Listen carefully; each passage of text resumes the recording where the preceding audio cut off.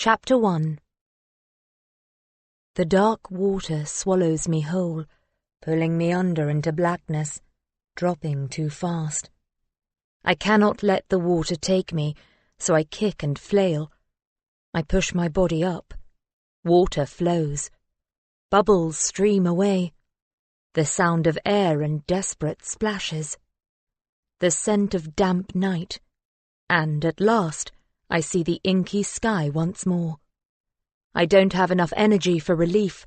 Instead, I gasp and thrash. All I know is that I must move my arms and kick my legs. Keep moving forward. Stay alive. The scent of salt and seaweed. My throat dry. Lips parched. Head aching. My clothes cling to me, heavy and wet. Cold. Shivering. I can't think straight. What's happening? Eyes closed. A rushing, bubbling, frothing. Birds. Wind. Warmth. I cough. An echoing scrape. Painful. Everything sounds close by, yet far away. My body is stiff. Numb. I can't move. Can I? Water rushes over me, cold and salty, like it wants to claim me, to keep me covered, but it seeps away, replaced by a mixture of cool air and warmth. My eyes fly open. A fuzzy brightness greets me. I see blurred outdoor shapes in beige and blue and grey. My head is pressed down onto something cold and hard. Not a pillow, not a pavement. Sand. Wet sand. Something presses into my temple. A stone? I raise my head with difficulty and bring up a reluctant arm. My hand peels away a pebble, tosses it aside with Herculean effort. I cough, retch. There's salt water in my mouth. Bile, tears, snot. Please, someone, tell me what's happening. I feel as though I'm trapped inside my head, unable to look outside, like I'm covered in a membrane, sealed in. A muffled voice breaks through my panic. I try to latch onto it, but the incoming words slip and slide away, a flow of sound that I can't decipher. I try to keep my eyes open, to focus on something, but neither my eyes nor my ears want to cooperate. Poppy, no! A snuffling black nose and a wet tongue, a whine and a bark. Poppy, no! Come here! It's someone's dog. I still can't focus properly. Are you okay? I'm so sorry.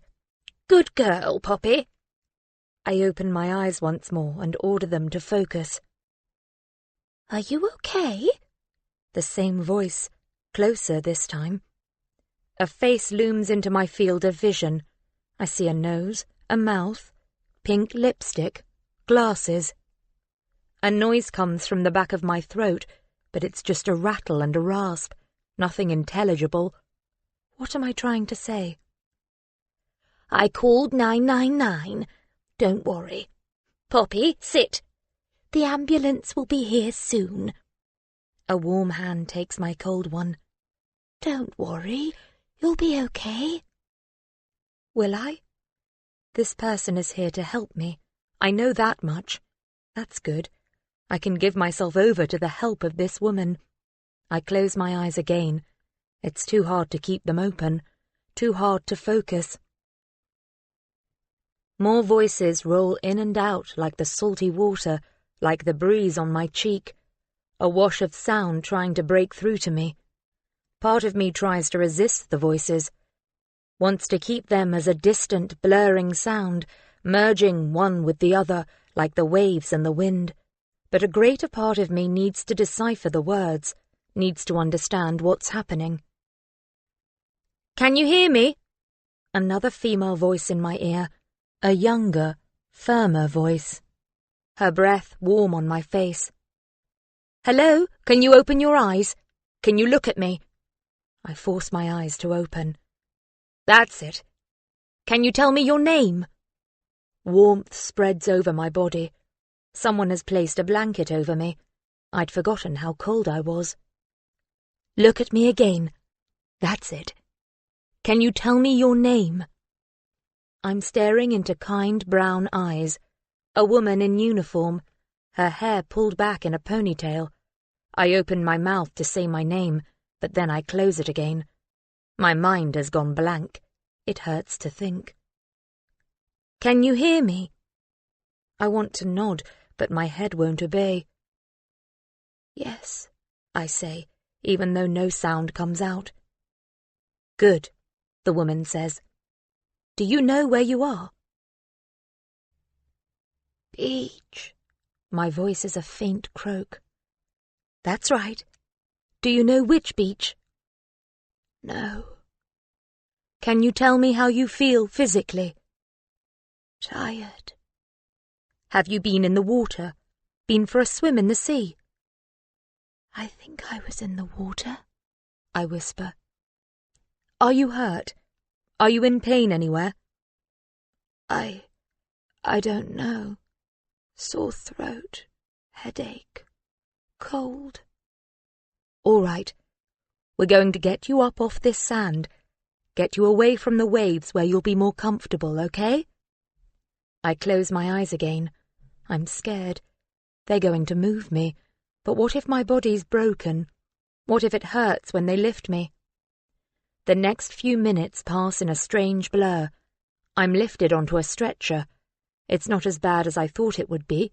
My body aches, but there's no sharp pain. People are watching. I'm awake enough to feel self-conscious. The woman in the glasses with the pink lipstick hovers over me for a moment. Don't worry, she says. You're in good hands now. Take care. She touches 2 fingers to my cheek and then steps back. And now I'm being moved, carried away from the sea, across the sand. My body is still cold, but a warm breeze skims my face. The sun heats my forehead. I feel as though I'm floating, light as air. The woman and the man in uniform talk to me, but I'm too tired to hear them. Their voices sway in and out, merging with the crunch of footsteps and the cry of the gulls. The walls are toothpaste green, and the air smells of old socks and disinfectant. Stale and recycled like an overheated aeroplane. I'm sitting up in a hospital bed in the accident and emergency department, waiting for a doctor to see me. A nurse has already taken my blood pressure and temperature. The curtains are pulled around the sides of my bed, but they've been left open at the end so I can still see out. A teenage boy lies in the bed opposite, his mother at his side. I can't tell what's wrong with him. My thoughts are clearer now than earlier, my mind a little sharper, but my head still throbs, and I can't quell the panic in my chest, the constant fluttering in my stomach or the tightness in my throat. Nurses stride past, calling out instructions to colleagues. Trolleys clatter as medical equipment is wheeled up and down the ward. At least I'm warm and dry. They took my wet clothing, and now I'm wearing a hideous blue hospital gown. I tense as I hear a woman's voice getting closer. Her accent is pretty, and I wonder where she's from. Maybe Russia or Poland. The one from the beach, I hear her say. How long? Another woman replies. Only a few minutes. The women step into my line of sight. One is a young doctor in a white coat, her blonde hair pulled into a bun at the back of her head. The other is an older lady, a nurse. The doctor looks up at me and smiles. The nurse continues on her way. Hello, I'm Dr. Lazowski. Hi, I croak. She picks up a clipboard from the end of my bed and comes closer. How are you feeling? She asks. Strange, I reply. A little dizzy. I have a headache. I'm tired and a bit freaked out. Can you tell me your name? I open my mouth to answer, but like before on the beach, nothing comes out. I give a small, embarrassed laugh. It sounds silly, but I just can't seem to remember. I run a hand across my damp and tangled hair. That's okay, she says. Do you know where you live? I think... No, I'm sorry. I don't know. How can I not know? My voice is trembling and I'm on the verge of tears. You've had a shock, she says. Just try to relax. Try to stay calm. You're here now, and we'll look after you, okay? You have some retrograde amnesia, but with any luck, your memory should return soon. The word amnesia makes me catch my breath.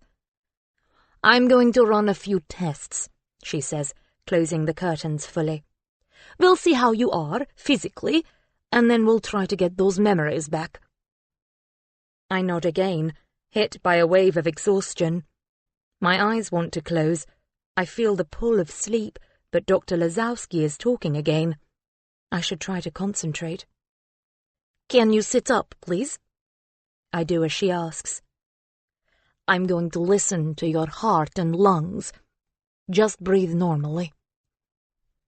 She takes the stethoscope from around her neck and begins examining me, first by placing the end of the stethoscope on my back, then on my chest. Can you remember swimming in the sea? She asks as I clumsily try to rearrange my hospital gown.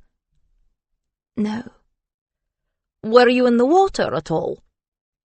I think so, but I don't remember. I remember lying on the beach, soaking wet. The waves were coming over me. I give a shiver to the memory. Okay, she says. We don't know how long you were in the water.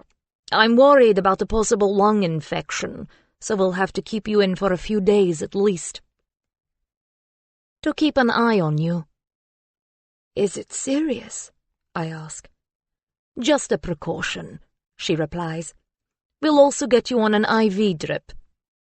A drip? I don't like the sound of that.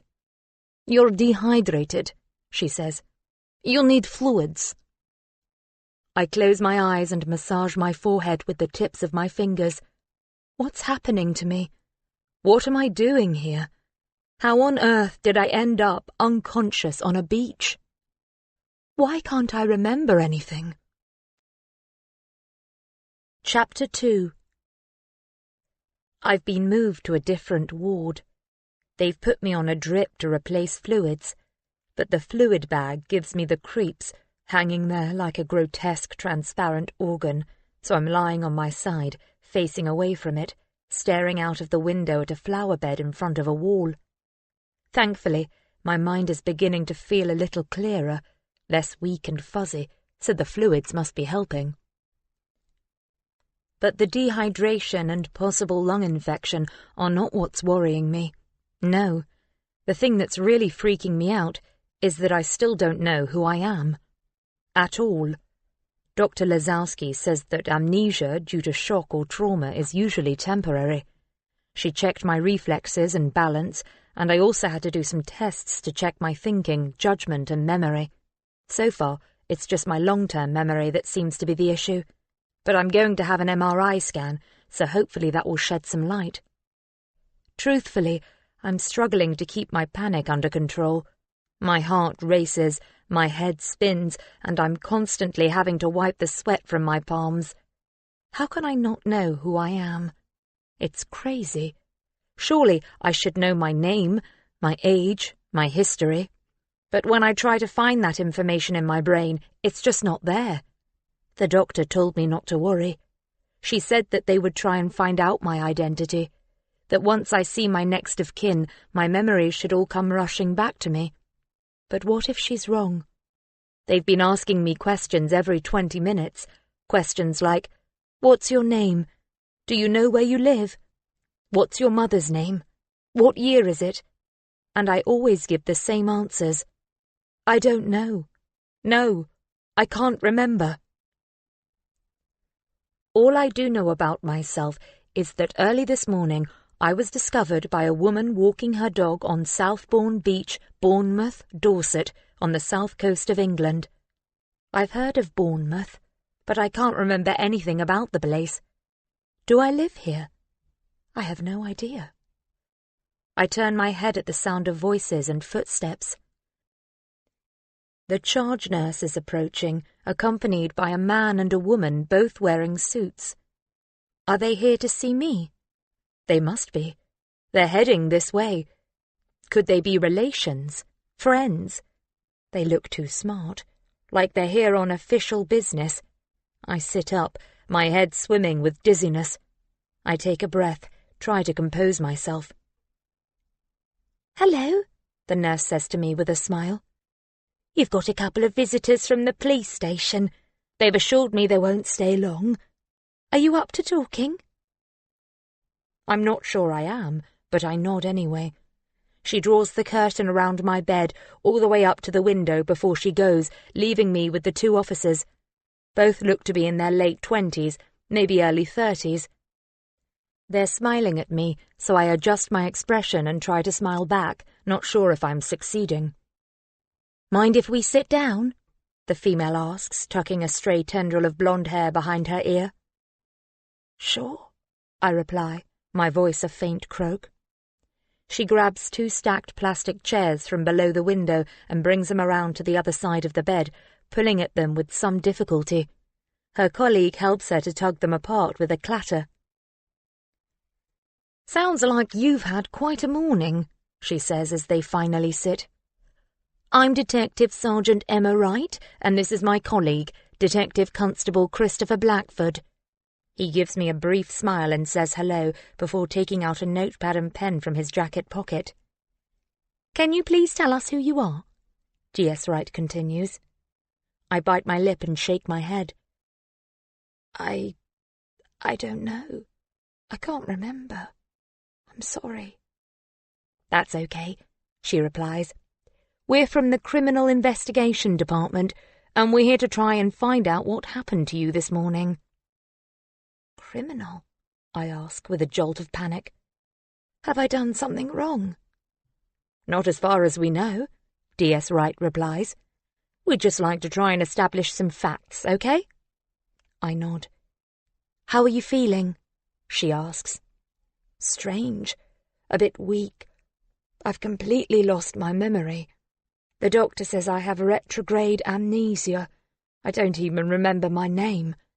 Saying the words out loud, I feel my eyes fill with tears, but I blink them back and take a deep breath. These people are here to help me. I need to tell them everything I know without losing the plot. "What do you remember about this morning?" she continues. "Can you tell us your earliest memory?" Her eyes are kind, but also focused and alert. I think back to this morning, remembering my confusion and fear like it was part of a dream, disjointed and surreal. It already seemed like a lifetime ago. "I woke up on the beach," I say. "I was only half conscious, cold. The waves were coming over me, but I couldn't move, like I was too tired and heavy to get up." Dr. Lazowski said she thought I'd been in the water for a long time. For over an hour at least. I shiver at the memory of the cold water. At least it's warm in here, under my nest of blankets. "How did you end up on the beach?" DS Wright asks. "I honestly don't know," I reply. I have this nagging feeling I was in the sea, but it's not a solid memory.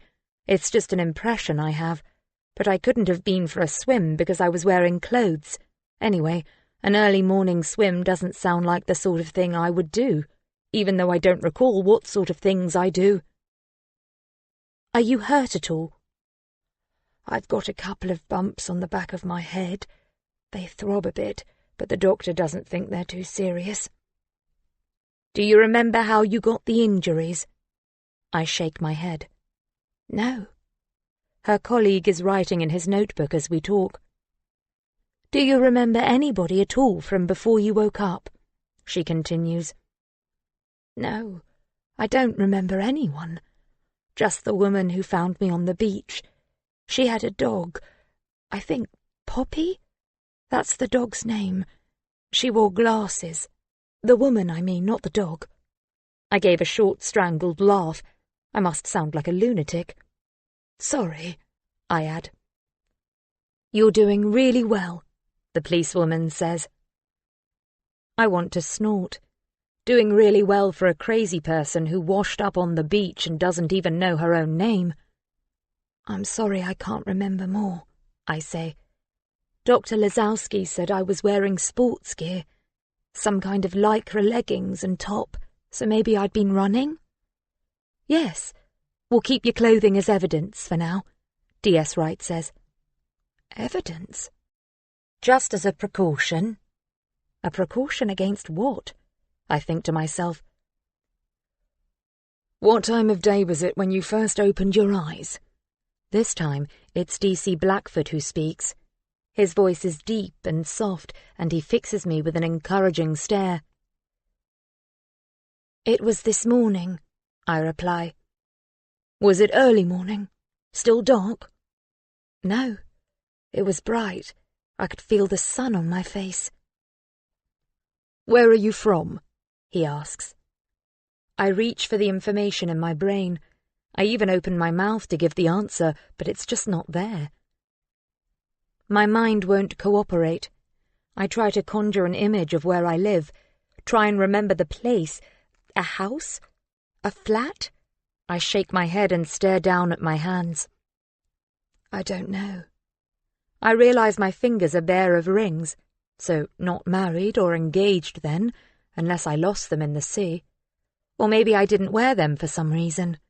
I rub my thumb over a line of calluses on the palm of my hand. Do you have any identifying marks? D.S. Wright asks. Tattoos? Birthmarks? I don't know. I'd have to check. Okay. Can you do that at the end of the interview for us? I nod. Can you remember the names of any people you might know?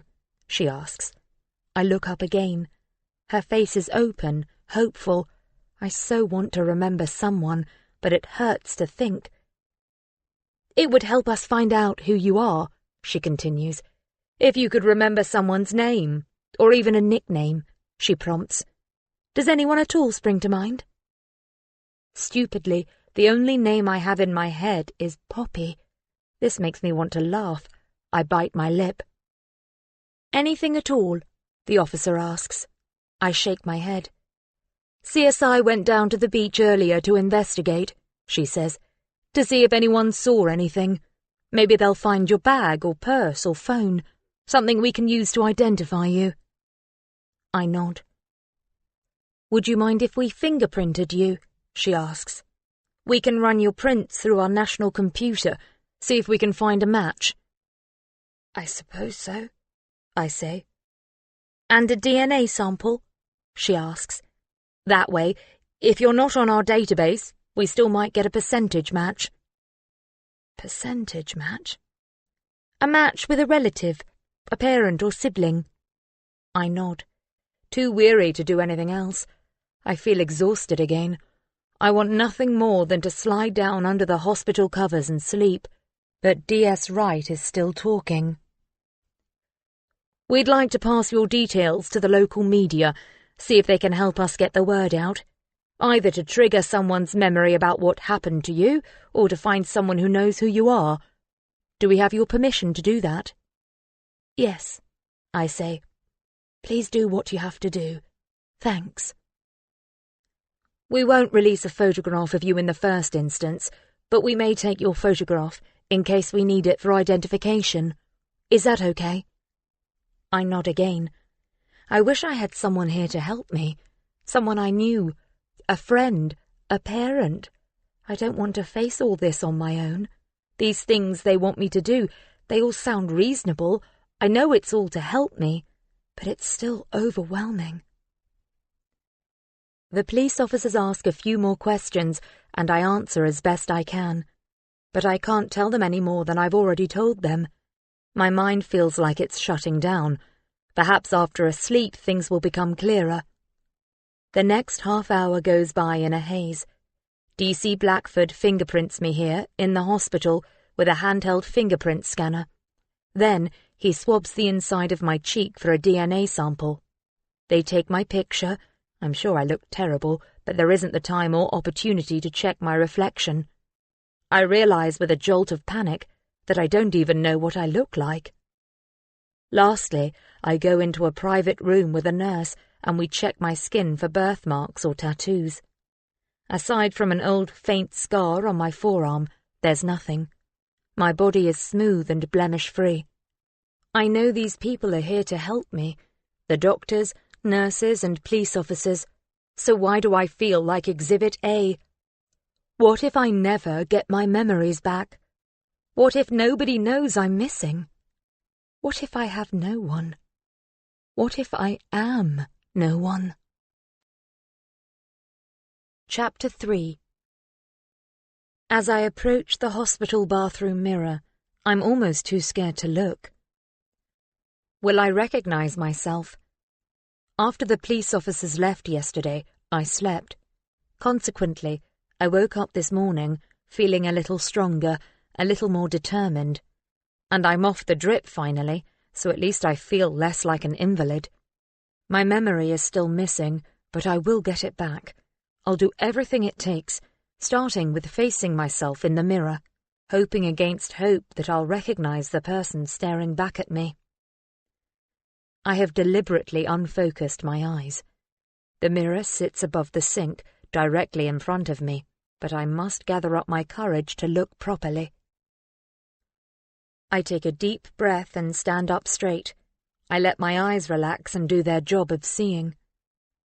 Before me stands a woman, maybe early to mid-20s, sallow skin, brown eyes and a dark tangle of hair. She could definitely do with some mascara and lipstick.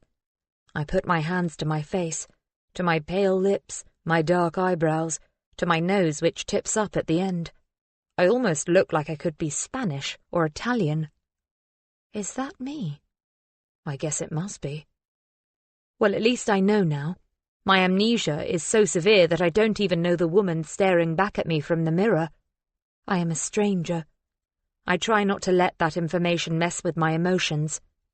You're fine, I whisper to myself. Your memory will come back. I stare harder, as if that might change things, as if I can will myself to know my reflection. But the harder I stare, the stranger I look. My vision begins to blur, and without warning, I'm crying. I watch tears run down a stranger's face. I wipe them away with my fingers, but yet more tears fall to replace them. Who is that girl in the mirror? Who am I? Why is this happening to me?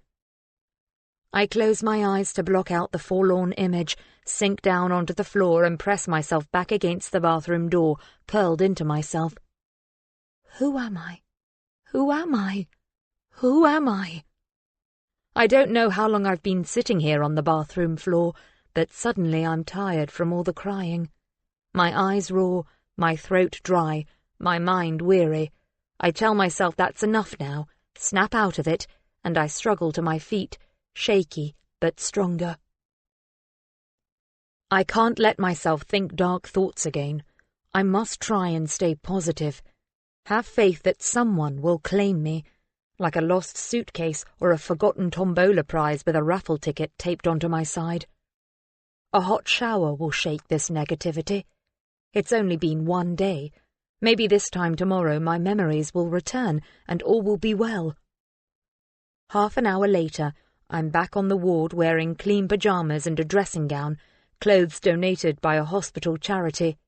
I must remember to thank them. My skin is clean and tingling. My wavy hair is now thick and shiny. I already feel miles better. I walk past the other patients. A young woman stares at me, but most are asleep. I'm lucky to be right at the end of the ward, next to the window. It feels more private down here. I climb onto my bed, but sit on top of my covers, not wanting to lose the fresh feeling the shower has given me. Through the window, I can see it's another clear blue sky day. It looks hot out there.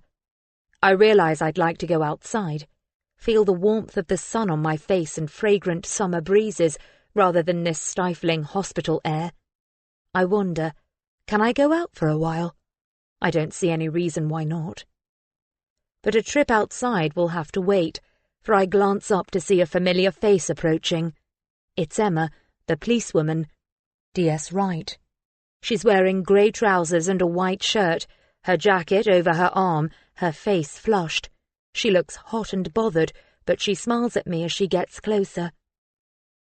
"Morning," she says. "You look better today." She sits and pushes back a damp strand of hair from her forehead. "Hi," I say. "Thanks, I do feel a bit better. I managed to get a shower and sort my hair out, so I feel more human." "Good."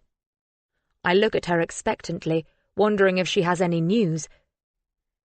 Then I notice her colleague, DC Blackford, has also come onto the ward. He walks past the other beds, clutching 2 small bottles of water. He nods and smiles at me, passing one of the water bottles to DS Wright as he takes a seat next to her.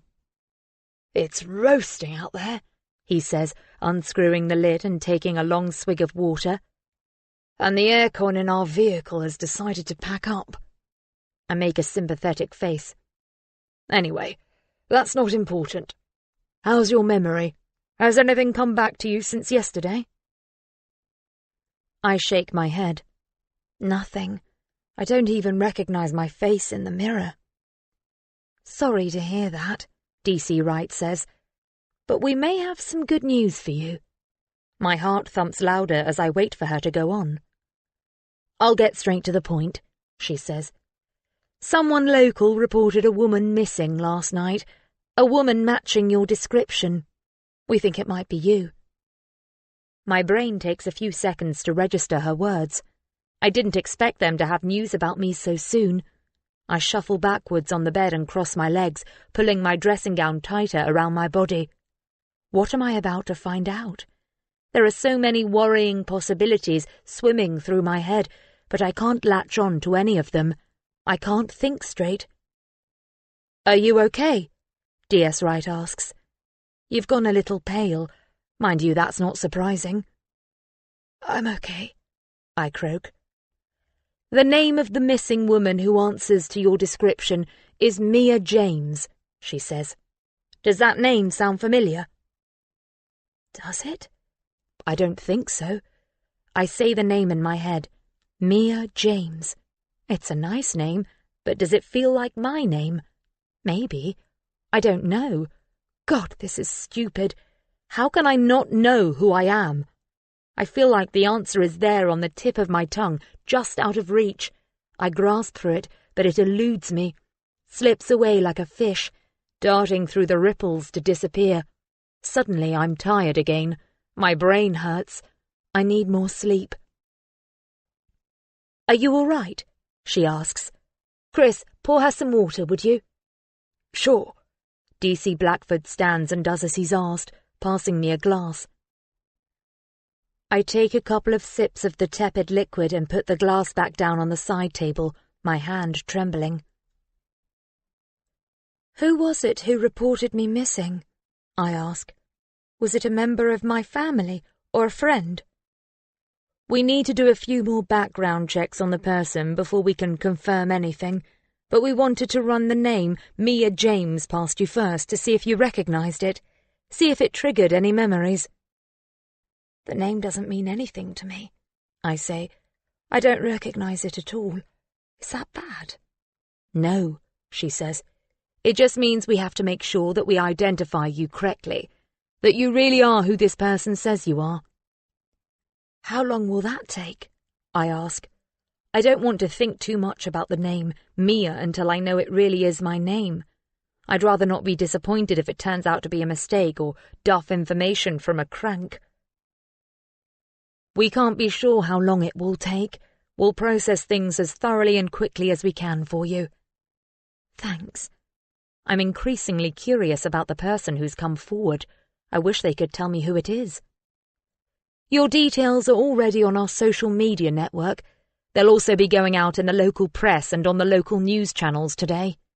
DS Wright adds. So, if this missing person lead turns out to be a dead end, I'm hopeful we'll get a strong response from the media coverage. We haven't released your photograph yet.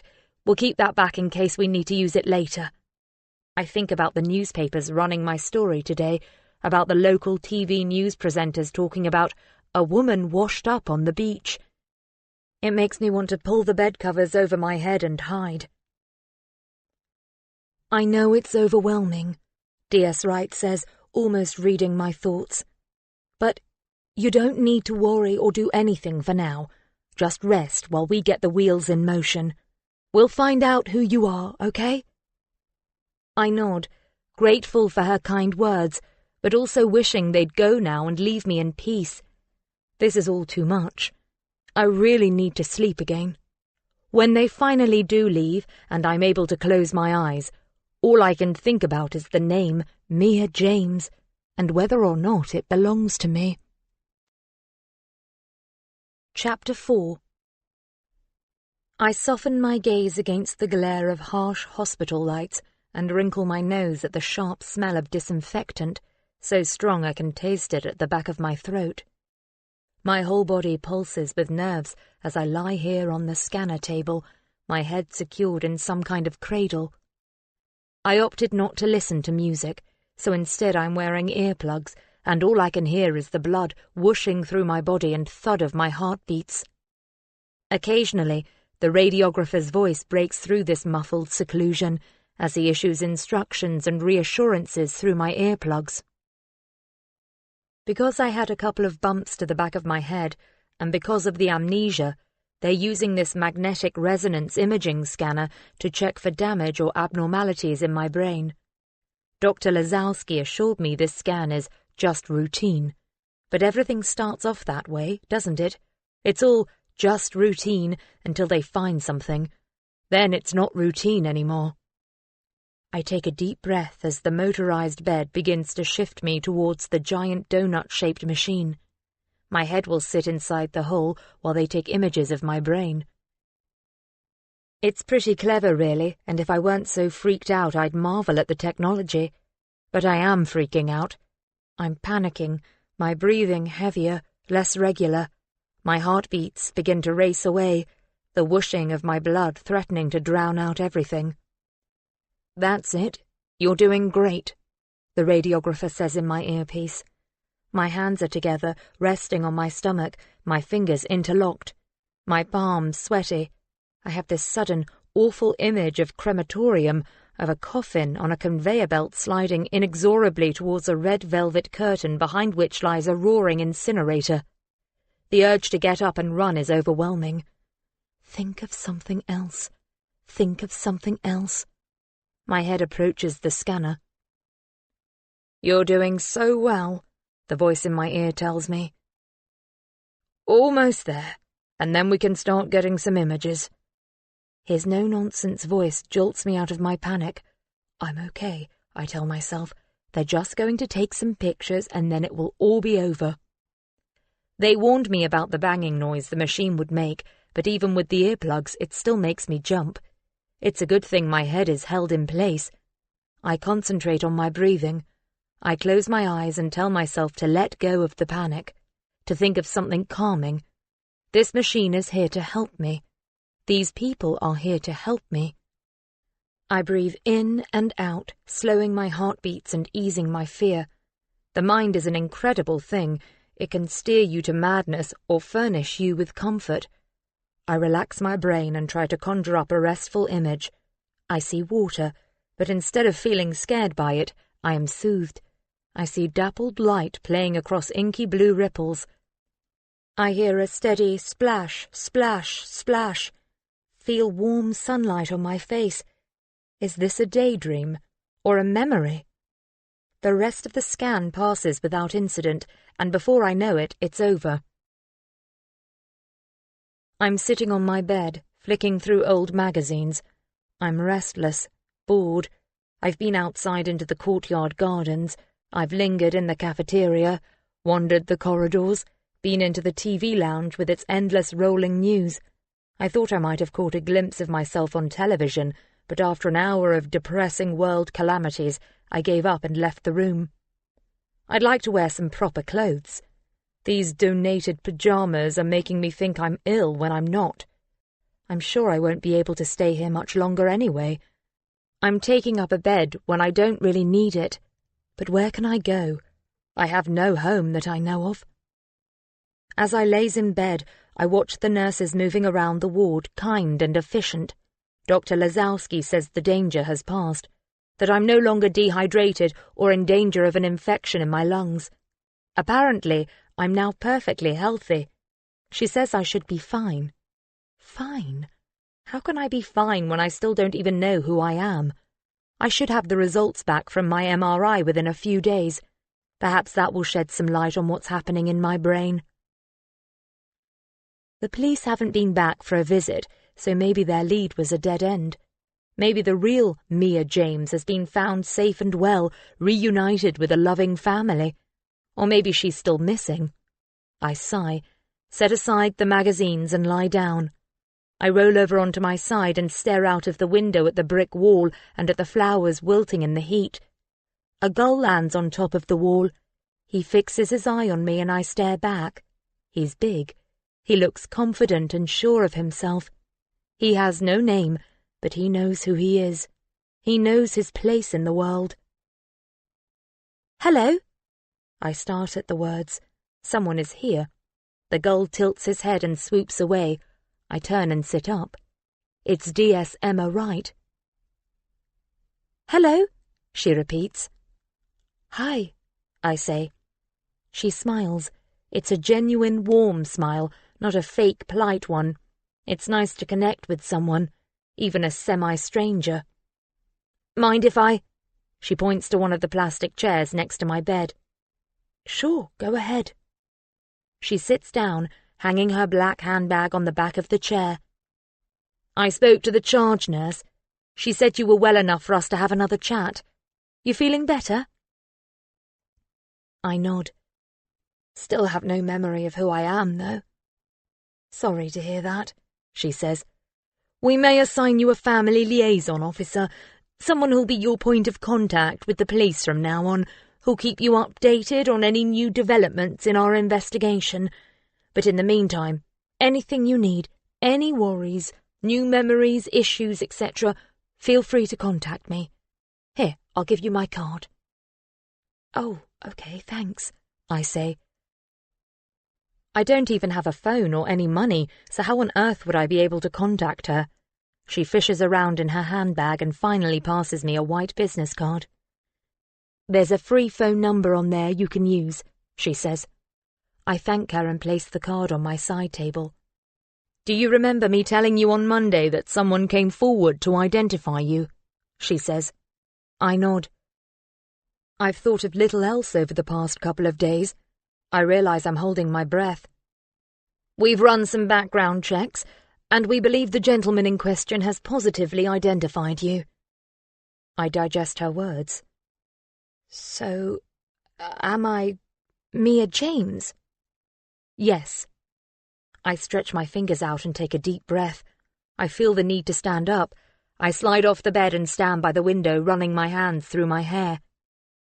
You okay? She asks. I look across at her. Just taking it in. I understand. It must be strange to finally find out who you are. Who's the man? I ask. The one who reported me missing. I wonder, could he be my father, brother, husband? His name is Mr. Piers Bevan Price. He's actually your boyfriend. I have a boyfriend. You do, she smiles. We've done background checks on him, interviewed him, cross-checked his statement with friends, your GP, your old place of work. It all checks out. You don't need to worry. Okay, thank you. Would you like to see him? He's here if you want to. A flicker of panic darts across my chest. But there's no pressure, she continues. If you're not ready to meet him, we can ask him to give you more time. He's happy to wait until you're ready. That's a relief to hear. I can't deny how terrified I am to meet him. But isn't this what I've been waiting for? I can't chicken out of this. Maybe seeing him will help me get my memory back. I do want to meet him, I say. But can you give me an hour or so? I need to compose myself. Of course, she says. Would you like me to be here with you when he comes in? I shake my head. No, that's okay. Fine. I'll go downstairs and tell him. He's desperate to see you.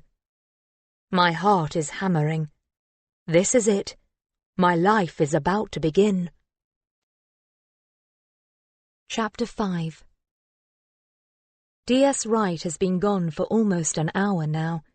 When she returns, it will be with my boyfriend, Piers. A boyfriend I have no knowledge of. A boyfriend whose face I probably won't even recognize. And I'm going to meet him very soon, wearing borrowed pajamas and a dressing gown. I'm perched on the end of the bed. The woman opposite is asleep, and I've drawn the curtain down one side of my bed to give myself the illusion of privacy. I glance up at the clock on the wall. He should be here any minute. My stomach buzzes with nerves and my body pulses with anticipation. I'm trying to remain calm, but the past few minutes have been unbearable. I should have agreed to meet him straight away, rather than allowing myself the opportunity to descend into a state of anxiety. At the sounds of footsteps, my stomach swoops, and I peer around the curtain. It's only one of the nurses. This is ridiculous. I need to calm down. I go and sit on one of the chairs by my bed, grab a magazine from my nightstand, flip it open and try to concentrate on an article about jilted husbands. I don't take any of it in, but at least I'm not freaking out as much as I was a few minutes ago. Mia? A man's voice, deep and confident. I look up from my magazine. He's medium build, blonde, tanned, handsome, holding a huge bouquet of flowers. D.S. Wright is standing next to him. "Hello, Mia," she says. "This is Piers. Call me if you need anything." "Good luck," she mouths behind his back. I nod, unable to speak for a moment. "God, Mia, it really is you." His face breaks into a smile. He strides over to me, lays the flowers on the bed and opens his arms out. But I stay seated and lean back into my chair. He stops, his expression suddenly uncertain, his arms dropping back to his side. "Mia, are you okay? They said you'd lost your memory, but surely you must know who I am." "Sorry," I say, feeling bad for him. "I don't know you. I don't even know myself." "Shit," he says. "Sorry. I was sure you'd recognize me." His voice is clipped, confident, a voice some would call posh. Posher than my voice, I know that much. He's dressed casually in shorts and a polo shirt, but his clothes look expensive, his fair hair styled in a perfect French crop. He's also insanely handsome, too handsome, like maybe he knows it, but I'm probably being unfair. "Apart from your memory, how are you feeling, babe? Are you hurt at all?" Babe? Okay, this is going to take some getting used to. "I'm feeling much better now, thanks. It's been a weird few days." "I bet it has. I can't imagine. I've been worried sick, you know." He takes a seat next to me and grasps one of my hands in both of his. They're warm, firm.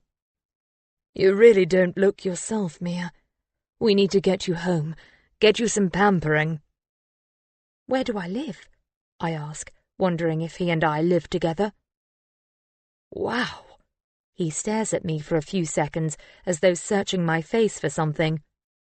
"I can't believe it. You don't even remember your house." "I have a house?" "Yeah, in Christchurch. You own a townhouse on the river. It's a pretty nice place. You love it there." "Okay, that sounds good. Christchurch? Is that near here? Is it my own place, Or do I share it with anyone? I'm too embarrassed to ask if we live together. It seems too intimate a question for someone I've only just met. It's all yours, Mia. I do stay over a lot, but you kind of like your own space. He rolls his eyes and grins. That's very good news. I'm glad I have my own place. I don't think I could cope with living with a stranger, even one as handsome as Piers Bevan Price. And Christchurch is only about 15 minutes from here, he adds. Not far at all. Can you really not remember anything, babe? I shake my head. He's so close to me I can smell his aftershave. It's a sexy, masculine smell, but it overwhelms me. He's too close. I wish he wasn't still holding on to my hand. Do you want some water? I ask, reclaiming my hand, getting to my feet and turning to the water jug. No thanks, he says. I've been drinking coffee downstairs all morning, waiting to see you. I'm not thirsty either, but I pour myself a glass just for something to do while I think about what else to say to him. It's been torture, he continues, not being allowed to see you. I've been yo-yoing between here and the police station for the past few days. I felt like some kind of criminal. I make a sympathetic face and take a sip of water before replacing the glass and sitting back down. What happened, Mia? He asks. Why were you at Southbourne Beach? You can tell me, you know. If there's anything you're keeping from the police, you can trust me with it.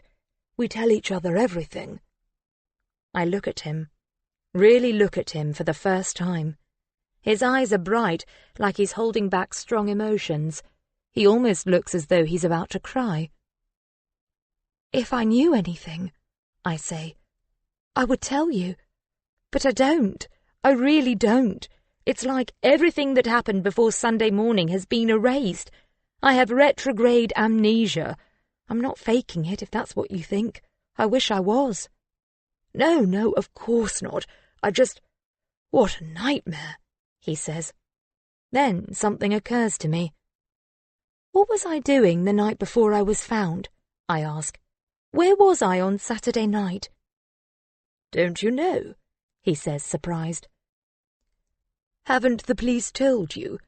I've gone over everything with them 1,000,000 times already. No one's told me anything, I say, suddenly wondering why. Well, that's pretty crap of them, he says. I would have thought they'd have given you that information. As far as I knew, you were at home that night, Piers says. What do you mean, as far as you knew? I mean, we were supposed to go to Rich and Annalise's party on Saturday night, but you said you were tired and didn't want to go, so you stayed at home and I went to the party on my own. Who are Rich and Annalise? Friends, he says. It was Rich's 30th. They had a party. Oh. Tell you the truth, Mia, I've been feeling bad about the whole thing. Bad? Why? I should have stayed in with you. I shouldn't have gone to the party on my own. If I'd stayed in, maybe none of this would have happened. You weren't to know, I say. If I said I was tired, then maybe I just wanted a quiet evening in and an early night. Yeah, I suppose so. He sighs and rubs his chin with both hands. But it still doesn't explain how you ended up on the beach. Could I have gone there for an early morning run? I ask. I was wearing sports gear. What gear? He snaps his head up and stares at me. Lycra leggings and a top. That's your rowing gear. Rowing? Does he mean water and boats and oars? You belong to the rowing club, he says. I row? You could say that. What do you mean? I ask, detecting a hint of bitterness in his voice. You like to row, Mia. A lot. In the sea? So could I have... No, not in the sea, he cuts me off. You row on the river. Maybe I went out in the sea for a change. Ended up falling in? Unlikely. And why would you have gone rowing if you were feeling tired? I don't know. I wonder if I'll ever find out. If I'll ever get my memory back. A flutter of panic reappears in my chest. What if it never comes back? What if I have to start my life again, from scratch, with strangers? I stand up and move past him, edgy, fidgety. I'm sure it'll come back, he says, his eyes following me. You can't stay like this forever. I'm not so sure. Silence hangs between us for a few moments. Shall I show you some photos? He asks. That policewoman thought it would be a good idea. Okay, yeah, great, I say. Maybe I'll recognize someone or something. I don't believe I will recognize anyone, but it can't hurt to look. He gets out his phone and I return to my seat, scooching closer to him as he scrolls through dozens of pictures of the two of us together. We look pretty loved up in most of the photos, leaning in towards each other, gazing into each other's eyes. My hair is glossy and straight, my clothes figure-hugging and expensive. There are also images of our friends, happy, beautiful people hanging out in bars and restaurants, lazing on beaches, socializing on boats. We appear to be a glamorous couple, living a glamorous life, a life that anyone would be envious of, a life I can't remember. Nice photos, I say. But it's as though I'm looking at pictures of someone else's life. I feel no connection whatsoever to the girl in the photographs. No connection to this man sitting next to me. What does the doctor say? Piers slides his phone back into his pocket. Can I speak to him? He rises to his feet, a frown creasing up his good looks. It's a her, I say. Dr. Lazowski. She says my memory could come back at any time, that it was probably caused by trauma. You do know I had a bump on the back of my head? Yeah, they told me at the station. Asked me if I knew anything about it. He shakes his head. This whole thing is crazy. There must be something the doctors can do. We should get a second opinion. Just leave it for now, I say, not wanting a confrontation. I haven't got the energy for it. If my memory doesn't come back naturally after a week or so, then I can explore other options. I still don't understand why you were on the beach. What would you have been doing there? I don't know either, I say. It's part of this whole losing my memory thing. You can ask me anything you like, but my mind is just this great big blank. I'm trying not to snap, but I'm irritated with all the questions. I know he's only trying to help, but every time I'm asked something I don't know the answer to, it makes me want to shut down, like it's my fault I don't know, like I'm some kind of freak. Sure, he says. I realize that. Sorry, babe. I've just been worried, you know. Of course, I say. I wish I could remember. It's so frustrating. There's a moment of silence. Awkward. Piers is drumming his fingers on his knees, chewing one side of his lip. What about family? I ask. Parents, brothers, sisters? Well, your dad died a few years ago, but you didn't really know each other. He left when you were young. I try to digest this information. It's strange hearing such intimate details about my life from someone else. Not knowing him never really seemed to bother you, Piers adds, if that helps. So, I didn't know him at all? Never even met up with him? No, sorry, Mia. That's okay. It's not your fault. It's not like I remember the guy anyway. I gave a short laugh that could so easily turn into a sob, but I won't let it. I didn't realize how hard this would be. I almost don't want to find out anymore, but I can't stop myself. And my mum? Is she still alive? Yes. Your mum and sister still live in London. That's where you're from, but you moved here a few years ago. Okay, well, that's good. At least I have a mum and a sister.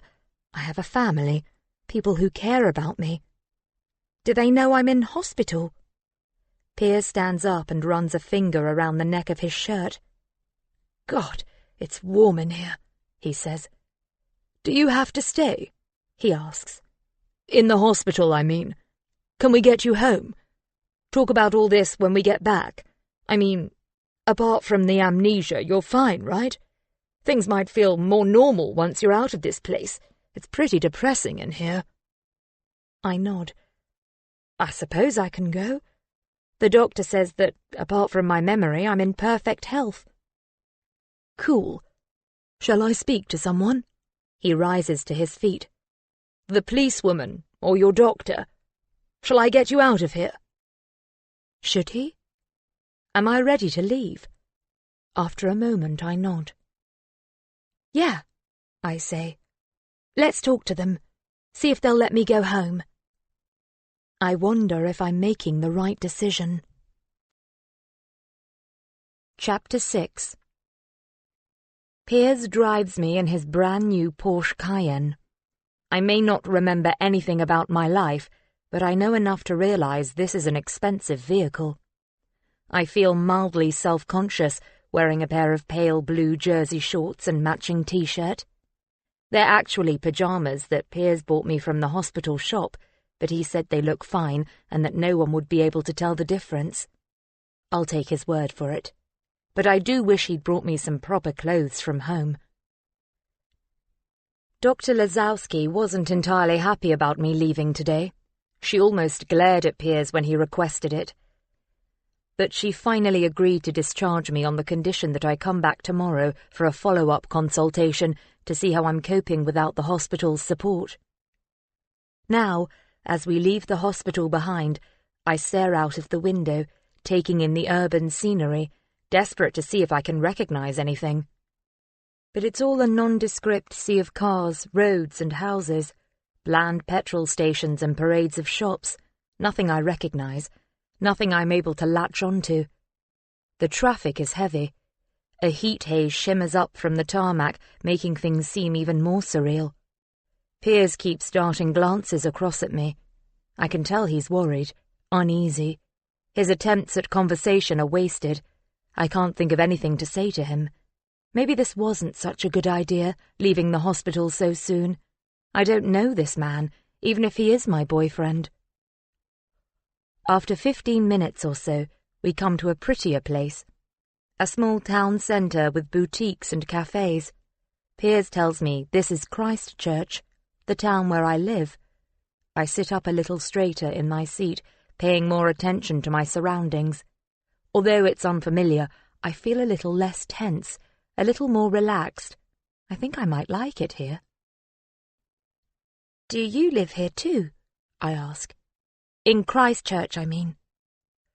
I live in Bournemouth, he replies. Not too far away. Near the hospital? God, no, he replies. That area's a dump. I live in Westbourne. Up ahead I see a no-through road crammed with charming black and white shop fronts. Behind these quaint old buildings sits a beautiful old church. Wow, I say. What? Oh, yeah, that's Christchurch Priory. Piers says as he swings the vehicle down an impossibly narrow lane lined with tiny cottages. The road becomes even narrower as the pavement disappears, and a family on foot have to press themselves back against one of the houses to make way for us. Nearly there, he says, making a sharp left turn. Suddenly the road opens up. Before us sits a huge grassed area with a traditional bandstand. Beyond that, a wide river teeming with boats and wild fowl. It's beautiful, like something out of a picture book. Is this where I live? I ask. On the quay, yeah. We're about 10 seconds away from your pad. Or we would be if it wasn't for these idiots. Piers has had to slow right down to make way for several groups of people who are ambling along in the middle of the road. Tourists, Piers grumbles. They don't seem to realize that roads are for cars.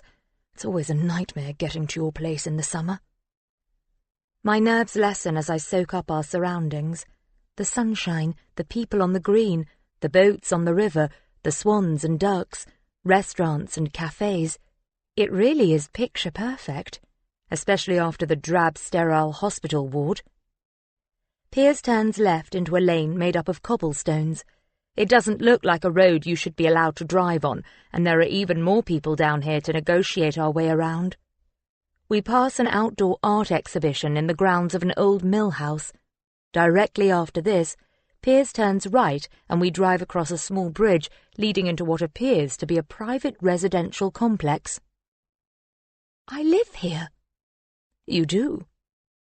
I gaze at the row of riverfront properties as we cruise past. 3- and 4-story townhouses with parking underneath and their own moorings. Piers swings the Porsche into a parking bay next to a pale blue Mini Cooper. Home, he says. And that's your Mini, in case you were wondering. I gaze up at the narrow white building. Now we're here, my nerves have resurfaced with a vengeance. Although this place is spectacular, I still don't recognize any of it. And I can't shake the feeling that this must be a joke or some kind of elaborate hoax. That Piers and the house and this pretty town in the sunshine will all disappear in a puff of smoke, and I will be left alone on a cold beach with nothing and no one.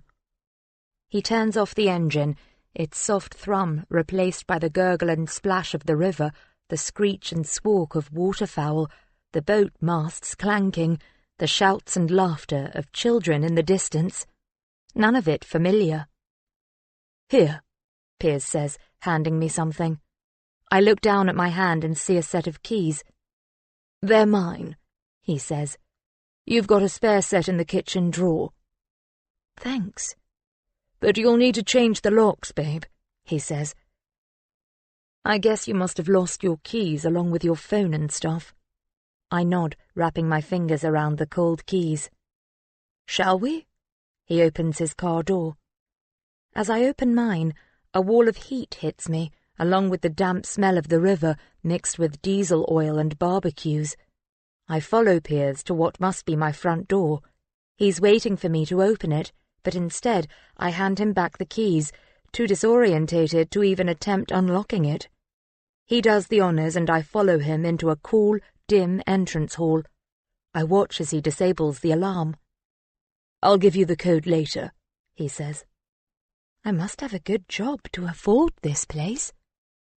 I say. Actually, you're not working at the moment. What? I stop in my tracks. How come? What do I normally do? You used to be a primary school teacher. Used to be?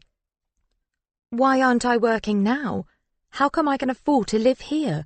Teachers don't get paid that much, surely. Let's talk about all that later, he says. There are so many questions flailing around in my head that I'm getting brainache again. He's already halfway up the stairs, but I'm curious about the rooms down here. Piers? What's in there? I point to a door ahead of me. He stops and turns. That's your office. It opens onto the garden. Well, I say garden. It's really just a courtyard. The other door leads to the garage, and there's a loo through there. Do you want to see? That's okay. I'll look later. I follow him up the stairs to the first floor, expecting to see a kitchen or a lounge. Your bedroom and a spare bedroom, Piers says, pointing at 2 doors off the landing through which I glimpse cream carpets and plump cushion-strewn beds. He continues on up to the 2nd floor. I follow dutifully behind. When he reaches the top, he turns and catches hold of my hand. Welcome home, Mia. I missed you. He pulls me towards him and leans in to kiss me. I jerk back and turn my head so his kiss grazes my ear. Mia, he says. I'm sorry, Piers, I say. I can't. I don't know you yet. Even his name sounds strange on my tongue. His cheeks and neck flush red. He looks angry, but I guess he could simply be embarrassed. He has to understand that whatever our relationship used to be, it's changed. He's not my boyfriend. He's a stranger. I extricate my hand from his and step away, turning to look at the room, trying to think of something to say that will break the tension. It's a wonderful light-filled space up here. One half is a sumptuous sitting room with a cream corner sofa, a leather Chesterfield, deep cushions and a thick cream rug. The other half is an open-plan kitchen dining room. French windows lead onto a wide balcony with views over the river and fields beyond. "Wow," I say. "That's some view."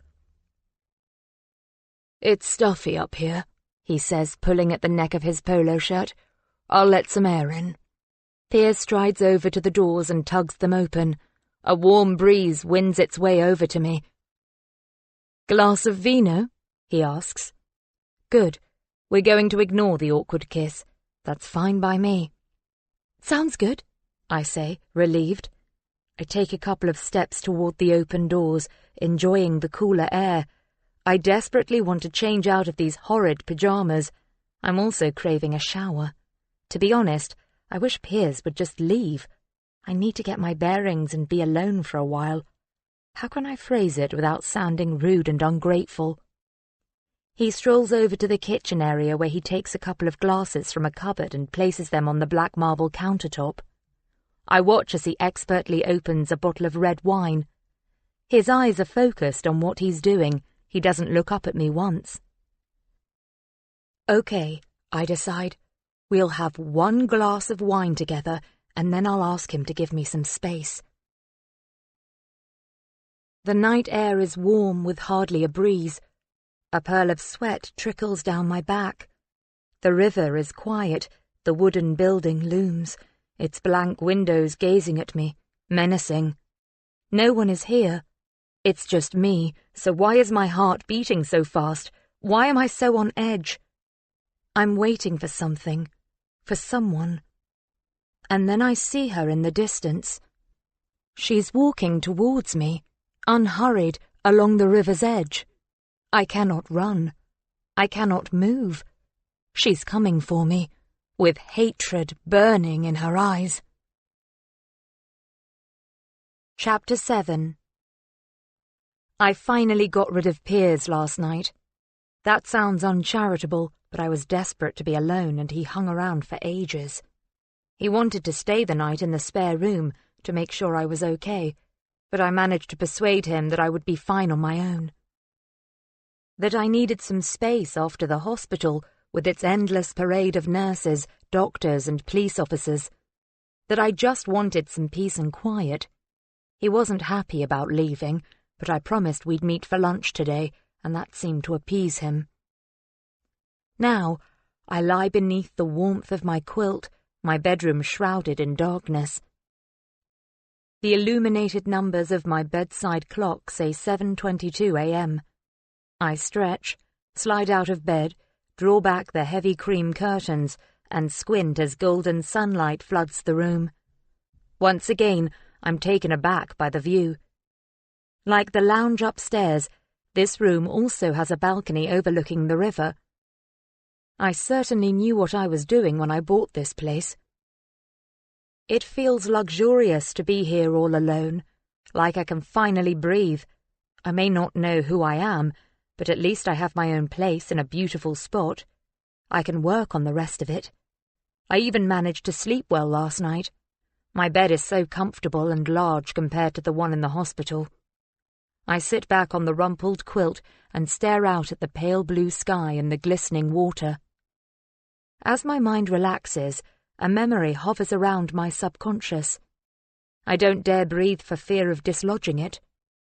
I wonder, is it a memory? Or is it simply the remnants of a dream I had last night? I'm getting snippets of feelings, but I can't seem to hold on to them. Desperately, I struggle to remember the details. I was standing by a wooden building at night, but it was locked up, deserted. I felt scared? What else? My heart begins to thud as I recall feelings of fear. The image of a woman flashes into my mind. I can't picture her face clearly, but she was coming towards me. She meant to do me harm. I felt terror. I was rooted to the spot, unable to run. I close my eyes and try to squeeze some more details out, but the harder I try, the more the details elude me. The feelings it conjures up are already slipping away. If only I knew whether or not it actually is a memory. It could just as easily have been a dream. How can I tell? I'm sure I used to know the difference between a dream and a memory, but my mind is jumbled, broken. Another beat of fear sounds in my chest, and I try to shake it loose, to recapture my earlier waking moments of peace. But that peace is shattered, replaced by deep unease. I can't live like this, not knowing who I am, not knowing what is real and what is imagined. I sigh. It feels as though even the sunshine is mocking me. Everyone out there knows who they are. They know their place in the world, yet I am untethered, adrift. I refuse to sit here and wallow. I'll get dressed and keep myself busy. Anyway, I have my follow-up doctor's appointment this morning with Dr. Lazowski. I take a deep breath and wonder if there's anything in the kitchen for breakfast. Hunger galvanizes me up and into the shower. 15 minutes later, I slide open one of the doors to the wardrobe which lines one wall of my room. It's stuffed with clothes and shoes, and I'm overwhelmed with the choice of what to wear. Not jeans, it's far too hot. In the end, after rejecting several items on the basis that they're too glamorous, I settle on a chambray knee-length sundress. Accompanied by my gurgling stomach, I take the stairs up to the kitchen, hoping there's something edible. There are a few tins and packets in the cupboards, but the contents of the fridge are more promising, with some salad items, Greek yogurt, and a punnet of fresh berries, although I almost gag when I sniff the milk which is way past its sell-by date. Moments later, I'm heading out onto the balcony with a cup of herbal tea and a bowl of granola and yogurt. It's more of a wide terrace than a balcony, with plenty of space for the 2 sun loungers and a rattan patio set which comprises a sofa and 2 armchairs furnished with cushions. I slide past the glass-topped coffee table and settle myself onto the sofa, putting my mug and bowl on the table with a clink. A car engine starts up below, and then another. I guess it's around the time when people are leaving for work. Piers still hasn't told me why I'm not working. How can I afford to pay the mortgage if I don't have any money coming in? I'll have to quiz him some more at lunchtime today. Through the balcony railings, I see a heavy-set man in a suit with a bicycle standing in next door's driveway. He's talking to a woman, arguing. Words float up, fragments of sentences. Not my fault. Don't forget to. No, don't be stupid. The man glances up. He's wearing sunglasses, so I can't tell if he's actually looking at me or at something else. He raises his hand. I guess he must be waving at me, so I wave back, feeling slightly awkward. The woman follows his line of sight and catches my eye, but her scowl remains. They must be my next-door neighbours. The man gets on his bike and cycles away. "Matt!" she calls after him. He doesn't turn around, just lifts his hand and calls back, "I'm late. See you later." She glances back at me, her scowl deepening. Then she turns and disappears into the house. It's not even 8 o'clock yet, but it's already warm, the summer sun rising above the river and fields to the east.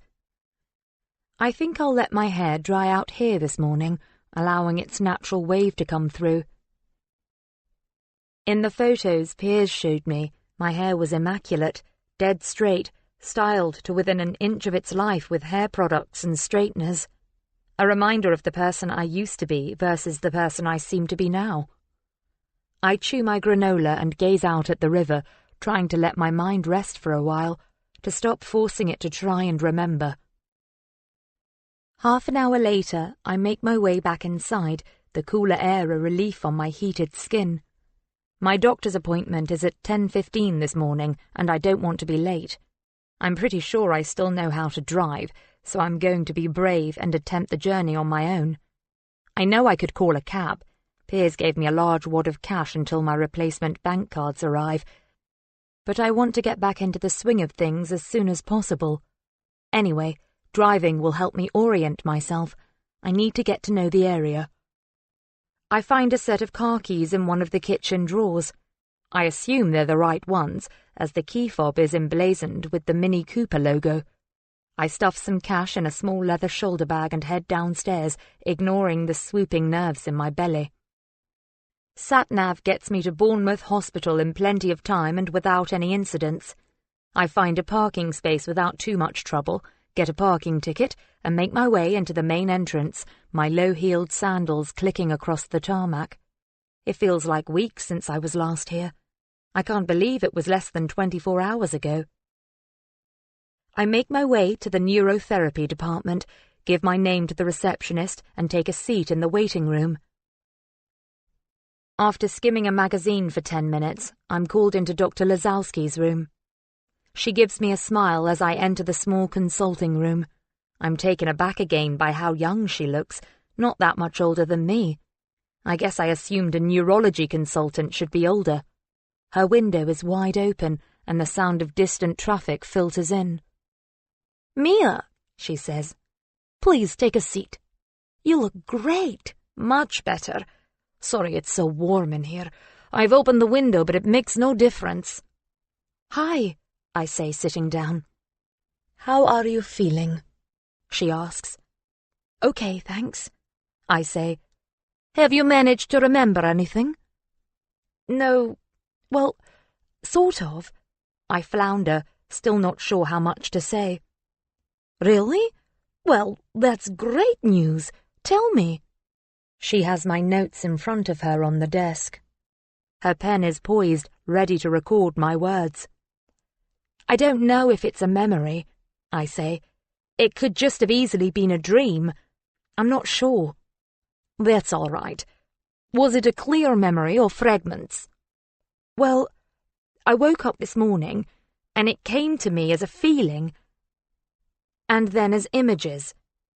"Go on," she says. As I recall the dream again, my palms begin to sweat. Images of the woman flash up in my mind. "It was night-time," I say, "and I was standing near a wooden building. I remember I felt nervous." I decide not to tell her about the scary woman in the dream. I'm sure that she was part of a nightmare rather than a memory, and it would sound too overdramatic. Anyway, I don't want to think about that woman, let alone talk about her. I shiver at the memory. The more I think about it, the more real it feels, so I push it away.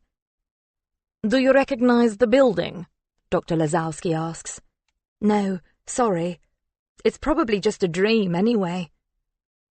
"Mia, it's good.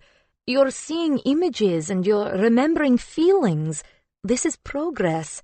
Whether or not it's a dream or a memory doesn't necessarily matter. Before this, you hadn't been able to tell me anything, so I'm hopeful for you."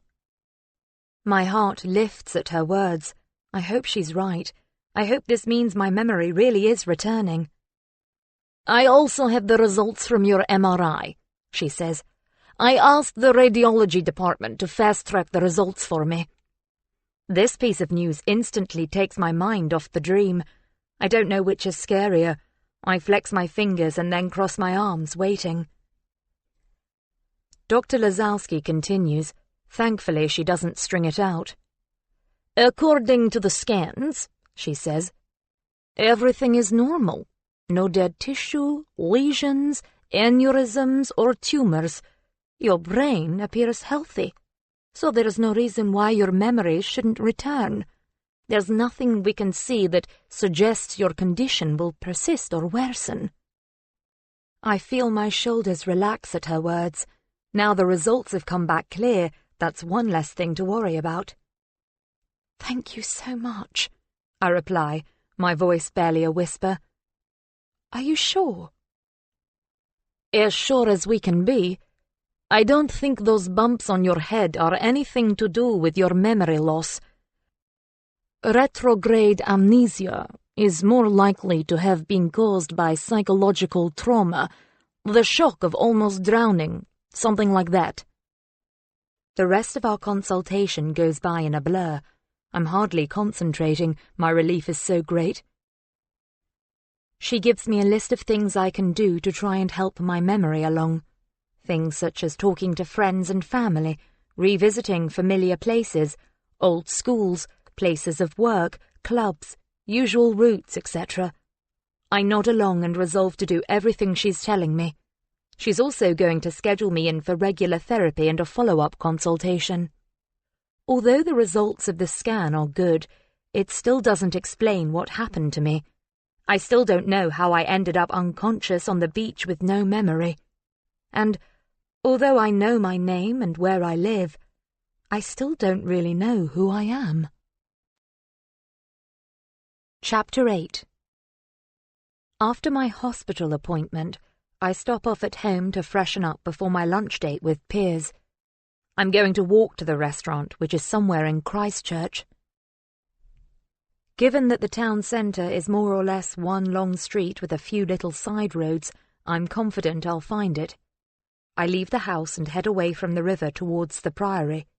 I find myself cutting through a busy car park, weaving past queues for the ticket machine and parents wrestling with car seats and pushchairs. All these people leading normal lives with people they love, or maybe they hate, but at least they know them. The only person I know is Piers, and today I'm determined to get to know him better. Leaving the car park behind, I find myself in the shadow of the Priory, walking along a path through a grassy graveyard. The gravestones are old and worn, covered in white spots and lichen. I draw my gaze up and am mesmerized by the grand stature of the building, by its ancient solidity, its huge square tower staring down at me. I wonder how long it's been standing there, what dramas and tragedies it's seen during its lifetime. Piers gave me directions yesterday. He told me I needed to turn right at the roundabout. I spot it up ahead, a little further along the crowded high street. Nothing about this place seems familiar. No landmark or shop that I recognize. I don't have any sense of having been here before, other than the drive home yesterday. Maybe I'm concentrating too hard, too desperate to remember. I'm hungry again. Haven't eaten since breakfast, so I'm more than ready for lunch. A few moments more and I find myself pushing open the door to a pretty French restaurant. I don't know why I expected it to be half empty. Instead, it's buzzing with diners. There doesn't appear to be a single spare table. I hope Piers has booked. A young waiter comes over, and I'm about to give him my name, but he smiles and kisses me on both cheeks. "Mia," he says with no trace of a French accent. I'm guessing he must be local. "We heard about your accident. I saw all about it on television. How are you? You look amazing as always. Piers is already here at your usual table." I push my sunglasses up onto my head and glance around, not sure where our usual table would be. "Here," the waiter says, "by the window." I turn back around to see Piers smiling up at me. I'm taken aback again by how handsome he is. He also looks friendlier than he did yesterday. Maybe he was just more worried yesterday. He could have been nervous too. I think I might have been a little harsh on Piers. He's my boyfriend, so I must like him. Maybe I even love him. I wonder what stage our relationship has reached. Are we serious? How long have we been going out? I need to ask him all these questions and more. Surely there has to be some connection or spark between us. "Thank you," I say to the waiter. "Cheers, mate," Piers says. "Can you bring Mia a glass of Prosecco?" "Sure." Piers stands and we kiss on the cheek. He didn't even attempt the lips today, for which I'm grateful. Maybe he has some sensitivity after all. "How was the hospital?" he asks, sitting back down. "You should have let me take you." I sit down and dump my bag on the windowsill. "It was fine. I didn't get lost once." "You drove?" He frowns and shakes his head. "I told you to take a cab." "I'm fine, Piers. I'm not ill, just a little memory impaired." "Okay, babe. I'm just worried about you, that's all." "Thank you." I smile, thinking how it's nice to have someone worry about me. "So, what did the doctor say?" he asks, taking a sip of wine. "It's good news, I suppose. My brain scan came back negative. There's nothing bad there. It's just a case of amnesia, and hopefully my memory will start returning soon. That's amazing news. We should have a toast. The waiter returns with my drink. I take it from him and raise it in Piers's direction. To memories, he says. I grin. To memories. We clink glasses. I hope you don't mind. I already ordered for you. You always have the same thing anyway. What do I always have? I ask, curious. Wait and see. That's mean. I give him a fake glare. Tell me. I see you're still impatient, he says with an eye roll and a smirk.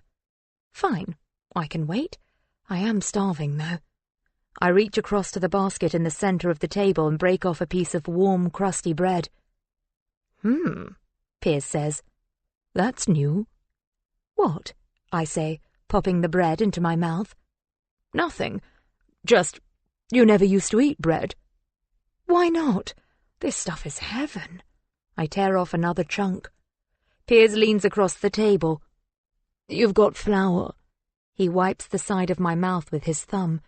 It's an intimate gesture, and I'm annoyed to feel myself blushing. So, I say, wiping at imaginary crumbs on my dress, what is it you do? For a living, I mean. I'm a property developer. Oh, okay. So, you, do up houses and sell them on? Pretty much, yeah. Have you got any properties at the moment? I ask. I'm working on one. Early stages, he says, taking a healthy swig of his wine. My drink has already gone straight to my head. Do you like it? I ask. Being a property developer. Have you done it for long? I tear off another chunk of bread and stuff it into my mouth in a half-hearted attempt to soak up the alcohol. Not that long, no, he says, draining his glass. It's okay, yeah. Hard work, though. Do you do the actual developing? I ask. I'm not even sure if I'm interested in what he's saying, or if I'm merely trying to keep the conversation flowing. Or do you pay people to work for you? A bit of both. And you said before that I don't work. Not at the moment. You're taking a break from teaching. Why would I take a break? Oh, here's lunch. I look up to see our waiter returning. Piers has ordered the filet mignon with French fries, and I have a disappointing salad. I eye his steak hungrily. Duck salad with asparagus, Piers says. Your favourite? Lovely, thank you, I say, wishing he had let me order my own food. He orders himself another glass of wine and we dig in. After my initial disappointment, I find the salad is actually delicious and also quite filling. It would seem the old me knows what I like to eat. I had a strange dream last night, I say, taking a sip of Prosecco, but I'm wondering if it might have been a memory. What was it about? It's silly, really. I was standing outside a wooden building at night. A wooden building? What sort of building? A house? A shed? I don't think it was either. I conjure up the image in my mind. It looked like a massive garage. I guess it could have been a storage shed or something, but I think it had this huge overhanging balcony. It was by the river. Sounds like the rowing club, Piers says, spearing a French fry. Do you think so? My heart gives a leap as I realise I could have experienced a real memory. I don't know, he says. Maybe. The scary woman flashes into my mind. I stare at Piers's face to try and block her out, push her away. I'll go there after lunch, I say, swallowing down a beat of fear. See if I recognise it. Sounds about right, Piers says, swallowing a mouthful of food followed by another swig of wine. What's that supposed to mean? I mean, it sounds about right that you've only been out of hospital for 1 day and you're going back to the bloody rowing club already. He twists his lip into an irritated smile. What are you talking about? I say. If that's my first memory, of course I have to go there. I have to see if it triggers anything else. Sure, he replies, draining his glass and signalling the waiter for yet another. You do understand that, don't you? I say, annoyed that he doesn't seem to get it, that he's letting past issues cloud my current predicament. I understand, he grunts. What's the issue with me and the rowing club anyway? I lay my knife and fork down, suddenly not hungry anymore. Nothing. Forget it. Well, I can't forget it. It's obviously something that's causing a problem between us. He glances around. Where's that bloody waiter with my wine? I should have ordered a bottle. Piers, I try to get his attention back. Tell me what the problem is with the rowing club. You just spend a lot of time on the water, that's all. Okay. Sorry, I guess. But you do understand why I have to go there today, don't you? If it could help me get my memory back, then... Yeah, sure, he scowls. Why don't you come with me? I say, trying to revive his mood. Too much going on with the flat this afternoon. I've got the bathroom suite being delivered, and I'm the only one on site today. Oh, okay, I say, half relieved he won't be coming with me. It's something I should probably do alone. If Piers is there, I won't be able to think properly. I won't be able to concentrate on remembering. I'll come over to your place later, though, he says, brightening a little. Could we make it tomorrow instead? I ask. I really want an early night. I'm so tired still. Just for an hour or two, he says, wheedling. I won't stay long.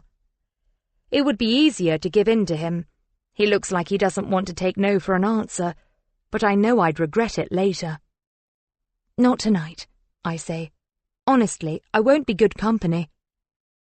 Mia, Piers says, pushing his empty plate away and wiping his mouth with his napkin. Do you know how weird this is all for me?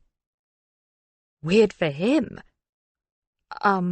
Yeah, of course. I mean, one day you're my girlfriend. You love me and we have a great relationship.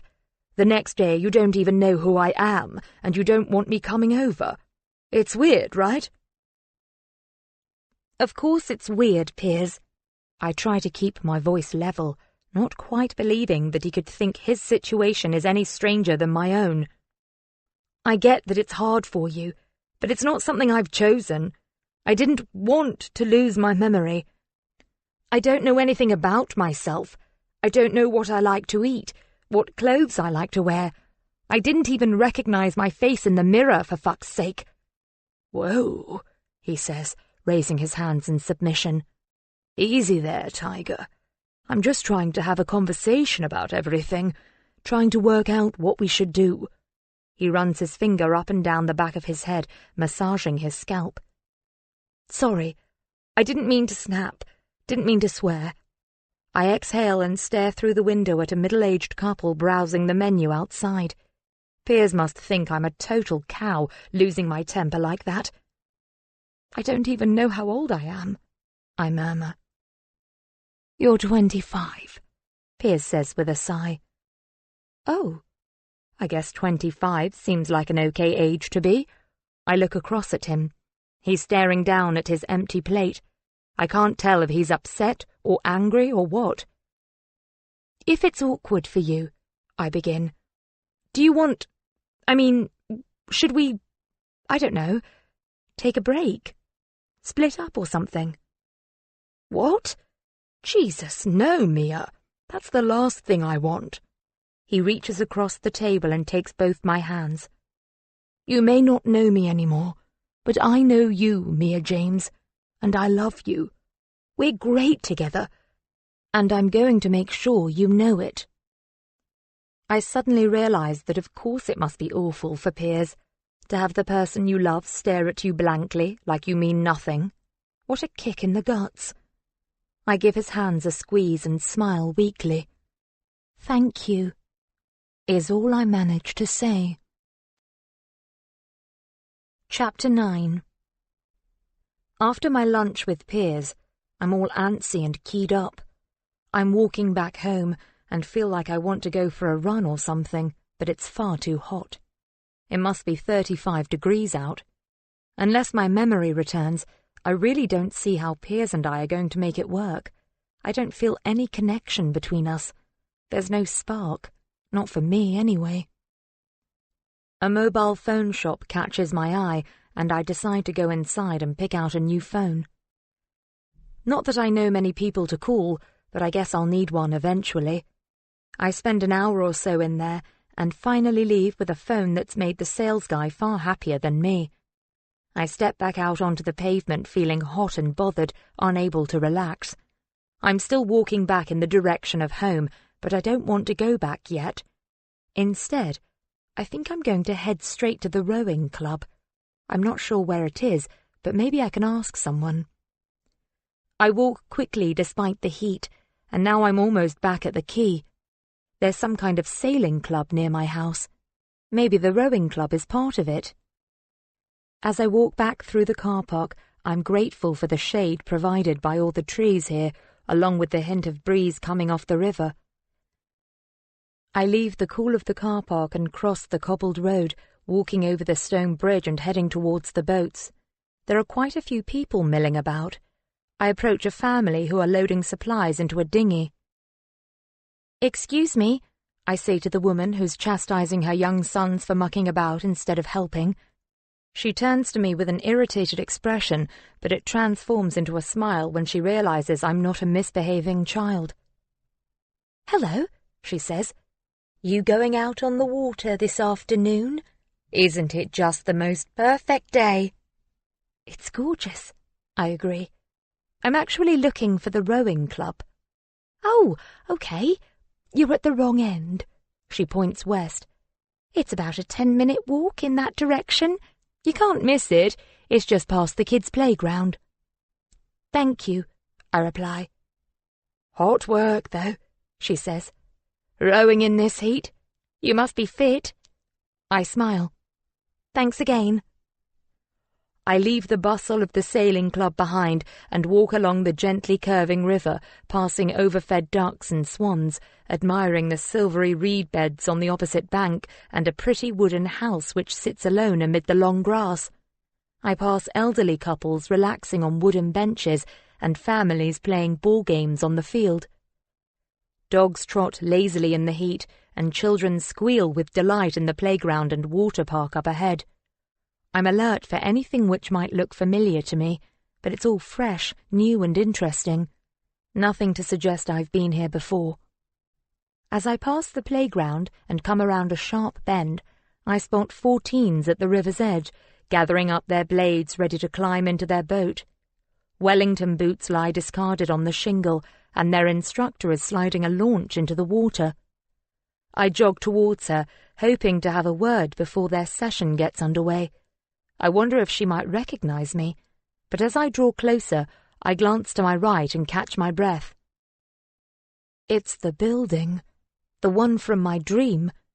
Piers was right. Sitting close to the riverbank, it's ultra-modern, clad in wood, with a floor-to-ceiling window on the upper level, leading onto a huge wraparound balcony. It seems slightly different to how I remember it, bigger and more imposing somehow, but maybe that's because now it's a bright, sunny day, rather than a lonely, dark night like in my dream. There's no doubt in my mind that this is the same building, though. My heart rate accelerates, and I stare ahead to the path along the river, expecting to see the woman from my dream coming for me. Of course, there is no woman there, just a family throwing a ball into the river for their collie dog to retrieve. My pulse slows and I attempt to get my breathing back under control. Apart from the coach and her students at the water's edge, the club itself appears deserted. "Excuse me," I call out. The coach turns and frowns. I don't recognize her. Her students are already in their scull, and she's seconds from following them. I step down onto the shingle slipway and smile at her, but she doesn't say anything or return my smile. "Is there anyone in the clubhouse?" I ask. "Can I go in?" "Are you a member?" "I think so." As I say the words, I realize how dodgy they sound, and I don't blame her for the look she gives me. But I can't start telling a total stranger about my amnesia. She'll think I'm even weirder. I used to be a member, I say, saving my faux pas. Oh, right. Well, if you want to renew your membership, you're best off giving them a call. They can talk you through it. You can find the details online. Okay, thanks. No problem. She hops up onto the launch and motors off after her students, who have already pulled away upstream. I stare after them for a moment, envious, feeling as though I'd like to be out there too. I guess that's it for now. I should go back home. Thank goodness I managed to put Piers off coming round tonight. It's too much like hard work trying to figure out how our relationship should be. I'll have to try harder. I guess I owe him that much.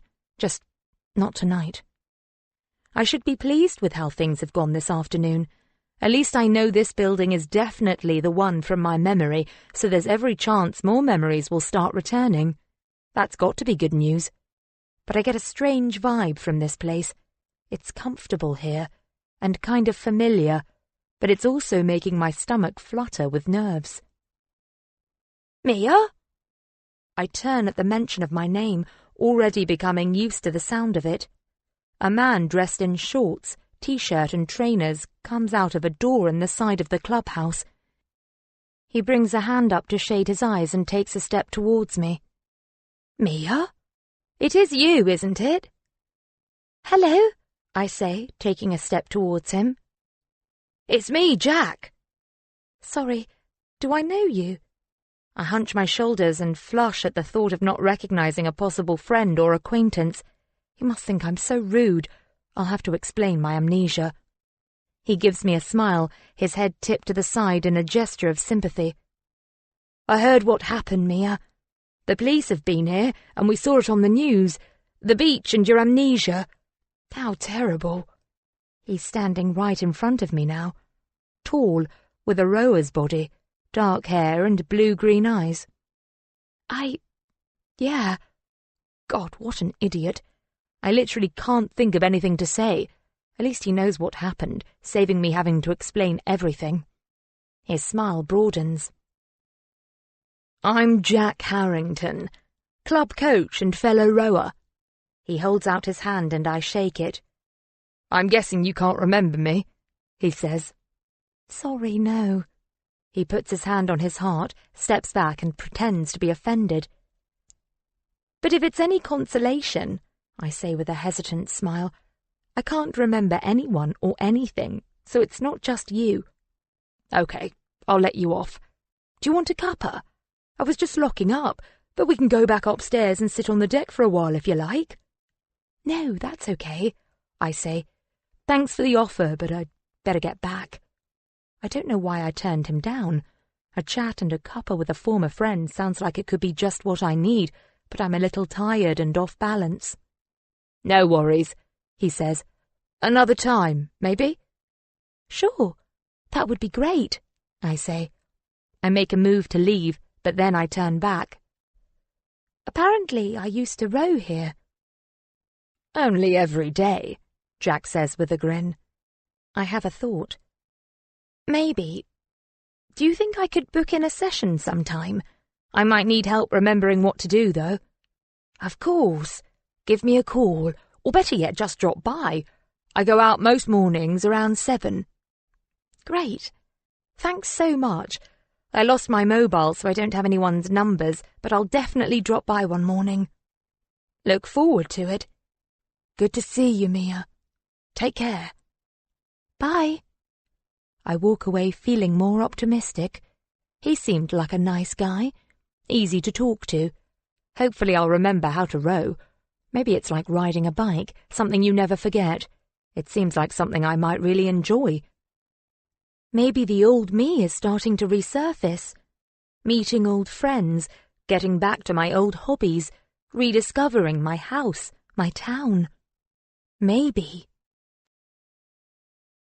Chapter 10. Sitting on the balcony with a tuna salad and a glass of dry white wine, I sigh with pleasure at having an evening to myself to relax. I gaze out over the river, at the boats going by, the sailboats, canoeists, pleasure boats, rowers. Funny to think that I'm actually one of them, that I used to spend so much of my time out on the water. Maybe I will again. A loud ringing makes me jump. A phone. Must be the landline. Its shrillness sets my pulse racing. Who could it be? Piers? I want to ignore it and carry on sitting here with my thoughts. But what if it's important? I swallow a mouthful of salad, but it's still lodged in my throat as I make my way inside towards the intrusive sound. I don't even know where I keep the phone, but I locate it quickly enough on the breakfast bar. Hello? There's a pause and then... Mia? Is that you? A woman's voice with an East Coast accent, maybe London or Essex. This is Mia, I say. Are you okay? Cara saw a post about you on Facebook. Said you lost your memory. Is it true? Sorry, who is this? I ask. Silence on the other end of the line. Whoever it is has tried to cover the mouthpiece and is talking to someone else. I make out the muffled words. She asked me who I am. Maybe it's true. Hello? I say. Sorry, I'm here, she replies. Mia, don't you recognise my voice? No, I say. That post you saw on Facebook was right. I did lose my memory. Who is this? Mia, it's me. It's your mum. I don't know what to think, what to feel. I don't recognise her voice and I can't picture her face. Mia, are you there? Mia? I'm here, I say, my voice only a fraction above a whisper. Can you remember who I am? Can you remember your sister? I'm sorry, I reply, but I don't remember anything or anyone. I don't remember you. I feel a whooshing in my ears, my heart pumping hard. It's as though I'm hearing myself from a long way away. Oh my God, Mia, that's terrible. What happened to you, sweetheart? I don't feel like I can have this conversation now. The thought of explaining everything that's happened makes me feel exhausted. Maybe we should meet up, I say. I could come to you tomorrow.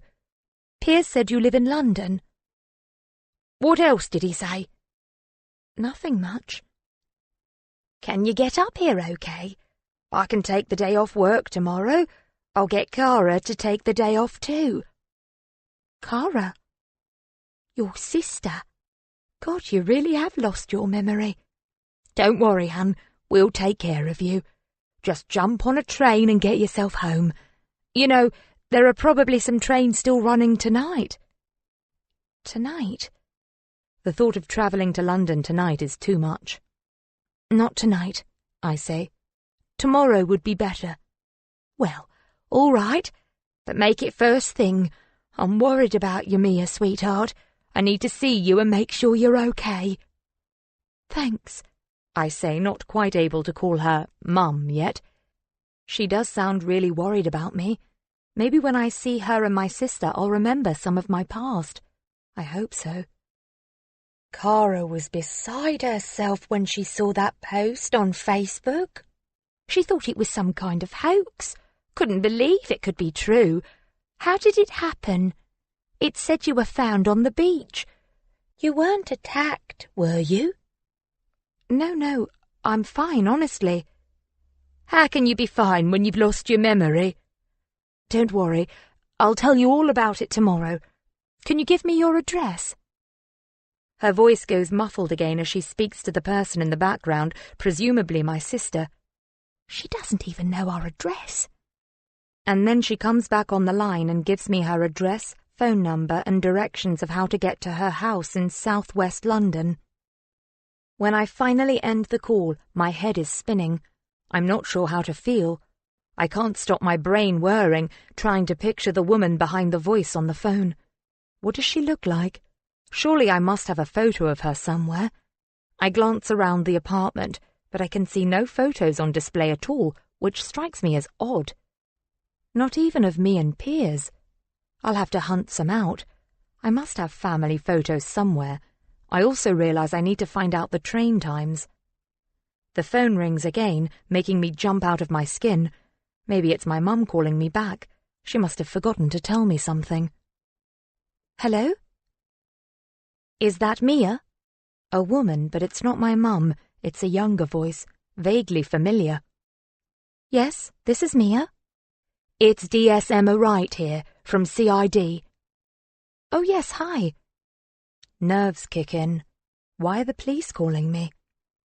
How's your memory? She asks. Any improvement? I pause, deciding how much to tell her. I actually did have one small memory, I eventually reply. I had a dream about the rowing club. I just got an image of it, though, nothing specific. I leave out the detail of the woman, like I have with everyone else, wondering if in this instance I should tell her. Well, that's good news, she says. Hopefully that's the start of you getting all your memories back. Hope so. I'm just ringing with a progress report, she says. Nothing to worry about, but I have a bit of news for you. Okay, I reply, curious. We'd like you to know that unless any new evidence comes to light, we're treating your case as an accident, so you can rest a bit easier. Oh, okay, an accident. I repeat the words. To be honest, I didn't really consider the fact that it could be anything else. No one gave me any reason to believe otherwise. Yes, she continues. After investigation, it appears you went rowing very early on Sunday morning, she says. A fishing vessel found your abandoned boat out in the channel this morning. We think you must have capsized, hit your head and been swept out to sea, which is how you ended up on Southbourne Beach. Wow, I say. Yes, looks like you're one very lucky lady. You could easily have drowned out there. Wow, I say again, sinking down onto one of the kitchen stools. Are you okay? She asks. Yes, I reply. I'm fine. I guess it's just a relief to finally know what happened. Of course. We chat for a few moments more. I tell her about my mum calling and about my brain scan results, and she asks me to contact her if I remember anything else that could be important. But, apart from that, this feels like the end of it. Now it's simply a case of me trying to regain my memories and get on with my life. I hang up the phone, exhausted. The room feels suddenly darker, the evening turning to night. Through the open doors to the balcony, I see yellow and white lights winking on along the river. My supper is still out there on the table, but I no longer feel hungry. I think again about the policewoman's words. I was swept out to sea. How frightened I must have been. No wonder I blocked it out. It really is a miracle that I survived at all. I realize my left leg is trembling and my breathing is becoming heavier. I need to calm down. Maybe I'm in shock. I breathe in slowly through my nose and out through my mouth. Deep, steadying breaths. My fingers tingle and my head feels light, like there's nothing in it. I realize I'm about to pass out, so I purposely slide off the stool and sink to the floor. That way, I won't have far to fall. Chapter 11. I open my eyes to find myself staring at the cream sofa back. I remember last night, passing out, then coming to on the kitchen floor. I managed to haul myself up and gulp down a glass of water before making it onto the sofa, curling up and falling asleep. Now it's morning, and I turn over and blink at the brightness. My neck is cricked where I slept with my head pressed up against the arm of the sofa. Yesterday's memories wash over me like waves. My mum calling, DS Wright from CID telling me how I capsized in the sea, my lunch with Piers. Everything hits me, buffeting my brain with an overload of information. I close my eyes and turn over to face the back of the sofa again, wishing I could go back to sleep. To oblivion. It hurts to think. But I remember I'm supposed to be going to London today. I could cancel, I suppose, but I really do want to meet my mother and sister. They appear to be the only family I've got. They could be the ones to help me get my memories back.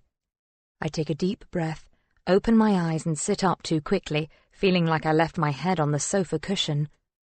After a few seconds, I feel steadier.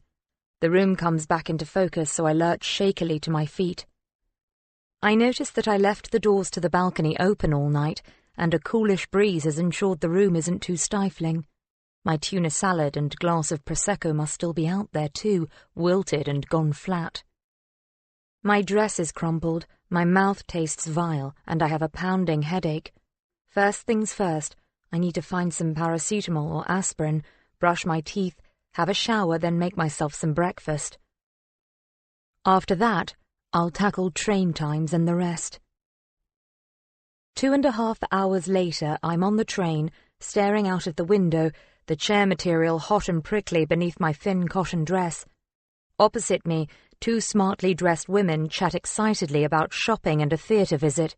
The seat next to me is empty and I've placed my handbag on it in an attempt to deter anyone from sitting there. It's only a few minutes after 10, so I should be in London by lunchtime. My headache has cleared up, and I'm suddenly infused with optimism. I'm not sure what happened to me last night. Perhaps a touch of exhaustion. I'm constantly having to process new information about my life, and I did do an awful lot yesterday. Maybe meeting my mum will give me a sense of belonging, anchor me. I wonder what my sister's like, what our relationship is like. Do we get on? Is she older or younger than me? Are we close? I hope so. I don't want to build up my hopes too much, in case I'm disappointed. The train journey goes by quickly enough. I gaze at the fields and houses, the factories and warehouses, daydreaming about nothing in particular. I eavesdrop on the woman sitting opposite, whose superficial conversation soothes me. I feel included somehow, even though they pay me no attention. And then the relaxed atmosphere on the train changes as we pull into Waterloo Station, and everyone busies themselves gathering belongings and dealing with the subtle etiquette of moving out from their seats into the aisle and finally off the train onto the platform. I manage to navigate the underground with ease. Strangely, I discover I know how the system works. I know the names of the main tube stops, even though I don't recognize the name of the place my family lives, a suburb called Southfields. This underground network is familiar to me, its dull greys and browns, its warm, burnt, musty scent, the hum of tube trains pulling away into dark tunnels, and the screech of brakes as they arrive, the throngs of people moving as one, downwards, upwards, along corridors and platforms, purposeful. I move along with them, comfortably swept up in their colourful rush.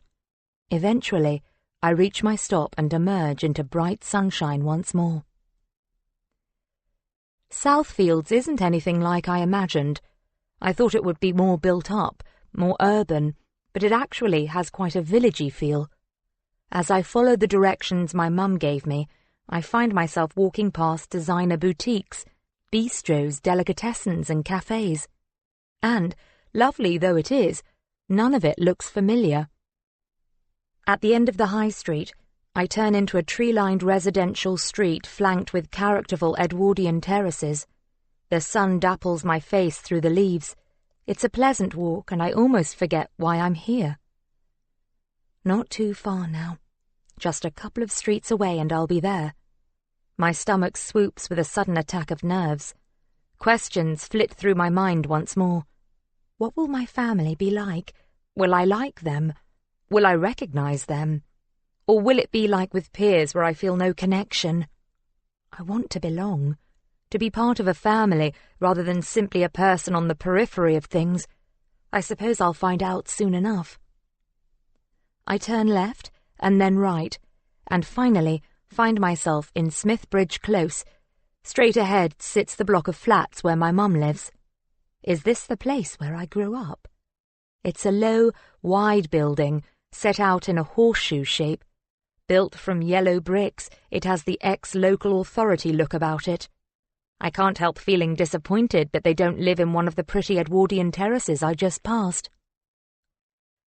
A group of kids on bikes and skateboards are hanging out in the car park, chatting and laughing. As I walk past, they pause to glance at me, but I'm obviously not interesting enough, for they turn straight back to their conversation. The front door to the block is one of those heavy-duty wooden fire doors, its glass embedded with wire mesh. The buzzer for number 2B is easy to spot, near the top of the list. Written next to it in smudged blue biro is the name F. Richards. I'm guessing that's my mum. I press the buzzer and wait. Seconds later, there's a reply. "That you, Mia?" "Yes, it's me." "Come in, turn right off the hall." The door buzzes and I push it open, walking into a large, warm, dim hallway that smells of last night's dinner combined with peach-scented air freshener. I smooth down my dress, run my fingers through my hair and turn right down a long corridor. Before I'm halfway down, the door at the end opens. "Mia!" A woman stands in the doorway. She's short and slim with a greyish-blonde bob. I walk a little faster. I guess this must be my mum. With a jolt of disappointment, I realise I don't recognise her. When I reach the doorway, she takes my hand and kisses my cheek. Her hand is cold, and she smells of perfume and cigarette smoke. "Come in, sweetheart, come in." I follow her through a narrow hallway hung with watercolour prints, past several doors until we reach the end where the lounge is situated. A girl sits on a faux leather sofa chewing a lock of hair.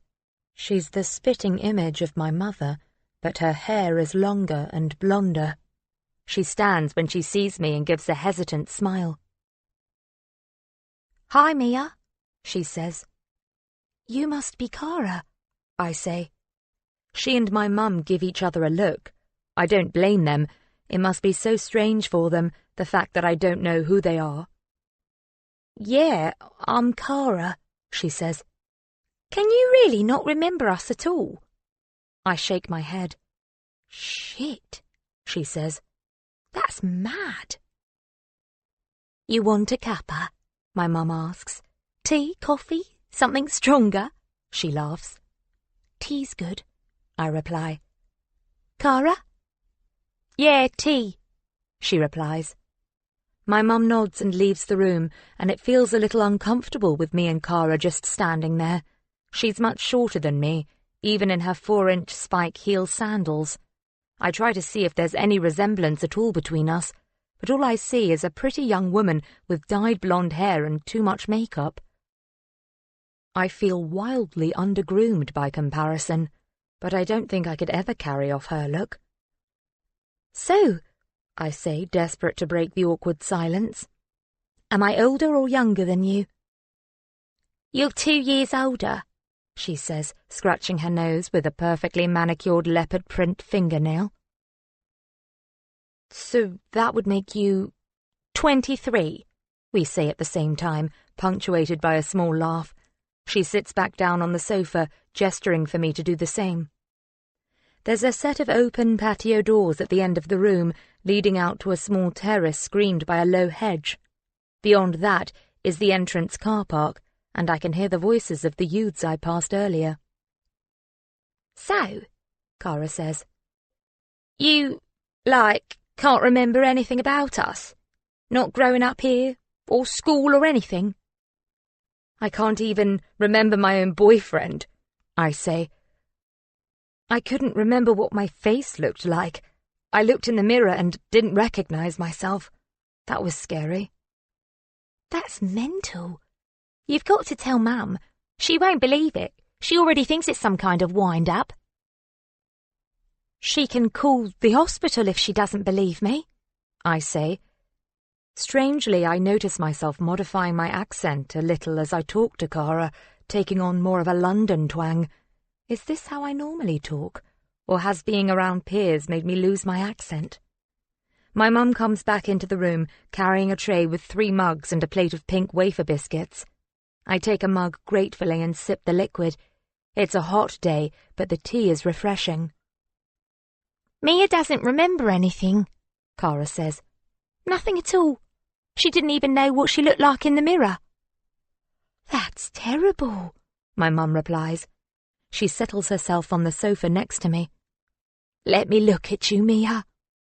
I put my tea down on the glass coffee table. Cara laughs. She really has lost her memory. Why did you say that? I ask.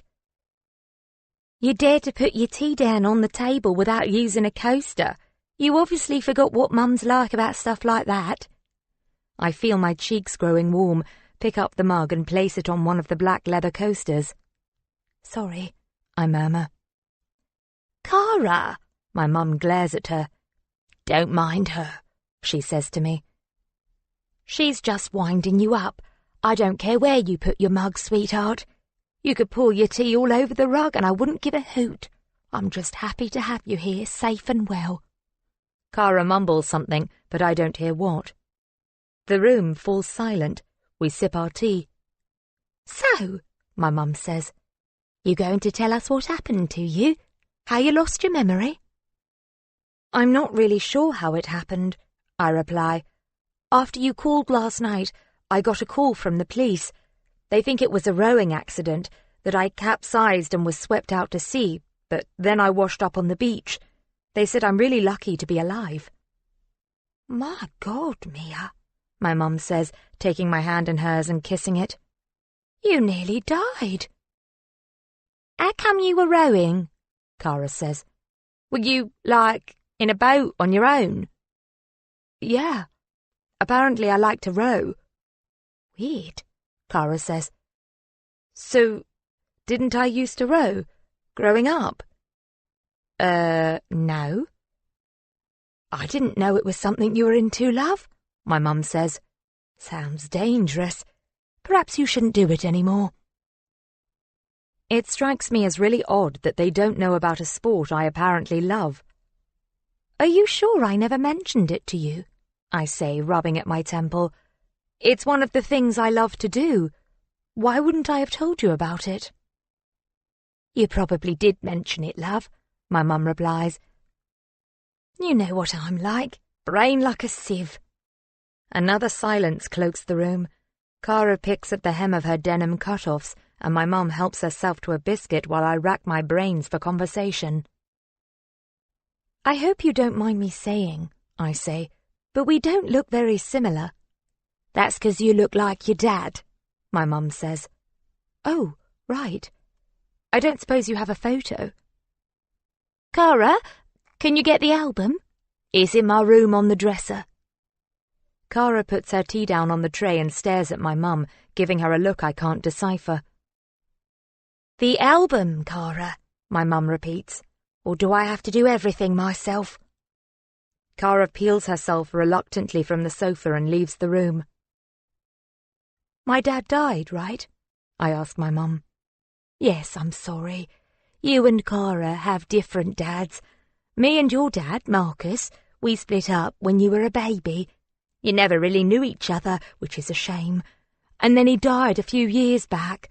I met Stephen, Cara's dad, soon after Marcus left. Me and Steve got married, stayed together for 18 years, and he brought you up like his own. We're still friends, but he's with someone else now. He'll be shocked when I tell him what's happened to you. I try to take it all in, but it's like she's talking about someone else's life, someone else's family. I can't relate to any of it. I don't feel any kind of emotion other than a simmering panic that I'm in the wrong place with the wrong people. Cara comes back into the room with a chunky-looking photo album. She sits on the other side of my mum, so now we're all squashed onto the one sofa together. Right, let's have a look, my mum says, taking the album from Cara and opening it at the beginning. I've just realised, I say to her. I don't know your name. She turns to me and strokes my cheek. Oh, Mia, it breaks my heart. How can you not even remember your own mum's name? I'm Fiona. Fiona Richards. Would you mind if I called you Fiona rather than Mum? It feels too strange at the moment. Of course, she says. But then I see her wiping a stray tear from her cheek. "Oh no," I say. "Forget that. I'm sorry. That's an awful thing to ask, isn't it? Of course I'll call you Mum. I'm sure I'll get used to it again." "Whatever makes you most comfortable, sweetheart. It's not a problem." She sniffs and then smiles as she gazes down at the album. I follow her gaze. "Look at the state of you, Mum," Cara says. "You look well pissed in that photo." A younger version of my mother leans against a good-looking man with dark hair, his arm around her waist. Her eyes are unfocused and she does look slightly drunk. But she also seems happy. Her clothes are casual, jeans and a vest top, her hair tumbling down around her shoulder in blonde waves. The man wears jeans and a white t-shirt. He's much taller than her, staring directly at the camera as though he's looking at me, seeing right into my soul. "That's your dad, Marcus," my mum says, although I already guessed that much. "Handsome devil, wasn't he?" "Yes," I agree, my eyes glued to the photo. "Yes, he was." My mum closes the album and passes it back to Cara. "Put that back in my room, love." "Oh," I say, "can't I see more? Are there any of me and Cara growing up? Maybe they'll help me remember." "These are just pictures of me," my mum says, "of my younger days. They'll be boring for you." "Do you have any of me?" I ask. "Yes, of course, but they're in storage," Cara interrupts. "Yes," my mum agrees. "This place was getting cluttered, so I had to clear out. The albums are in storage, but I'll go and get them soon. Then you can come over again and take a look." My shoulders droop. I had hoped that seeing photos of my childhood would help me get my memory back. Never mind. The rest of the day passes quickly and pleasantly enough. We talk some more about my childhood, about school and growing up, but I don't remember any of the things they tell me, not a single thing. As the day wears on, my mum becomes more and more emotional. She's worried about me and begs me to stay for the whole weekend, but the thought fills me with dread. I find my sister a little intimidating. She's friendly enough, but I don't relish the idea of staying overnight. Even though, it turns out, this is the rental flat I grew up in, where she and I shared a room for over 20 years. No, I can't stay here. I crave the peace and solitude of my own house, so I leave my mum and sister at around 5 o'clock. My mum cries, and I feel bad for her, but not bad enough to stay. The journey home is a nightmare, with commuters crammed into the train carriages and no spare seats, so I have to stand for the entire 90-minute journey back to Christchurch. I almost fall into a taxi at the station, and I'm too tired to think about anything other than the fact that I'm so pleased to be nearly home.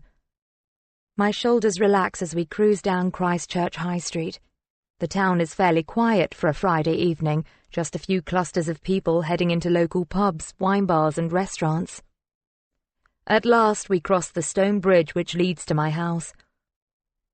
I'm looking forward to washing the travel grime off my skin and having something to eat. The taxi comes to a stop, its engine still running, and I pay the driver, adding on a generous £5 tip. I step outside, breathing in the familiar river air, and fumble about in my bag for my house keys, panicking for a few seconds when I don't locate them instantly. I finally wrap my fingers around them, unlock the front door, and stumble inside. Home. Something's wrong. I realize the alarm isn't bleeping. I'm sure I set it this morning. My body tenses. Should I be worried? Is someone here? An intruder? But my fear turns to annoyance as my brain catches up and I realize who it is. "Mia? Is that you?" His voice floats down the stairs. Shit. I'm right. It's Piers. Chapter 12. Dual feelings of relief and irritation flood my body. It's not an intruder. Piers must have let himself in with his spare set. I think I might have to get those keys back off him. I get the feeling it won't be easy. "Hi, Piers," I call up the stairs, my voice shaky. I could cry. I'm all talked out. I don't have the energy to tell him about my day. I just want to be on my own. Can I ask him to leave? No, probably not. I'm going to have to play the sweet girlfriend. It's not his fault I turned into someone else. I take a deep breath and begin to climb the staircase. His face appears, peering down at me from the top floor. "Thank God you're back," he says. "Why? What's happened?" I jog up to the top and kiss him on the cheek. He pulls me into a hug and then pulls back, staring at my face intently. "Are you okay?" he says. "Where have you been? I've been going out of my mind with worry, Mia. You need to get yourself another phone so you can let me know where you are." "Why? What's the matter?" "What's the matter?" he repeats. "You just vanished. I came over this afternoon and you weren't here. No note, nothing. You didn't call me to let me know where you were. Are you okay?" "I'm fine," I say, feeling a twinge of guilt. I guess I should have let him know where I was. He is supposed to be my boyfriend, and he doesn't have my new mobile number yet. "Honestly," he says, "I was about to call the police and all the hospitals. I had visions of you wandering around lost with no memory or anything. Where were you, anyway?" "I'm sorry," I say. "I didn't know you'd be worried. I thought you'd be working." "You really do need to get a phone, Mia." "It's okay, I got one yesterday." "And you didn't think to give me the number? Or give me a call to let me know you were all right?" His worry is turning to anger. I'm trying to keep my temper under control, too. I'm not in the mood to deal with this right now. "I need a shower," I say. "Give me 10 minutes, and then we'll talk." "Do what you want, Mia. I'm going home." God, I've really pissed him off. My anger subsides. Even though I would rather he left, I realize I don't want him to go off in a mood. "Hang on, Piers. Look, I'm sorry. I wasn't thinking straight. Please don't go. Don't be mad at me." He scowls, but at least he makes no move to leave. "I wanted us to spend the afternoon together," he says. "I made us a picnic." Now I really do feel like a bitch. He was trying to do something nice for me, and I didn't spare him a second's thought. "I'm so sorry," I say. "I mean it, I'm sorry. Look, come and sit down, let's have a drink." I take his hand and lead him over to the kitchen where he sits down on a bar stool and pulls me up close to him, his arms around my waist. I guess my quiet evening will have to wait while I try to make it up to him. "How about I make us dinner this evening?" I say. "Really?" He raises an eyebrow and looks doubtful. "What's that look for? I'm sure I can rustle something up." "Cooking isn't really your strong point, babe," he says with a reluctant smile. "Cheeky." "Go ahead then," he says. "I'm prepared to be proved wrong." "Let me just have a quick wash and get changed," I say, "and I'll be right back." I try to disentangle myself from his embrace, but he pulls me back. "You still haven't told me where you've been." "Pour me a glass of wine and I'll tell you all about it in a minute," I reply. He lets me go and I throw him a smile as I leave the room and head back downstairs to my room. It's sweltering in here, so I throw open the door to the balcony. Evening noises and aromas filter in, the sounds of someone cooking, pots and pans clanking, taps turning on and off, someone somewhere playing a Motown track. I strip off my clothes, dump them in the linen basket, and walk into the ensuite. Then I step into the shower, turn on the spray and let the London grime slide down the plug hole. I'm hoping the cool water will energize me for the night ahead. At least Piers is here for me. I should give him a fair chance and shake off any negative thoughts I might have had about him. I owe him that much. I step out of the shower, pull on a bathrobe and towel dry my hair, discarding both on the floor a minute later. My body is still a little damp, but the air is so warm that I'm guessing my skin will be dry by the time I'm back upstairs. Without too much thought, I pick out some fresh underwear and another summery dress which I slip over my head. I don't bother with shoes or makeup. I pad up the stairs, back to the living room, looking forward to my glass of wine. I glance around, but Piers doesn't appear to be up here any longer. "Out here, babe." I cross the room and step out onto the balcony where he's sitting sipping a glass of red wine. He's wearing beige shorts, a pale blue short-sleeved shirt and aviator shades, his legs stretched out on the low coffee table next to a bowl of olives and a half-empty wine bottle. He hands me a glass and I sink into one of the armchairs. "Cheers," Piers says. We clink glasses and I take a healthy swig, relishing the warm alcoholic burn in my throat and letting my shoulders relax. The sun is sinking, but the air still holds the heat of the day. "So," Piers says, "are you going to tell me where you've been all day?" "I went to London," I say. "I went to visit my mum." "You did what?" He takes his feet off the table and sits bolt upright. "She called me last night, worried out of her mind. I had to go and see her and Cara, let them know I was okay." "Cara? You saw Cara?" Piers's face has turned a deep shade of red. He puts his glass down and removes his shades, leaning in towards me. "Have you gone mad, Mia?" "What? What's wrong with that?" "I'll tell you what's wrong with that. Your sister is a money-grabbing little bitch, and you haven't seen or spoken to her for 3 years." "And you didn't think to mention this to me before," I hiss. His words set my whole body trembling. My sister, a money-grabber. We haven't spoken in 3 years. Is Piers telling the truth?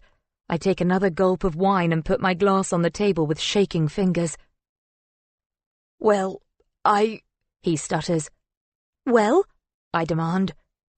"I didn't think you'd go rushing off there without telling me," he says, throwing his hands up in the air. "I'm sorry," he adds. "I should have—" "3 years," I interrupt him, still unable to believe what I'm hearing. "I haven't spoken to Cara for 3 years. And what about my mum?" "You haven't spoken to her either. She sided with your sister, so you cut them out of your life. Shit, Mia.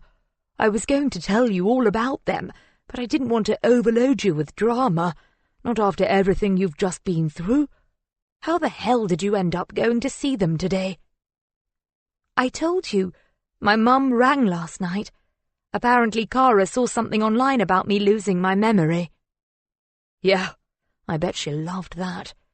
You losing your memory is the perfect opportunity to get back in your good books and hit you up for more cash." I suddenly feel cold, sick. Could they really only have wanted to see me because I have money? "Piers, there's something I still don't understand. How come I have money in the first place? I thought you said I was a teacher, but here I am, living in this house and driving a brand new car. Am I rich?" Piers exhales and leans back into the sofa. He runs his hands over the top of his head. "Yeah, Mia, you're rich. You don't need to work, and from everything you've told me, your sister is jealous as fuck." "So, how did I get my money? Did I win the lottery or something?" "I don't know how much your mum told you, Mia," Piers says. "Did you know you and Cara have different fathers?" "Yeah, she told me my dad's name was Marcus James, but he died 3 years ago. She showed me a photo." In my mind, I see the image of that handsome man gazing out of the photograph at me, my father, a man I will never know. "Yes, well, back when he knew your mum, Marcus was dirt poor, but later on in life he made a fortune out of some dodgy South American tree planting scheme. I don't know the details. All I know is that when he died, he had no heirs other than you. You got everything." "How much?" "Just over 8 million. "Oh my God," I say, my voice barely a whisper. I sit there letting that information sink in. I'm rich. Really rich. "Mia, are you okay? I know it's a lot to take in." So why did me and Kara fall out? Surely I would have given Mum and Kara some of the inheritance, wouldn't I? I can't spend 8 million all by myself. Yes, you gave them some, but they wanted more. You never really had a great relationship with them. You always said your mum preferred Kara, that they were a happy little unit, Kara and her mum and dad. You said you always felt like an outsider, that it was only when you inherited the money they started being nicer to you. Your mum said she was owed some of your inheritance because your dad never paid any maintenance while you were growing up. You were pissed off to hear your mum talking like that. That's how you ended up here in Dorset. You got on a train and left London. So I came here to get away from them. I thought I must have left London to be with you. We only met last year, babe. Somehow I assumed Piers and I had been together longer. So exactly how much of my inheritance did I give to my mum and sister? I don't know. You don't like to talk about it. About them. You always said that they weren't part of your life anymore. That they were in your past. I think about what Piers has told me. I obviously didn't give either of them enough money to buy their own place. My mum's still renting and Kara lives with her. I must be really mad at them not to have at least bought them a place each. With £8 million, I could easily afford it. I wish I could remember what they'd said or done to make me cut them out of my life. Mia? I realise Piers is talking to me. Sorry, what did you say? I asked if you were okay. Just trying to take it all in. I pick up my glass and drain the contents. You should eat something, he says. I'm not hungry, but I'll have another glass of wine. I grasp the bottle, my hand shaking badly. Piers takes it from me and refills both our glasses. I think you're in shock, he says. I still can't believe you went to see them today. I stare across at his tanned face, his features marred by a dark scowl. My brain is whirring. Images of today's visit crowd my mind. My mum in tears, my dad's photo, Kara's leopard print fingernails. Could they really be the money-grabbing people he says they are? I knock back another half glass of wine and realise I'm drunk. Placing my glass back down on the table, I get to my feet and pad over to the balcony's edge, holding onto the railing with both hands, staring out across the tranquil river. I feel the urge to laugh, or scream, or something. Piers comes to join me. You okay, babe? I shrug. He puts an arm around my shoulder and kisses the side of my head. I turn and tilt my face up to his, putting a hand to his cheek. Then I let Piers kiss me. A soft, sweet, wine-flavoured kiss. Nothing too heavy, but I know it's not enough. I need something more to block out the confusion in my head, so I kiss him again, harder. My nerve endings tingle. It feels good to give in to this, to know that I can hand myself over to him, to switch my brain off and think about nothing more than his mouth on mine, his hand sliding down my body. Jesus, Mia, you smell so good. We move into the lounge where he lifts my dress over my head, moves his mouth down my neck, my breasts. Somewhere, deep in my mind, I know I'm going to regret this. But for now, I don't care. Chapter 13. I made a mistake. A terrible mistake. What was I thinking? Piers is asleep next to me, sprawled out across 2/3 of my bed, one arm flung across my waist. We slept together last night, and I'll admit it was good. I enjoyed it. A lot. But it was still a mistake. I don't know him properly. I don't know if we're right together. And now I've sullied the waters. Now he's going to think everything is back to how it was, and it isn't, not by a long way. Morning light floods the room, the curtains undrawn. A glance at the clock shows me it's only 6:25 a.m. I gently nudge Piers's arm off my body, tensing as he stirs and murmurs something unintelligible in his sleep. I'm not ready for him to wake up yet. I need a few moments more to collect my thoughts. He shifts onto his other side and settles back down. I let out a breath. I think about everything he told me last night, about my family. I wish I knew how my mother really feels about me. She was certainly emotional yesterday. Maybe she regrets what happened in the past. But how can I know for sure? How can I find out? What reason would Piers have to lie about it? An idea comes to me. I slip carefully out of bed so as not to wake Piers and hook a short robe off the back of my bedroom door, sliding my arms into the cool cotton and tying the sash. Then I tiptoe out of the room and down the 2 flights of stairs to the office on the ground floor. I haven't even been in this room yet, not since the accident, but I hope I can find what I'm looking for. I push open the door. It's a simple, square, white room with an oak floor. To my right, the wall is lined with bookcases.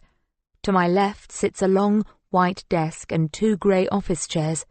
Straight ahead, wood-framed bifold doors lead out onto a pretty walled courtyard which currently sits in shade, the sun not yet high enough to reach this tiny north-facing garden.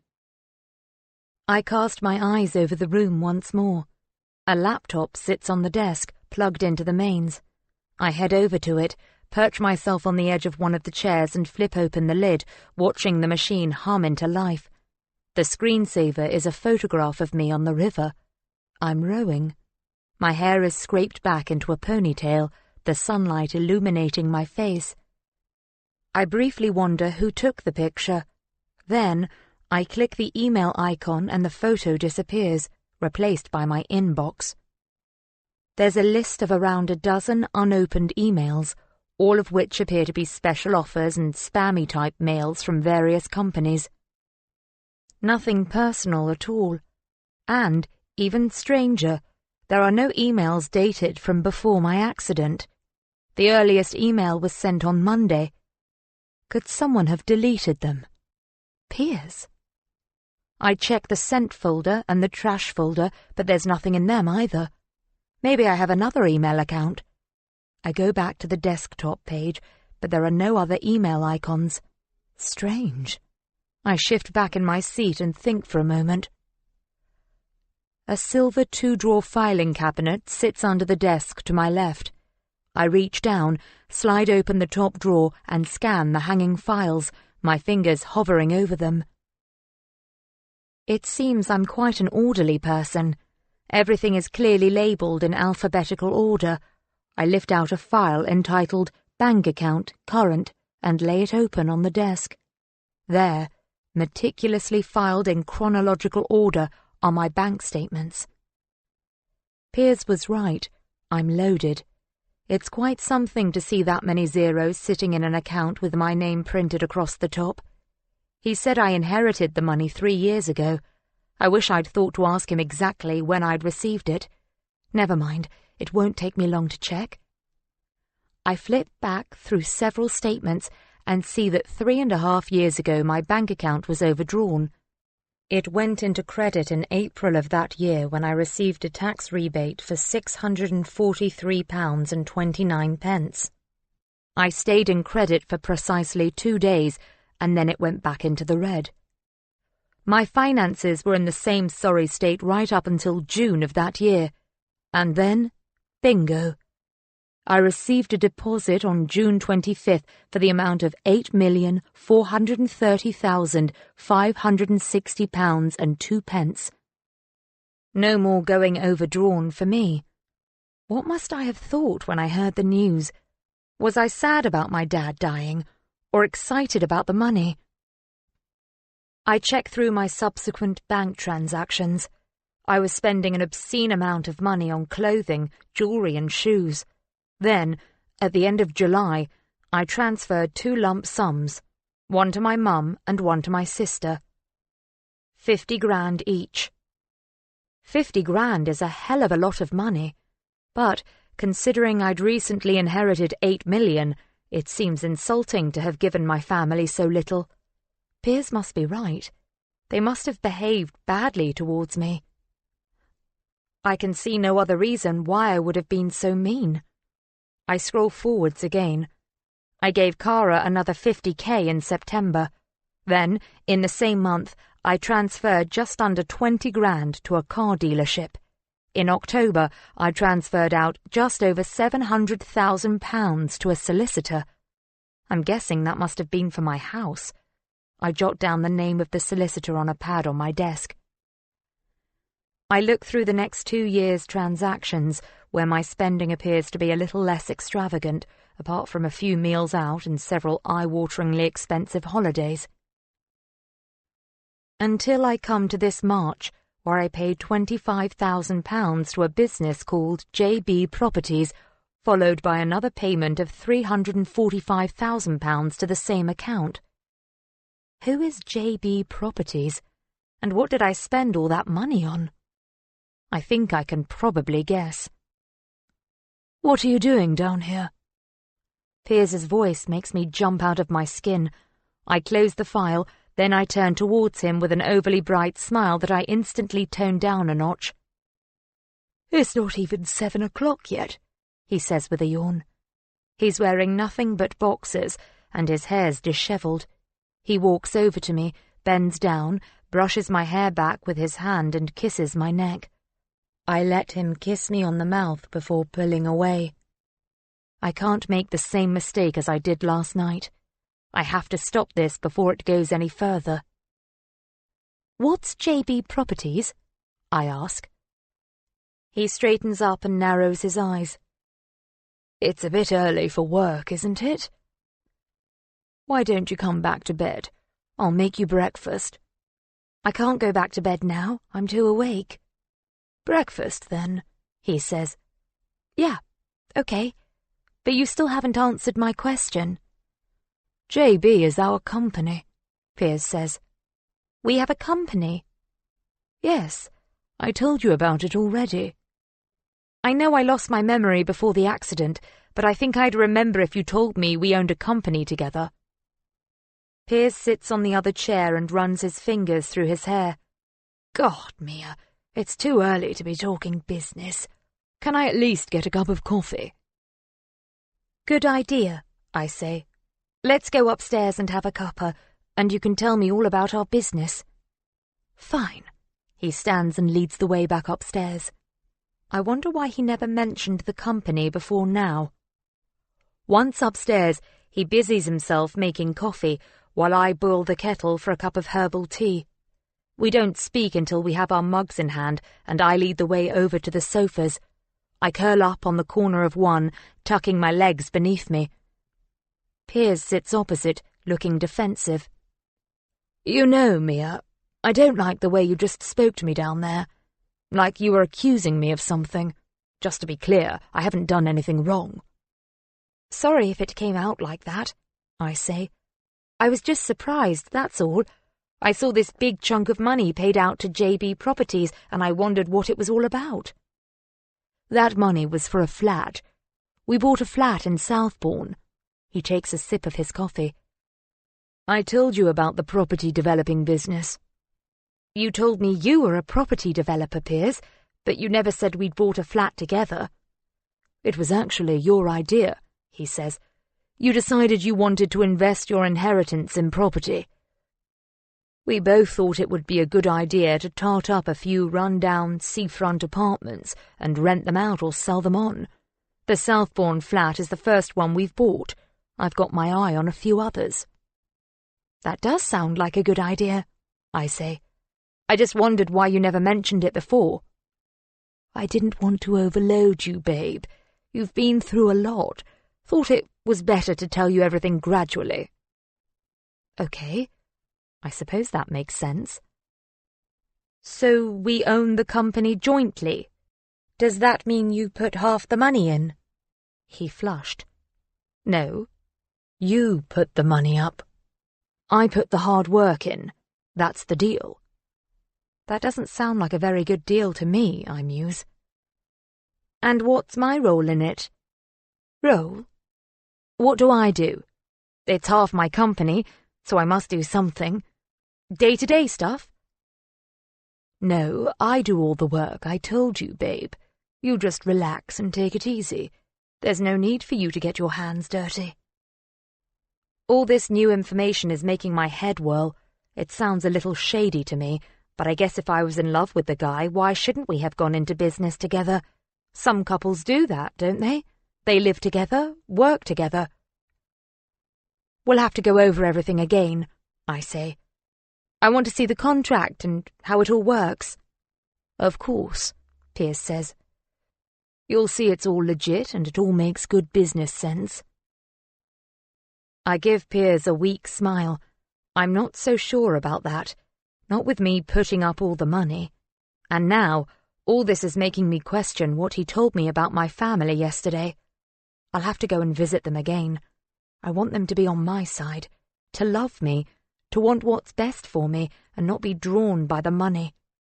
And if there is bad blood between us, maybe we can start again. We can fix it. I don't need all my millions. Maybe I can buy them each a house. I suddenly feel panicky again.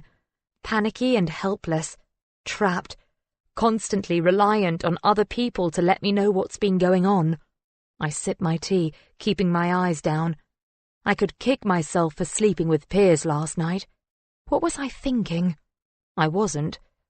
I drank too much wine too quickly and it went to my head. I'm such an idiot. And yet, I should be happy, shouldn't I? Here I am in this picture postcard town, in my beautiful house with my gorgeous boyfriend and a ton of money, living this seemingly great life. But it doesn't feel like it's my life. I feel like an imposter. Chapter 14. As I press the buzzer, I think about how weird it feels to be back at my mum's place so soon. When I left here yesterday, I thought it would be ages before I returned. My mum sounded pleased to hear from me when I called her earlier, told me that of course I could come, that I was welcome any time and I didn't have to call ahead. She said she'd give me a key, that it was my home too. I wonder if I've ever invited her to visit me in Christchurch. Somehow I doubt it. Piers and I have been on rocky ground since I quizzed him over our business partnership this morning. I could tell he was having a hard time trying to keep his cool. Then, once I'd finished asking him about everything, he tried to kiss me again, to get me back into bed. It's my own stupid fault for encouraging him in the first place. I fobbed him off by saying I needed to come back to London today. I probably shouldn't have told him my plans, but the words just slipped out. I told him I needed to get things sorted out, that I needed to find out exactly what had gone on between me, my mum, and my sister. Piers said he was only looking out for me, that I didn't remember just how much I hated them, that coming back to London would upset me, that it would be a terrible mistake. Now I'm here, I'm starting to think maybe he's right. My nerves have started up, a herd of elephant-sized butterflies are stampeding around in my stomach. Added to that, it's the most uncomfortably sticky day. The hottest yet. The London air is thick and heavy, like breathing in treacle. At least back in Christchurch there's a breeze off the river. I debate whether or not I should just turn around, get back on the train and go home again. I'm not sure if I have the mental energy for this encounter. No, I strengthen my resolve. I don't care how nervous I am or how hot it is. I know I have to confront my mother and Cara. I have to know for sure, see if they'll confirm what Piers told me. It's not a conversation that should take place over the phone. "That you, Mia?" My mum's voice comes over the intercom. "Hi, yes, it's me." The door buzzes and I make my way inside and down the corridor. My mum's there in the doorway like last time. "Hi, love," she calls. She pulls me into a hug which I awkwardly return. "Come on in then. It's lovely to have you back so soon." Cara is stretched out on the sofa, dressed minimally in cotton shorts and a bikini top. "Can't keep away, can you?" She looks up and grins. "Hi, Cara." "Do you want tea?" my mum asks. "Water would be good." "Glad you said that," my mum replies. "Even I can't drink tea today. It's baking. The thought of boiling the kettle." "Yeah, the train was terrible," I reply. "Sweltering." Cara, you want some water, love? No, I'll have a can of Coke. My mum nods and goes into the kitchen. Now that I'm here, it all seems so surreal. I want there to be a reasonable explanation for Piers's revelation. I want it all to have been a stupid misunderstanding. My mum comes back with the drinks and sits down, shoving Cara along a bit. Cara tuts, takes her Coke and sits up, crossing her legs. She opens the can and takes several deep gulps. I take a seat opposite them on the other sofa. It's so good to see you again, Mia, my mum says, taking a tiny sip of her water and putting her glass down on a coaster. Do you want to do anything special today? We could go into town if you like, see some sights, do a bit of shopping. What do you think? Yeah, maybe, I reply. I may as well launch right into it. No point sidestepping the issue. But the reason I've come, I really wanted to talk to you both. Oh, okay, my mum replies. They glance at each other and then back at me. What was it you wanted to talk about, sweetheart? Do you want to hear some more stories about when you were a little girl? That would be nice. Maybe later. No, I really wanted to ask you something. Go on, my mum says. Cara drains her drink and puts the empty can on the floor. I feel her eyes boring into mine, but I'm focusing on my mum. It's somehow easier to look at her than at Cara. Before Friday, I say, when was the last time we saw each other? My mum's expression changes from one of expectant interest to something else I can't define. It's a look of sadness, anger, and embarrassment. I risk a glance at Cara. She has a look of sarcastic indignance, one eyebrow raised, her lip curled into a mocking sneer.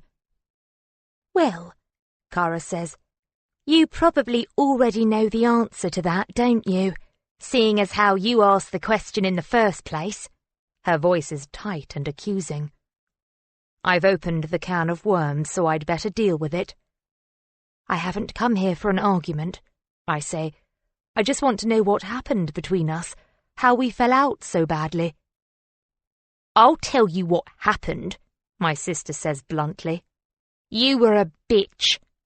Cara, my mum says, slapping my sister gently on the leg. Mia says she doesn't want an argument. So, I continue, refusing to be drawn, is it true that before this week we hadn't seen each other for 3 years? Yes, my mum replies. It's true. Oh, Mia, it's been awful. Tears begin to drip down her cheeks. Now look what you've done, Cara says to me with a curl of her lip. Every time you show your face, you make Mum cry. She puts her arm around our mother's shoulders. I'm sorry, I say.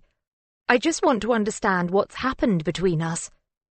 What's happened, Cara says, is that you inherited a shitload of money from your dad, and then you pissed off out of London without even saying goodbye. You just left us a crappy little note. Cara, that's enough, my mum says, sniffling loudly. We all did and said things we shouldn't have. It was a tense time. But maybe now we can move on, make up. We are family after all. Pity she didn't remember that at the time, Cara mutters. What is your problem? I say. I'm here because I lost my memory. I have total amnesia. I'm trying to find out what happened between us. That person you're talking about, the old me, I don't even know that person. This is who I am now. So your bitching and whining means nothing to me, okay? My voice is harsh, almost aggressive. I haven't a clue where that outburst came from. My heart is hammering. I'm not at all prepared for this confrontation. Cara's hostility radiates from every pore of her body. I can feel its bite. She sticks out her lower jaw and folds her arms across her chest. Why did I leave London? I ask. What happened to make us fall out? Was it to do with the money? For a start, your precious dad didn't help Mum out at all, Cara says. What? You mean financially? I ask. Yeah, financially, physically, morally. Nothing. He just left her, skint with a baby. You. And then, years later, we found out he was loaded, and he didn't leave anything to Mum in his will. He left it all to you, and you didn't give Mum anything. That's not exactly true, I say. I gave her £50,000, and I gave you double that. You had another 50,000, Cara? My mum looks up sharply at her. Cara flushes. Cara, my mum says. Mia agreed to pay off my debts if I promised to leave her alone. Leave me alone? This is becoming more complicated by the second, and I still don't know if I can trust anything coming out of either of their mouths. It even looks like they were keeping things from each other. I wish more than anything that my memory would choose to return now. I'm at such a disadvantage, not knowing what I did or said, how I behaved in the past, who I trusted and who was using me. You said you'd give me another 50,000 if I stopped contacting you, Cara explains. You even made me sign an agreement. She shakes her head and rolls her eyes. Why would I do that? I demand. Why wouldn't I want you to contact me? Cara doesn't answer. Her lips are pursed. I look at my mum, but she's looking expectantly at Cara too. Cara, she says. What? Why didn't I know about this extra money? My mum asks her. Cara doesn't reply. Suddenly, I'm fed up with the whole situation. It seems ridiculous to be arguing about stuff that I can't even remember. Look, I say, I don't know about you, but I'm willing to forgive and forget the past if you are. Maybe we can... Oh, well, that's just super of you, Cara says in a mocking tone, cutting me off. Miss Moneybags is willing to forgive us poor peasants. Thank you, Your Highness. How kind. For goodness sake, Cara, my mum says, rising to her feet. Just stop running your mouth off for once in your life. I can't hear myself think. Silence descends on the room. I wish I'd never come. This hasn't achieved anything other than to make me feel sick and depressed. It seems Piers was right. My sister is a cow. Okay, Cara, I say. I can see you don't want to put this behind us or be friends or whatever, so why don't you go ahead and answer my question? What question? She sneers. You've asked so many since you waltzed back in here. Why did I give you an extra £50,000 to leave me alone? Why would I need you to leave me alone? She doesn't reply. Are you going to answer your sister? Why are you both ganging up on me? She whines. She's the one who left with all her money. I'd just like to know what you did to make me want to cut off all contact with you, I say. Is that an unreasonable question? Fine. She uncrosses her arms and pushes her hair back off her face. Suddenly, she looks nervous and a lot younger.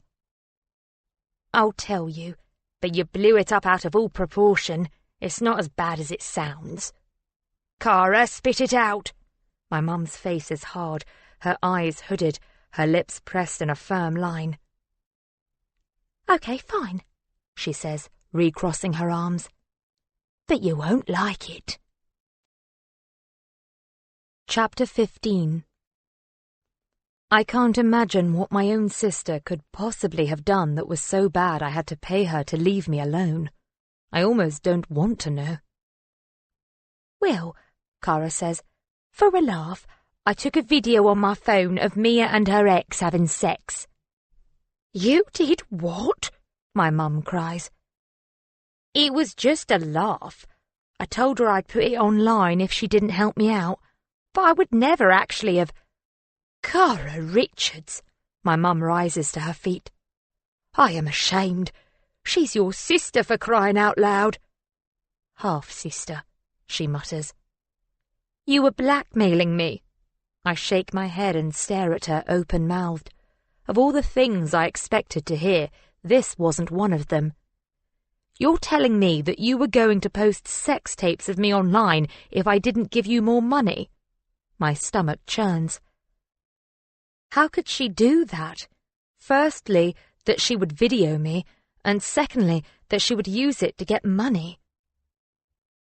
You're making it sound worse than it was, Kara says. How can I make it sound worse? Blackmail is blackmail, isn't it? There's no point me trying to explain it, Kara says. You'll just twist it like you always do. Twist it? It sounds horrific enough without any twists. My mum's face has gone white. It's obvious she knew nothing about this. Surely you didn't need to resort to blackmail, I say. I would have given you the money if you needed it. You're my sister. Yeah, you'd think that would count for something, wouldn't you? She says. Where's the video now? I ask. You erased it. How do I know you're telling the truth? You don't, but I am. Great, I say.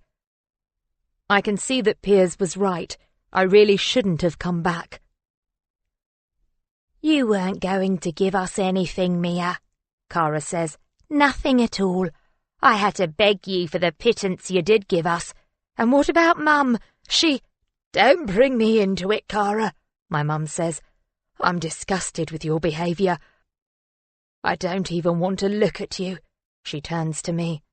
I'm sorry, Mia, but I think it's probably best if you leave. I stare back at her. Oh, is all I can say. I stand up, feeling a bit unsteady. It's nice that you came, but I think tempers are running a little high around here. Maybe we should have a break and meet again when we've had a chance to let the dust settle, okay? It's not a question she requires an answer to.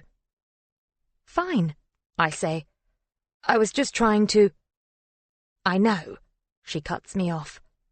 But now it's time for you to leave. In fact, she turns to Kara, you can get out too. What? Yes, I'm actually sick of the pair of you. Out! Leave me in peace! Her voice has become loud and quavery. This is your fault. Kara shoots me a venomous look. And if you want to know why there aren't any photos of you here, it's not because they're in storage, she mimes air quotes. It's because, after you left 3 years ago, I ripped them up and threw them in the bin with all the other rubbish. I didn't want your smug face staring at me. I didn't want you as a sister anymore. I still don't. You might have lost your memory, but you still think you're better than us. That's enough, young lady, my mum snaps at her. I'm stunned by the depth of Kara's hatred for me. That she would destroy all my childhood photos seems worse than anything else she might have done. I quickly turn to go, loath to leave the house at the same time as my sister. Sorry you have to go, love, my mum says, reaching out to touch my arm.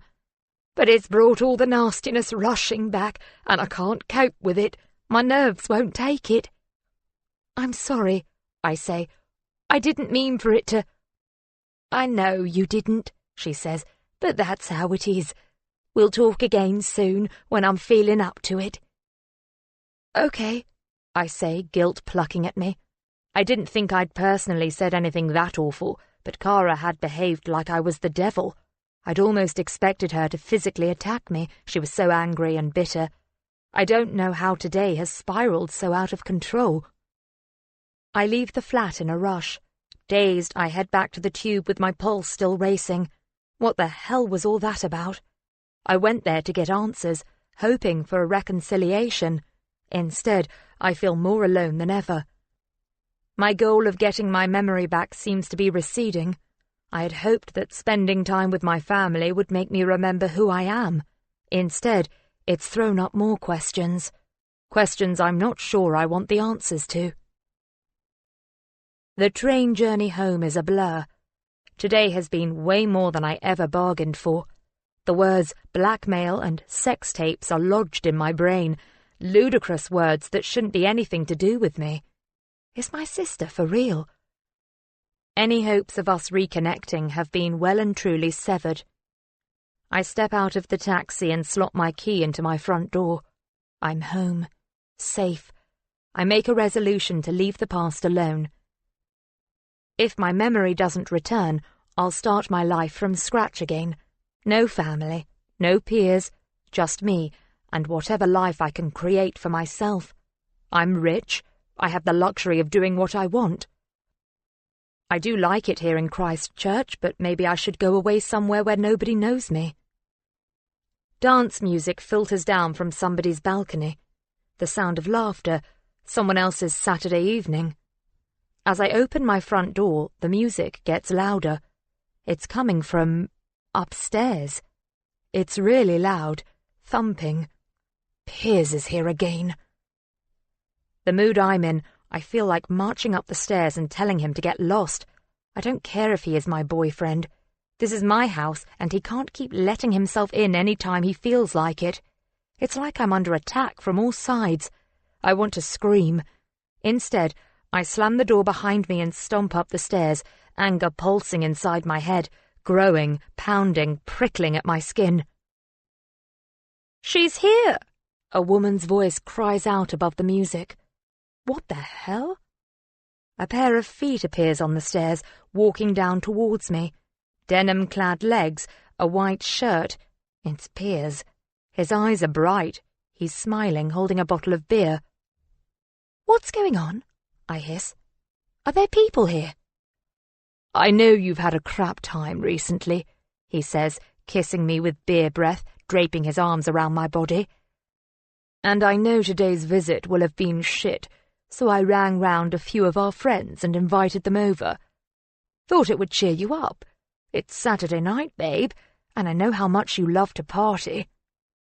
If I'd thought today couldn't get any worse, Piers just proved me wrong. "Who knows?" he adds, his voice slurred with drink. "Maybe you'll recognize someone and your memory will come back. What can I get you to drink? Wine? Vodka tonic?"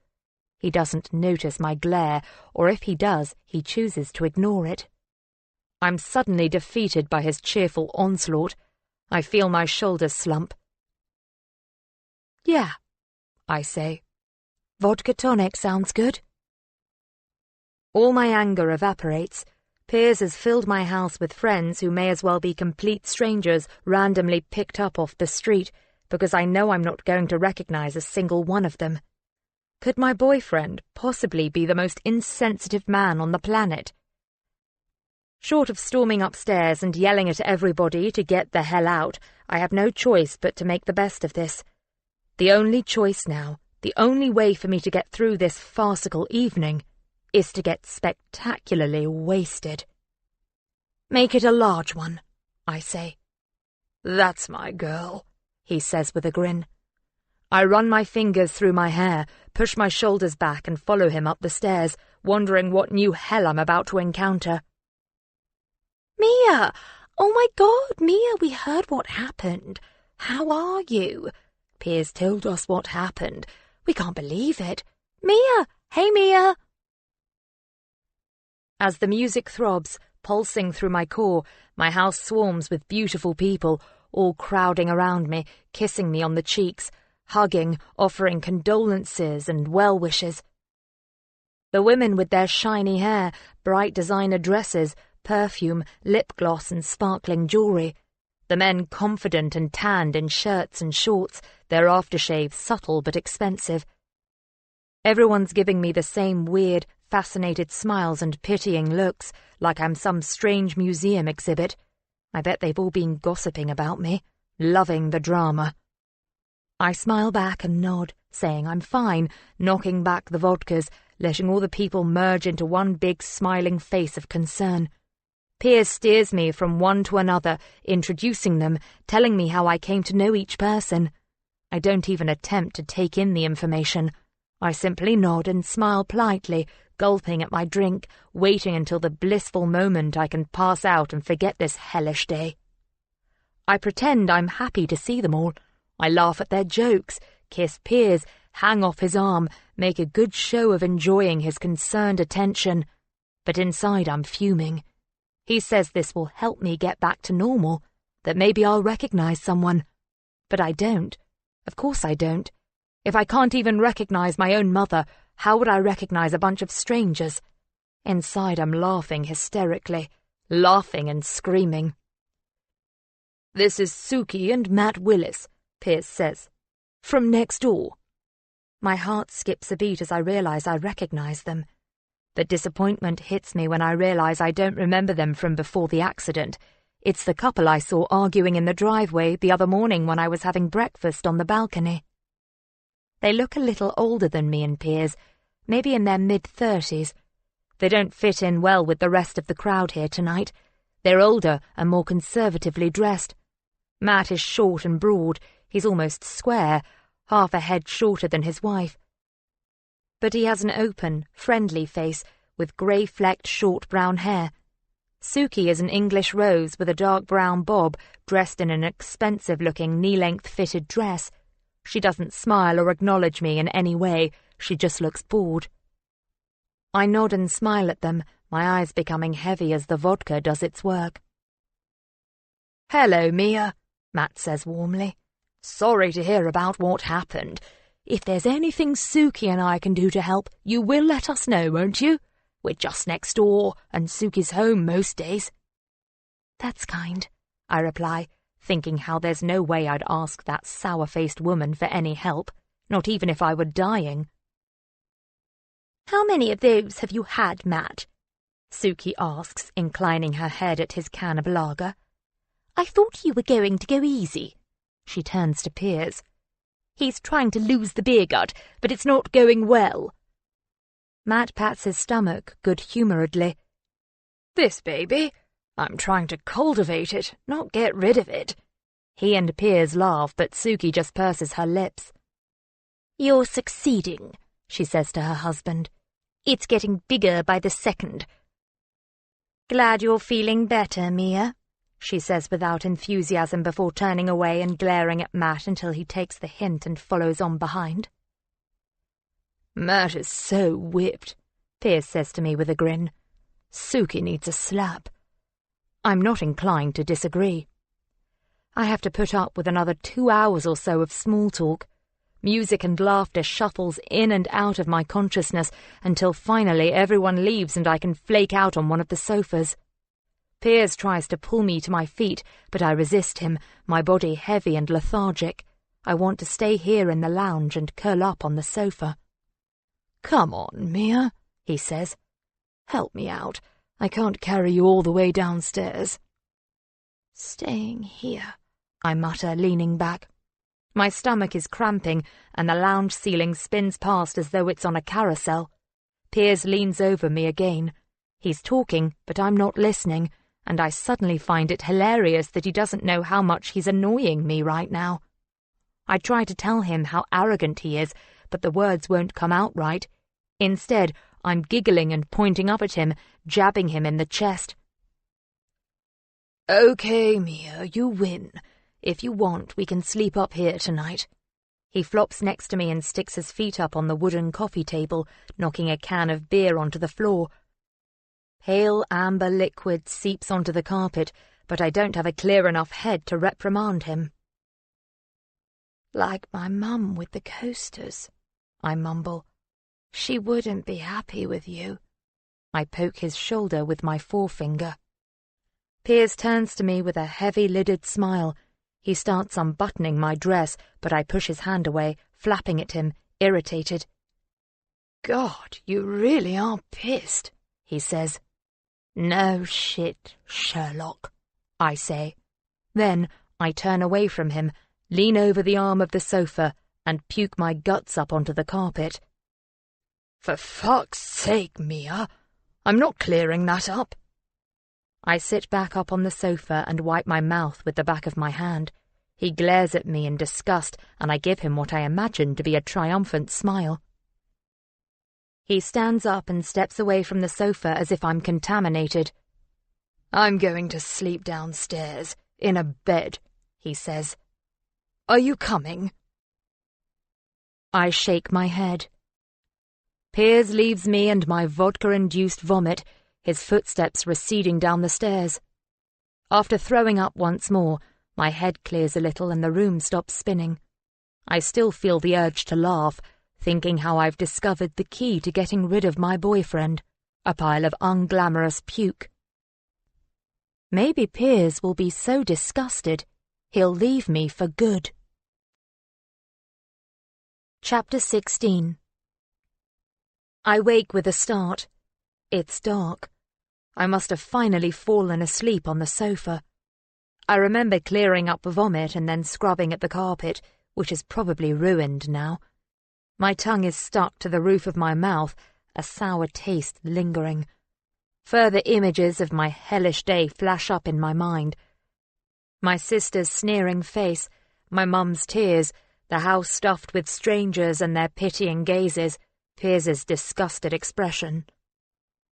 I feel like I should stir myself, get up and go to bed. But what if Piers is down there? I can't face him. He'll want to sleep with me, and I realize the thought repulses me. But, all the same, it's a little creepy up here, alone in the lounge, in the dark with the French windows open, the curtains billowing.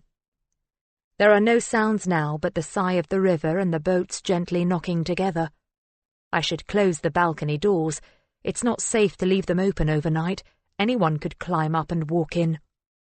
I must have spooked myself, because now I fancy I see a shape out there. It looks like a person, but it can't be. It's surely just my imagination. I should get up off the sofa and close the doors. The hairs on my neck and arms prickle, rising up, a warning of danger. I'm rooted to the sofa. I swear the shape is moving, walking towards me. I want to scream, but my mouth won't open, my throat doesn't work. I don't dare even swallow. It's not my imagination. It's real. There's someone out on the balcony coming closer. A woman. The same woman I saw in my dream. She's out there and she's angry, coming for me, and there's nothing I can do to stop her. Slowly, slowly she walks into the room. It's too dark to make out her features. Just her silhouette.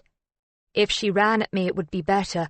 It would spur me to action, to scream and run, to lash out. But her steady pace has immobilized me. I know her, but I don't know her. I can't think straight. Her grim expression pins me to the spot. She's not here to talk. My stomach lurches in terror, and I finally find the muscles I need to open my mouth and scream. My eyes fly open. There's no one here. I didn't utter a sound, but my mouth is open. I close it. My heart is pounding, my body slick with perspiration. It was a dream, just a dream. I'm in the lounge, but there is no woman. There's no one here but me, just me, in a sweat-soaked nightmare. I lurch to my feet and stumble across to the balcony, closing the French windows with a bang and a shudder of fear. My heart is beating loud enough to wake the neighbours. I have to get out of this room. It's freaking me out. I know it's ridiculous, but I can't help thinking anyone could be in here, hiding in the shadows, behind the sofa or pressed up against the wall behind the curtains. Watching, waiting. I'm desperate to run back down the stairs to my bedroom. I don't care if Piers is there or not. I'm going downstairs to my bed where I will sleep with the lights on and the windows closed. If I can sleep at all. I don't feel too bad this morning, considering how monumentally awful the weekend was. I spent most of yesterday in bed trying not to think about anything other than what the best cure for a hangover is and how many paracetamol it's safe to take without straying into overdose territory. But the worst thing was the constant flashbacks to my nightmare which punctuated the whole day. The feelings of terror stayed with me all through my waking hours and into the night. It's the second time I've dreamt about that woman, and I'm praying it will be the last. Piers left sometime yesterday. We barely said 2 words to each other all day. I think he wanted me to apologize to him for daring to vomit in his presence. I'm also pretty sure he expected me to be more grateful for the party he arranged. But, as I was barely coherent for most of the day, the most he got out of me was, "I'm not very good company, you should go home," to which he didn't reply. Now I'm on my way to the rowing club, walking briskly. It's early, but I couldn't lie around in bed this morning. Despite everything that went wrong over the weekend, I'm more positive today, full of a nervous energy that I need to make use of. I don't know if Jack will be there, but I hope so. I want to get out on the water. I need to do something active, something other than exploring the disaster my life used to be. Apart from a guy jogging on the far side of the green, oversized headphones clamped to his ears, I appear to be the only person out here. The sun hangs low in the sky, peeping out from a stand of trees on the opposite bank. It's early, so the air is fresh and cool, the scent of damp grass and earthy river making me think of more primeval times. Although the August sun will soon suck all the moisture from the ground, it's going to be another hot one today. Rummaging around in my wardrobe earlier, I found a shelf with a collection of lycra shorts, leggings, tops and fleeces. I assumed this must be my rowing gear, so I picked out a pair of navy shorts, a t-shirt and a lightweight tracksuit top. Not sure I'll need the tracksuit, but I don't know how cold it will feel out on the river. I glance at my watch. Only 6:20. I'm way too early. Jack said he normally goes out at 7. That's okay. I don't mind if I have to wait. I pass the playground and round the bend, crossing the narrow concrete slipway. My pulse quickens in anticipation. I'm nervous about doing this, and about seeing Jack again. He was nice to me last time I came here. Easygoing, friendly. I hope he won't mind me showing up. The metal shutters to the boat store are raised. Someone must be here. I hesitate, not wanting to walk inside or call out. I don't know why I feel so nervous. I stand on the path, waiting for someone to appear, wondering if I look as awkward and uncomfortable as I feel, twirling the end of my ponytail and shifting from foot to foot. I should probably be doing some warm-up exercises, but I'm too self-conscious. Voices float out from inside the boat shed. Female voices. My awkwardness vanishes. I'm disappointed that it's not Jack. 2 young women emerge, carrying a boat between them over their shoulders. They lay it on 2 stands which have already been set up on the shingle. The women can't be more than 18 or 19. Tall and slim, wearing similar clothing to me, but with flip-flops, baseball caps and shades. Items I realize I should have brought with me. "Hey," one of them says to me with a smile. "You going out?" "I'm waiting for Jack Harrington," I say. "Is he here yet?" "Jack?" She glances at her watch. "He should be here soon. You got a lesson?" "Not a scheduled one. Just hoping he's free." "Okay." She smiles again. I sit on one of the oversized rocks that punctuate the edge of the path and watch the girls as they prepare to go out, hoping to pick up tips. Strangely, it's a ritual that seems familiar. I actually recognize what they're doing, and I also know the name of the equipment they're using. Maybe being here will trigger something, and I'll have a real memory, something that will help me remember who I am. I turn my head as an Audi estate pulls into the car park next to the clubhouse. It's Jack. With a splash, the girls are finally on the water, pulling away quickly. Jack gets out of his car and raises his hand in a wave. I can't tell if it's to me or the girls in the water, but I wave back anyway. He closes his car door and locks it up with a beep and a flash of lights. "Hey, Mia. Coming out?" "If that's okay." "Course." He walks my way, his reefs crunching over the loose gravel. He's wearing jersey shorts frayed at the edges, a club t-shirt and wraparound sunglasses. "Want to go in a double?" "I'm not sure," I say. I'm pretty sure he's referring to a boat that will take 2 of us. "No," he says, stuffing his car keys into his gym bag. "Let's take out 2 singles instead. I'm betting you can remember what to do." We get the boats out in companionable silence. Jack was right. I do know what to do. It feels like second nature, leaving the shore and following him out into the centre of the river, leaving our footwear lying exposed on the bank. It's calm and quiet out here, just the water buffeting the splash guard and the warm breeze rippling over my skin. After 10 minutes or so, I feel the tingle of blisters forming on the fleshy pads beneath my fingers. I realized that rowing is how I must have got the calluses on my palms. "That's it, Mia," Jack calls out from in front. "Keep your back straight and push down with your legs." I do as he instructs and feel the boat surge. "Thanks," I reply. We pass the sailing club and the cluster of mews houses where I live. I'm too busy concentrating on my stroke to look out for my house. Soon, the river widens out into the harbour. There are fewer boats moored up, and it feels like we're heading into a more natural habitat. Just the river bordered by thick hedges and trees, poplars, willows and evergreens, the sky above us and the water below. This is just what I need to clear my head. My heart pumping, my muscles burning. "Had enough yet?" Jack calls out. "No way!" Although I seem to know what I'm doing, I still feel the need to concentrate. I'm scared of falling in. Aside from the embarrassment, the river is dark below, and I'm betting it's cold and deep, infinite. I wonder if this is where I capsized last week. I shake off the thought. It's a beautiful day, and I'm out with a friend, an experienced coach. I'll be fine. But I can't repel the sense of unease that's creeping over me. My eyes are drawn by the inky darkness, wondering if this is the spot where I went into the water. Questions assail me. Did I tip in suddenly? Was I scared? Was I alone, struggling to reach the bank? Or was someone with me? Was it really just an accident? How did I end up on Southbourne Beach? It seems strange that I was swept all the way down river into the bay. Did I manage to swim all that way? I imagine myself thrashing and flailing, struggling for breath.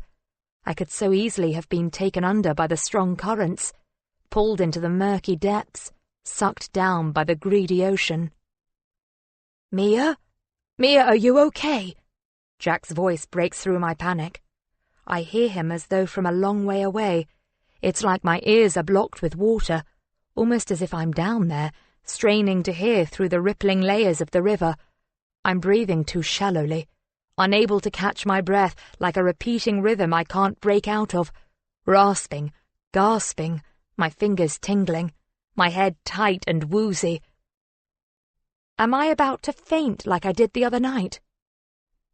"Mia, don't let go of the blades. I don't want you going in."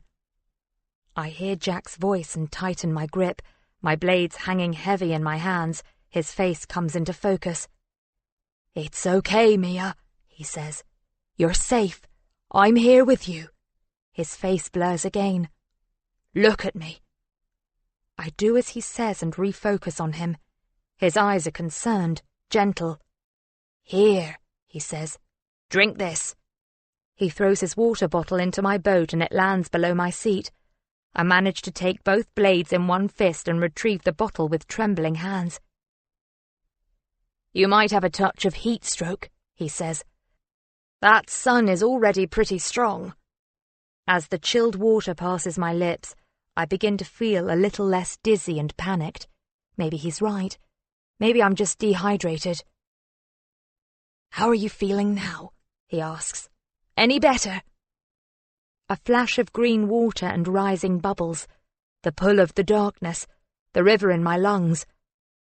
And then I'm suddenly back in the sunshine, tugged into the present once more, with Jack, with the friendly blue of the sky above and the rustle of the trees around us, the comforting sounds of the morning now clear and defined. The air has lost that muffled quality, and I no longer feel like I'm underwater. "I'm sorry," I say. "I'm not sure what happened." I see relief on Jack's face, a concerned smile. "You look much better," he says. "I was really worried for a moment. You looked so out of it, like you were going to pass out. Do you want to get out now? We can walk back and I can pick up the boats later." "No, I'll be fine. I might have to take it a bit easier on the way back, though. I'm starting to feel a little foolish for getting so freaked out. I'm not sure what just happened. It was as though I was in another time and place for a few moments, a dark, scary time and place. What must Jack think of me?"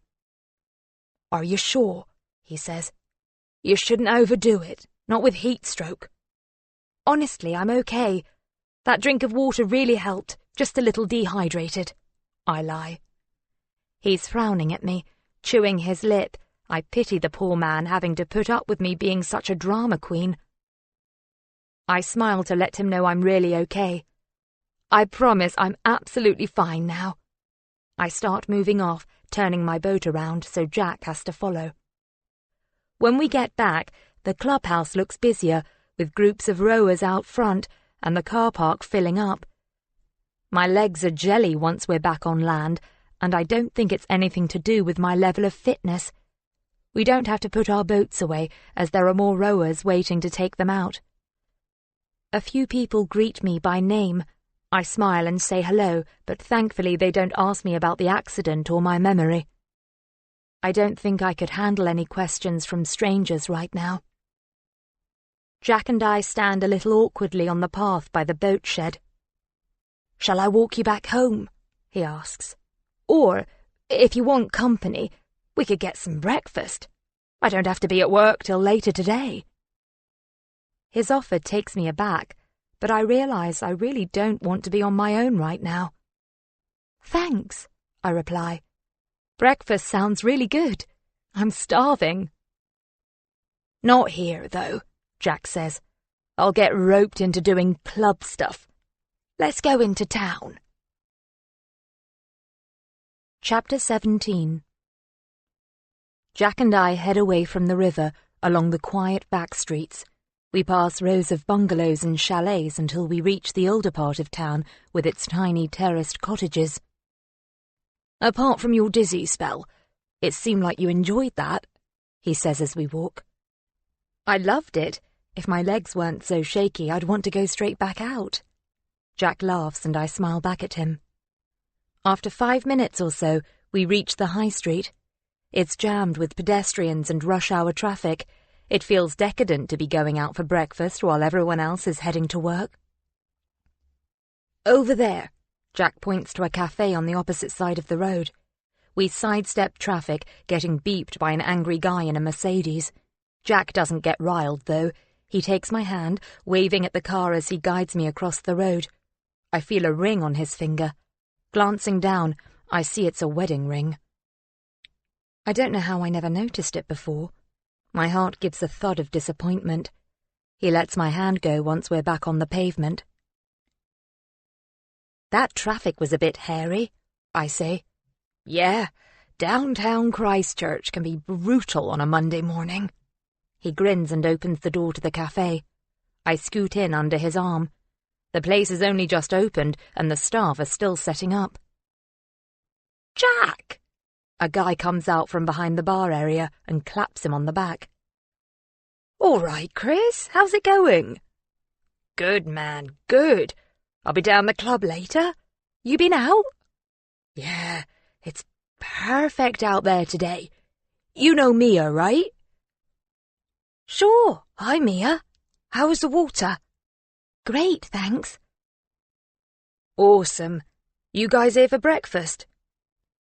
We nod and chat a little more as Chris seats us at a table in a sunny courtyard out the back. But my eyes are drawn upward. The courtyard is set at the base of a grassy hill, and at the top sits a grey stone ruin. It looks ancient. It doesn't seem real. "That's so cool," I say. "What is that place?" "That's the castle ruins. We can go up there after if you like." "Really?" "Yeah, sure. It won't take long." We order fresh orange juice, coffee, and a proper fry-up. Eggs, bacon, mushrooms, fried bread, the lot. We don't have to wait long for our food to arrive, and it's absolutely mouth-wateringly delicious. Jack smiles as I sigh with pleasure. "Glad to see it's hitting the spot." "I don't think I've had one proper meal since my accident," I reply. "This is like heaven." "No one feeding you up," he says. "What about Piers? Isn't he looking after you?" "Do you know Piers?" "Not very well, but I've met him a few times at some of our race weekends and club nights." "Oh yeah, of course. I want to ask him about his wife, but it sounds a bit forward, so I don't. Piers is finding all this a bit hard. My amnesia, I mean. I guess it's rough on both of you. You could say that. And can you really not remember anything from before? Jack stares at me, his blue-green eyes vivid against his tanned face. You don't have to talk about it if you don't want. Well, I reply, at least I can remember how to row. He laughs. You were great out there today. Picked it up like a pro. Thanks. It felt great. It's the best I've felt since the accident. Good. You'll have to keep it up. I'll make sure to bring water and a hat next time. He's already finished his food, but I'm only halfway through mine. Sorry, looks like I'm a slow eater, I say. It's better for you to eat slowly. I scarfed mine down like an animal. I should be the one apologising. I feel more relaxed here with Jack than I ever do with Piers. We're easy in each other's company, and it doesn't hurt that he's gorgeous looking, but in an understated way rather than Piers's slick, groomed handsomeness. I know it's unfair to compare, but I can't help it. Jack has charisma.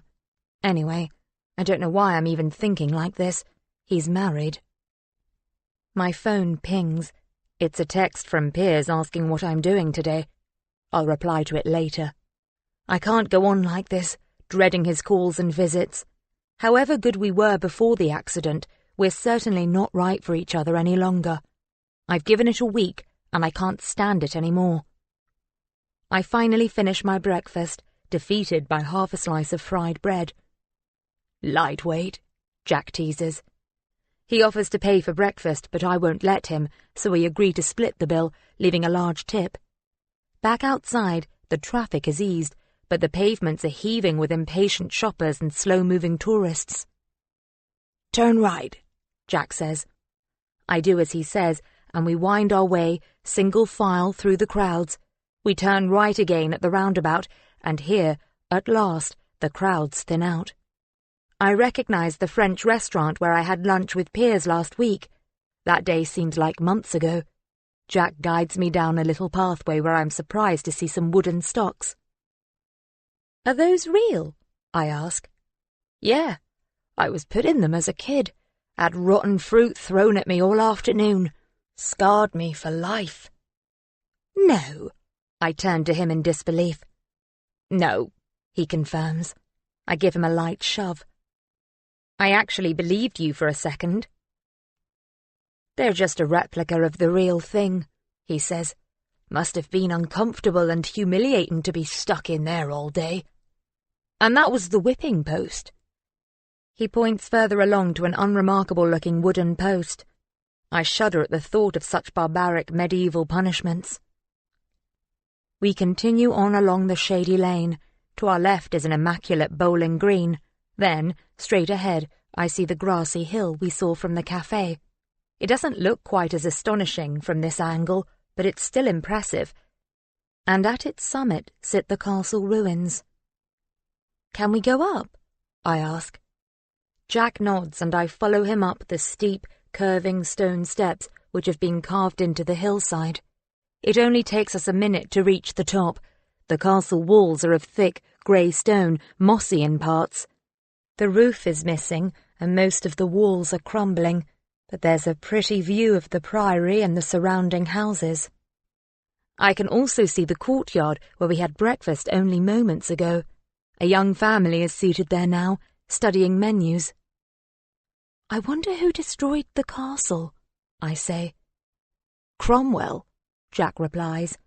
What a vandal. How old is it, the castle? Early 12th century, almost 1,000 years old. Amazing, really. Are you into history? I ask. My wife's a history teacher, he says. She loves all this stuff. I feel an irrational twinge of envy. Does she like to row too? I ask. She loves it, he says. Because of her work, she doesn't get to go out as often as she'd like. But there's something in his voice I can't place, like he's distracted by something. You ready to go back down? Yeah, sure, I reply, but I'm not. I feel like I could stay up here with him for the rest of the day. I don't want to go back down. Not at all. Chapter 18. It's lunchtime, but I'm not hungry. Probably something to do with the insanely huge breakfast I had this morning with Jack.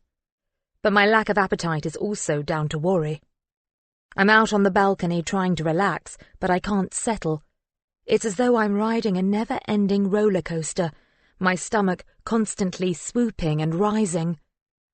There are too many things to think about, and I don't know what to do about any of them. This morning, out on the river, was perfect. If I could do that every day and nothing else, I think I could be content, even if my memories never returned. But there are too many other concerns tugging at me. It feels like there's someone tapping on my forehead, slowly and steadily wearing on my nerves. I shift my legs and bottom, trying to get comfortable on the lounger, but the sun is too hot, my brain is racing, my body on edge. It still feels like I'm living in someone else's house, inhabiting someone else's life. This is no good. I'm not going to be able to lie here. I need to do something. I sit up, swing my legs off the lounger, and sit for a moment, resting my chin on the heel of my hand. Finally, I stand, rolling my neck and shoulders from side to side. They're stiffening up a little after this morning's rowing session. I pad inside, pulling the balcony doors closed behind me. As I do so, I get a momentary flashback of the woman from my nightmare. Her anger, her slow walk towards me. I push the image away and swallow down a spark of fear. My mouth is dry, so I head over to the kitchen and turn on the tap, waiting a few moments until it runs cold. I reach up to one of the cupboards to get a glass. No, that's where the plates are kept. I still don't know my way around my own kitchen. I open another cupboard where a few packets and tins rest forlornly on the shelves. Anger wells up inside me, tears forming behind my eyes. This is ridiculous. I can't cry simply because I forgot which cupboard I keep the glasses in. I yank open another cupboard door.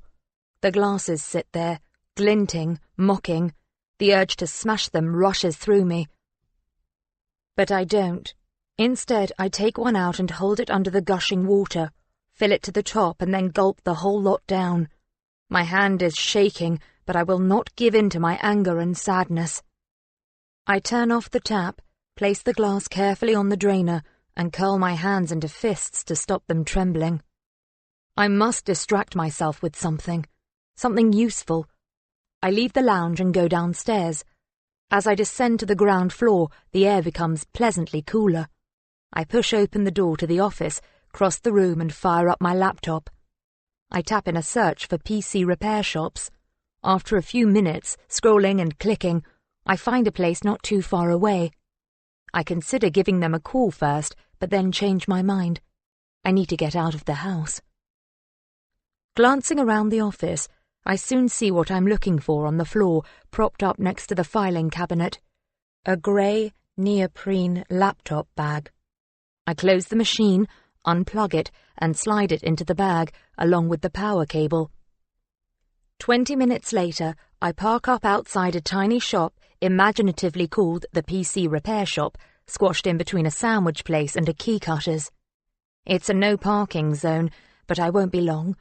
I grab my bag from the passenger seat and leave the Mini's cool interior for the blazing midday heat.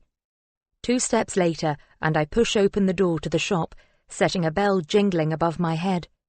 It's warm and musty in here, the faint scent of electrical wires and circuits in my nostrils. "Coming!"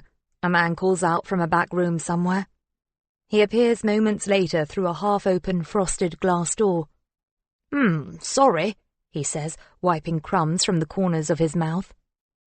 "Just grabbing some lunch." He's in his 40s, greying hair, friendly-looking. "Can you believe this summer we're having?" "I know," I reply. "It's like the Mediterranean out there." Too hot to be working, he says. Anyway, how can I help? Just wondering if you're able to retrieve deleted emails. From your laptop? He asks, inclining his head at my bag. I nod. Depends on your email provider, and other things. Best thing is to leave it with me. I'll take a look and see if it's possible. Is it one particular email you're missing? No, all of them. I've only got the ones that were sent to me this week. The rest have all been deleted somehow, and I need to get them back. The sent ones, too. Okay, well, as I said, leave it with me and I'll do my best to find them for you. Thanks. Do you know how long it might take? Hard to say. Give me your number and I'll give you a call as soon as I know one way or the other. Do you think you can do it? I ask. What are my chances? Truthfully, you've only got a 10 to 20% chance of getting them back. You could be lucky. I might snag a few of them. Okay, thanks. I spend the next 5 minutes filling out paperwork, and he gives me a receipt which I stuff in my purse. I leave the shop just in time by the look of it as I spy a traffic warden up ahead, walking purposefully towards my car. I hop in, start up the engine and pull away. The warden wags her finger at me with a smile as I drive past. I smile back and shrug my shoulders. That's one chore out of the way, but now I have something far more unpleasant to do. I hear him coming up the stairs. I grit my teeth, waiting, sitting on one of the kitchen stools, dipping a carrot baton into a tub of hummus. He smiles as he walks over to me, a bouquet of pink roses in his arms. Too late for flowers, I think, shoving the carrot in my mouth and chewing hastily. Hey, babe. He leans in to kiss me on the lips, then presses the bouquet into my hands. His aftershave masks their scent. Hi. Thanks, they're beautiful. I lay them on the counter. So are you. He's not making this easy. Piers? Want a drink? It's not too early, is it? He looks at his watch. 4:30. I think we can crack open a bottle of something cold. Got any white in the fridge? Rosé. That'll do. Maybe I will have a glass. It might make this less difficult. You should put those flowers in water, he says. They'll die in this heat. In a minute. As he strides round to the fridge, I watch him. His outfit is immaculate as usual, one of his many pairs of beige shorts and pale blue shirts. It's one of the things that irritates me about him. I feel bad for what I'm about to do. He's obviously trying to make things up with me after our crappy weekend, even if he hasn't actually apologized. I get the feeling he doesn't realize he's done anything wrong. He thinks he's been supportive, coming round here all the time, organizing the party. Maybe it's my fault. Maybe I'm the one with the problem. Either way, it's not working and I have to end it. I'll have a glass of wine first. Dutch courage. Piers locates the wine glasses without any of the problems I had earlier. Opens the right cupboard first time. Well done, Piers. I'm being a bitch in my head. I need to stop it. He fills each glass to the brim, half emptying the bottle. Got anything else to dip in that hummus? He asks. Celery? More carrots? Yeah, okay, he says without much enthusiasm.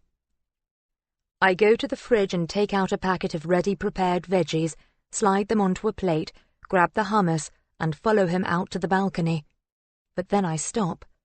Things might get heated in a minute, and I don't want the neighbours to hear. Can we sit inside? I say. I've been inside all day, he says. I hear the scrape of furniture as he repositions the chairs to face the sun. Okay, I acquiesce. He takes a gulp of wine. Oh, that's better. How was your day? You look good. Been out in the sun? You've got a few freckles, babe. He touches the tip of my nose with his finger. Cute. My nerves return, but I can't chicken out of this. We're not right for each other. I know it, even if he doesn't. I take a sip of wine. It's cold and crisp, with a hint of sweetness, but I'm not enjoying it. I set my glass back on the table. "Piers," I begin. He smiles across at me, a look of lazy lust in his eyes. "Piers, this past week has been difficult." "You can say that again. You're feeling better, though, aren't you? Apart from the whole memory loss thing." "Kind of," I say. "But the thing is, losing my memory has meant that I'm starting all over again, with everything. I don't know any of the people in my life. I don't remember our history or what drew us together." "You're talking about us, right?" he says, putting his glass on the table. "You and me." "You, me, my family, my friends?" He leans forward. "I'll help you through it, Mia.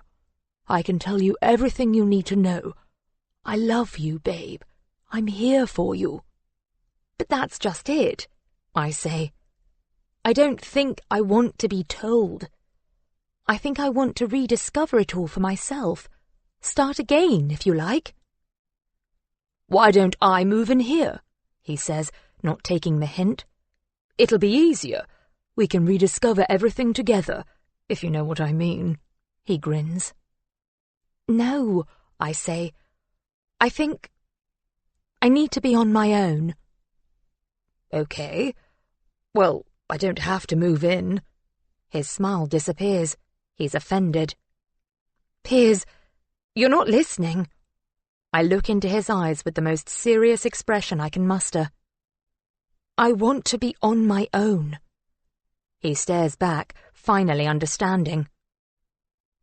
"Without me, you mean?" He tilts his head and chews his lower lip. I don't reply. "What happens when you get your memory back and you realize you've made a mistake?" he says. His voice isn't pleading, it's hard. "I guess I'll have to take that chance." "So that's it then? We're finished?" he says, shaking his head disbelieving. "I'm sorry." "Well, that's just fucking great, isn't it?" He stands up and downs his wine. "That knock on the head really screwed up your brain, Mia. You've been weird ever since the accident. I'm the best thing that's ever happened to you, and you're chucking it all down the drain. I was going to ask you to... Oh, what's the point? You're going to regret this."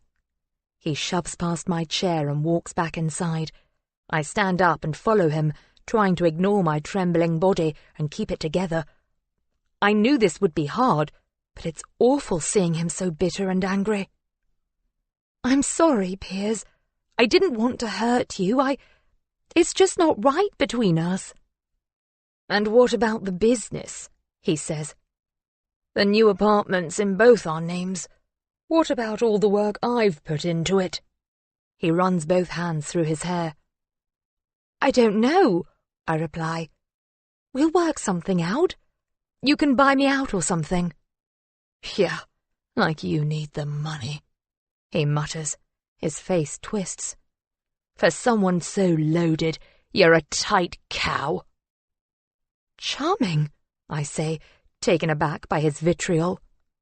He's standing at the top of the stairs, his face red, his perfect hair messed up for once. "God, Mia," he says with disgust. "You really are a complete bitch." He turns away, his footsteps recede, the front door slams. Through the French windows, I hear his car start up, the engine revving hard, the squeal of tires as he leaves. I'm shaking, but it's done. Chapter 19. Another early morning, and I'm on my way to the rowing club again. Excited to get back out on the water and, if I'm honest, to see Jack. I can hardly believe I'm finally free of Piers. That he won't be coming around anymore, but my relief is tinged with guilt. I hadn't wanted to hurt him. As I round the bend, my heart lifts as the clubhouse comes into view, along with the sight of Jack setting up the boat stands. He glances up and smiles. "Hey, you coming out again?" he says. "If that's okay," I reply. "Course it's okay." "Look, I've got a baseball cap and my own water bottle today." I wave it around for him to see.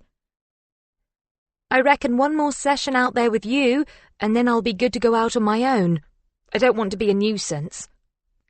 "Mia, it's fine. I'm happy to go out on the water with you whenever you want." "Thanks." I feel heat in my face and hope he hasn't noticed. We stay out for an hour or so until Jack says he has to get back for a training session with some of the juniors. It's been another heavenly morning, peaceful, nothing but the hiss and splash of the blades and the occasional quacking of ducks. I suddenly realize that I'm dreading going back home. Panic bubbles up inside me. I don't know what I'm supposed to do for the rest of the day. There's nowhere I have to be, nothing I have to do, nobody who needs me. I am completely on my own. I wish I could just keep rowing. But that won't solve anything. I need to go back and face my fears, start living my life. But how? I don't know where to begin. We reach the bank and begin lifting our boats out onto their stands. It's even hotter off the water, and I'm glad I remembered a hat today. No one else is around, just the odd dog walker along the footpath. Jack's juniors will be here soon, but for now, it's just us. He heads up to the clubhouse, brings the hosepipe down and throws me a cloth. "I'll hose the boats, you clean," he says as water spurts out of the pipe. I do as he asks and start wiping down my boat. "Want to go out for a drink later?" Jack asks. "Nothing funny," he grins. "Just friends. I don't want Piers to beat me up." It scares me how much I would like to go out for a drink with Jack, but he's married. Wouldn't it be inviting trouble? Maybe, but I'm lonely, and I could really do with the company of someone I actually like. I've only known Jack for a day or two, but he's the closest to a friend I've got. "Actually, Piers and I broke up yesterday," I say. "Oh," he says. "It's fine," I say. "We weren't really getting on." I look up and catch his eye. He looks taken aback, like he doesn't know what to say. Maybe he only asked me out for a drink because he knew I was already with someone and his wife wouldn't mind. Being suddenly single might now make it awkward. I should let him off the hook. "Won't your wife mind us going out?" I say. "Maybe she could come too." Why the hell did I just say that? The last thing I want is to go out for a drink with a loved-up couple, especially when one of them is a complete stranger. "Funny you should say that about you and Piers," Jack says. "Because me and Lucy split up recently too." My pulse quickens. "I'm sorry to hear that," I say, rubbing hard at a stubborn black mark on the side of the boat. I wonder why he's still wearing his wedding ring if they're not together anymore. "Maybe we can cry on each other's shoulders." "Yeah," he says. "Maybe." The pub garden is crowded, but I spy Jack at a table near the fence sipping a pint. He spots me and waves, beckoning me over. He stands and kisses me on the cheek. His skin is warm, he smells of water and soap. "You look good," he says. "Thanks." "What do you want to drink?" he asks. "That's okay, I'll get it." He looks at me with a smile. "Sit down," he says. "What do you want?" "Okay, thanks. I'll have a beer," I say. "A bottle of something." "Beck's?" "Yeah, anything's good. Be back in a minute." I slide onto the bench and watch him disappear inside, trying not to focus on how good he looks in just his jeans and a navy t-shirt. I've been nervous about this evening all day, but at least it's kept my mind off other stuff. I spent half the day chewing my nails, pacing from one room to the other, and the other half figuring out what to wear tonight. In the end, I settled on a patterned maxi dress with strappy sandals. I was going for boho chic, but now I feel a little overdressed. Everyone else here is in jeans or shorts and t-shirts. I don't know why I've made this evening into such a big deal. Jack already told me this was a drink as friends. It's not a date, so I should just relax and enjoy myself. He's back within minutes. That was quick, I say. The bar was heaving when I walked past. Ah, but I know most of the bar staff, he says with a grin, putting a bottle of beer and a glass in front of me. Thanks. I get the feeling that everyone knows everyone in this town, I say, ignoring the glass and raising my beer bottle in his direction. Cheers, we both say, our drinks clinking. I take a sip, enjoying the fizz in the back of my throat and the instant buzz that helps to relax me. I guess it is a small town, Jack says, sitting back down. A lot of us grew up here, so we do tend to know all the locals, but most people are pretty laid back and friendly. Did you know me very well? Before? I ask. He looks at me with a half smile. It must be so strange for you, not remembering anything. I still can't get my head around it.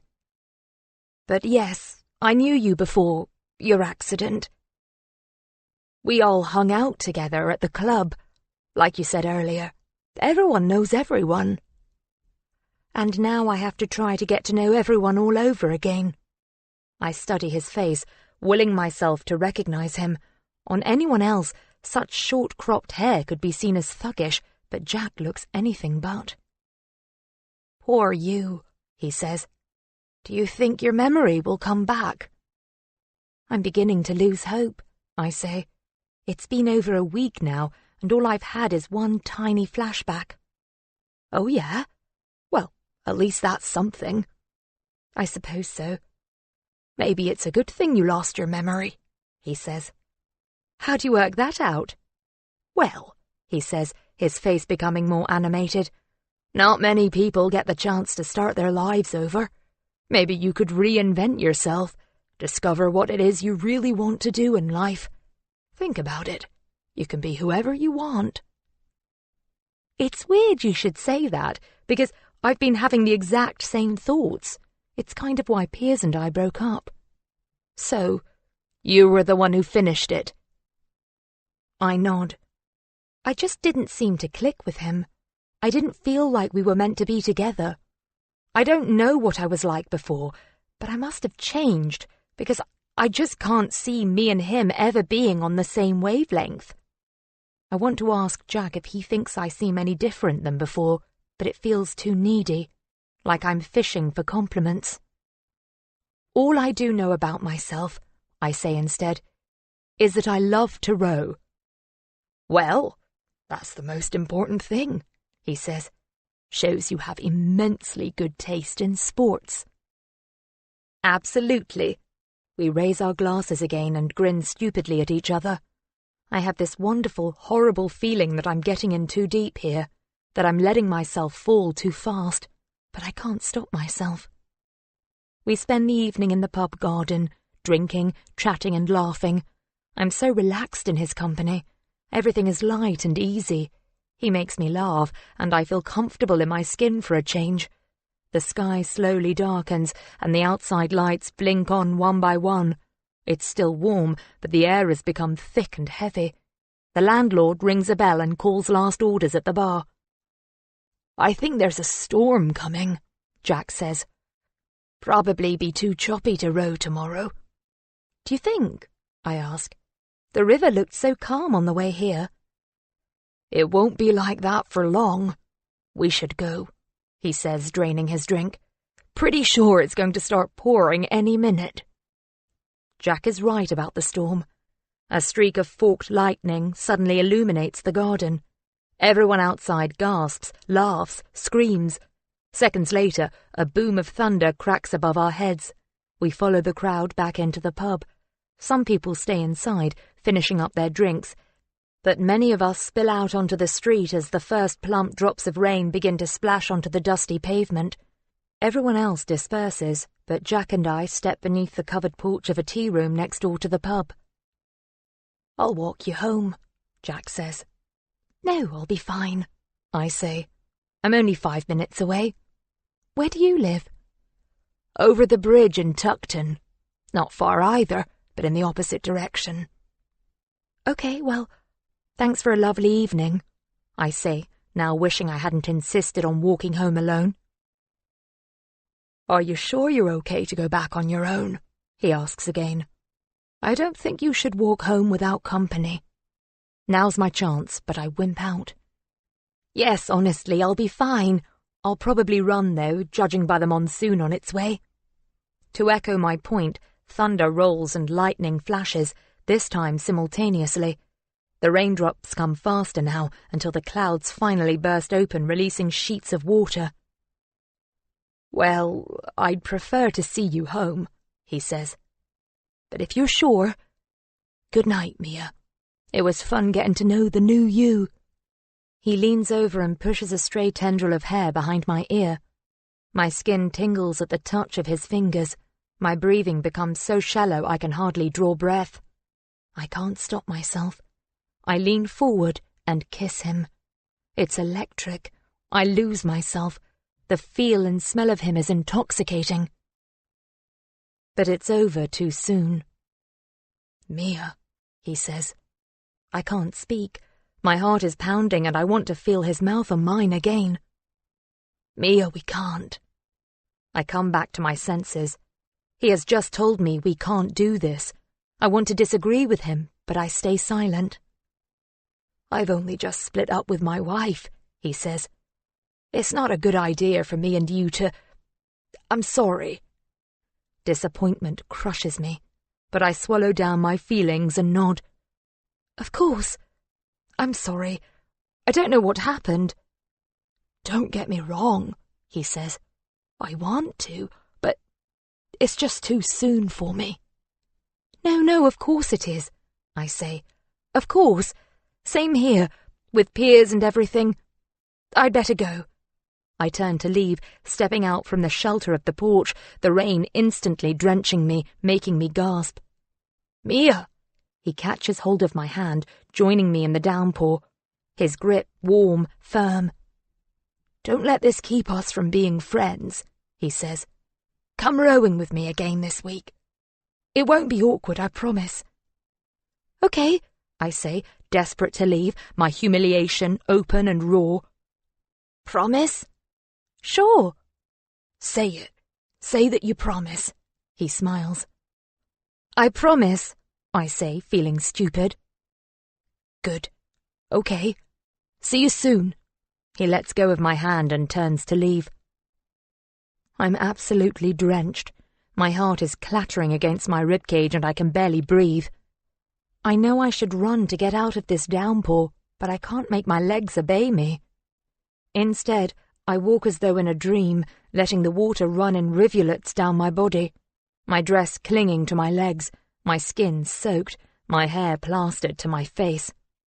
The thunder and lightning doesn't scare me. It suits my mood. I almost wish the lightning would strike me. What was I thinking? How could I have kissed him? I barely know him, and he already told me about him and his wife recently splitting up. Feelings of humiliation and mortification bloom as I walk along the rain-drenched pavement. A group of young women about my age run past, giggling and shrieking, swearing and laughing, their footsteps echoing away behind me. I'm a total idiot, and there's no way I'll ever be able to show my face at the rowing club again. What the hell must he think of me? I've ruined the only good thing in my pathetic, lonely life. I reach the end of the high street and walk toward the Priory in a drunken, depressed, rain-sodden daze. The cobbles are slick with rain, and I have to tread carefully in my slippery sandals. I push open the kissing gate, its hinges squeak and groan as I slide through. The Priory stands proudly unaffected by the downpour, like it has done for the past millennium. Solid and enduring. The graveyard is deserted apart from a lone woman coming towards me, her blonde hair soaked through. She looks angry. Maybe she just had an argument with someone. I stop dead. I know her. It's the woman from my dream, the one from my balcony. She's coming closer, her face twisted in fury. But she looks so much more than furious. She looks mad, dangerous, murderous. Chapter 20. I should turn and run, but I can't move. Terror has rooted me to the spot. Even if I could make myself scream, no one would hear me through the drumming rain and thunder crashes.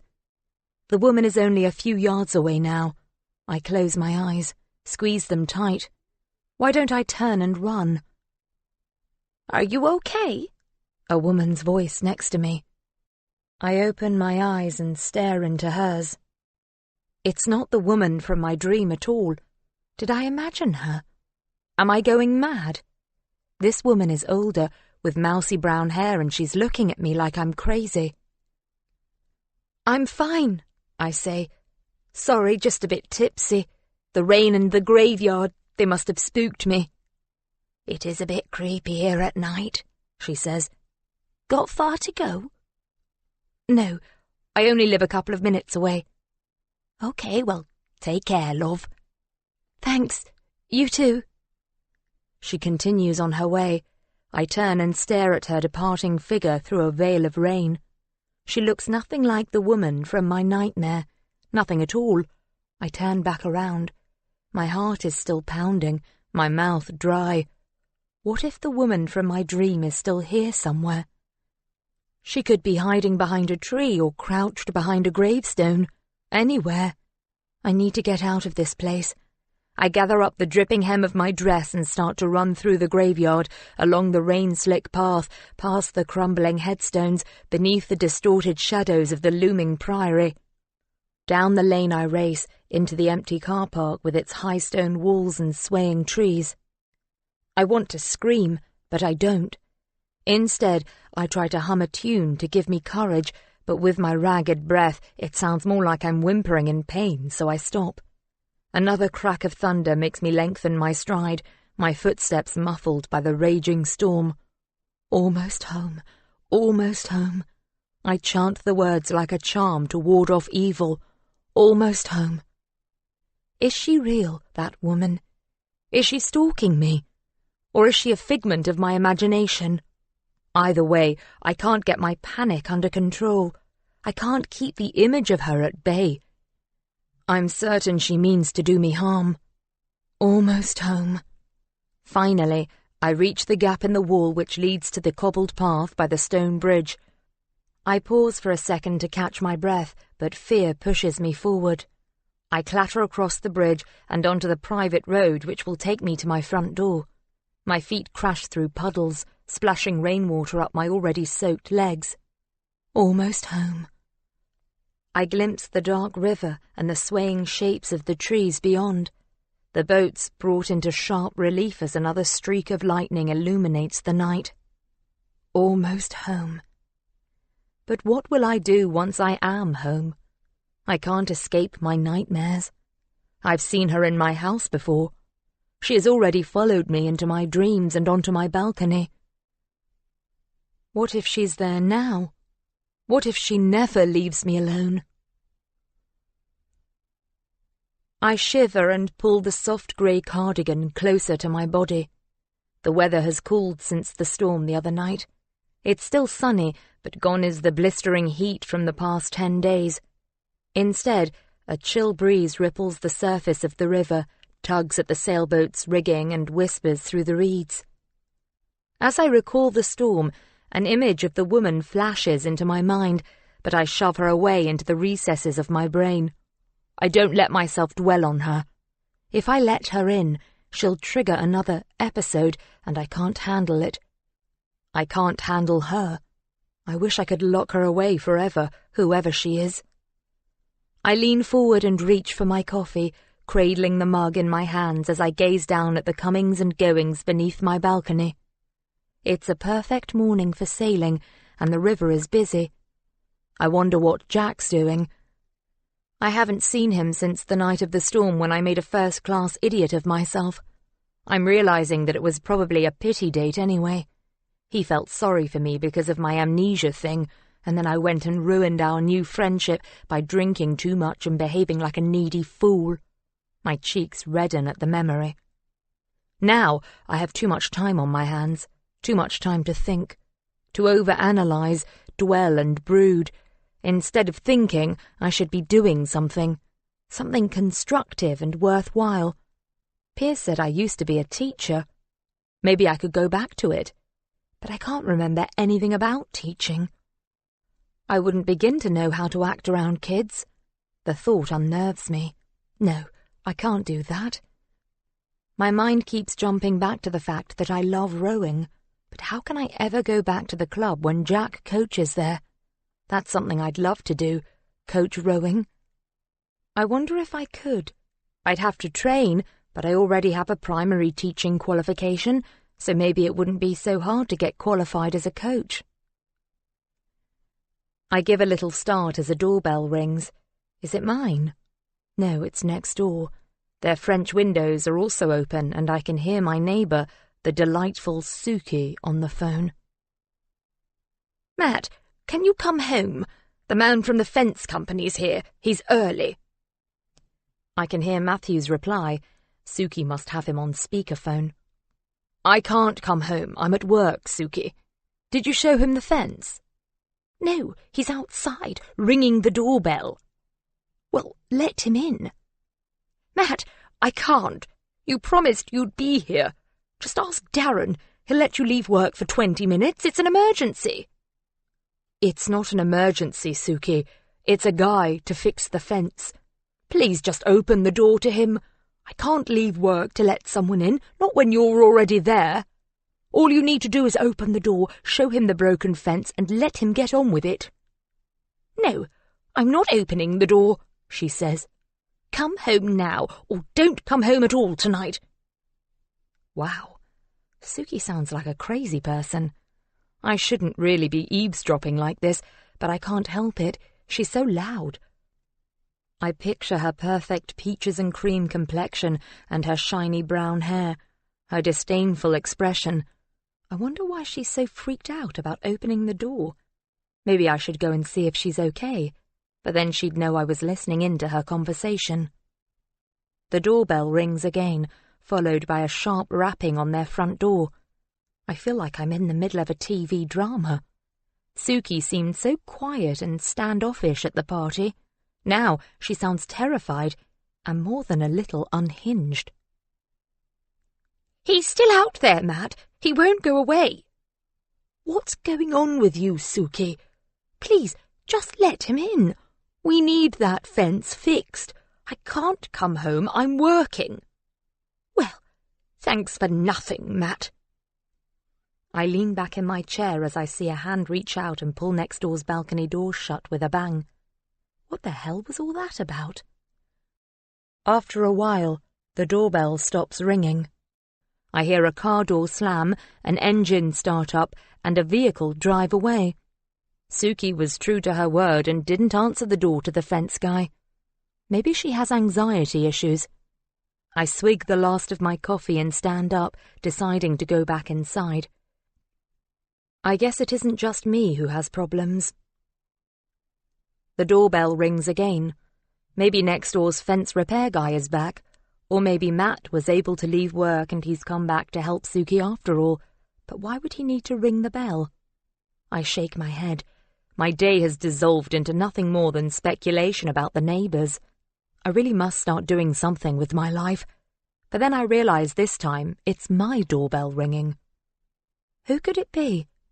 My right eye twitches.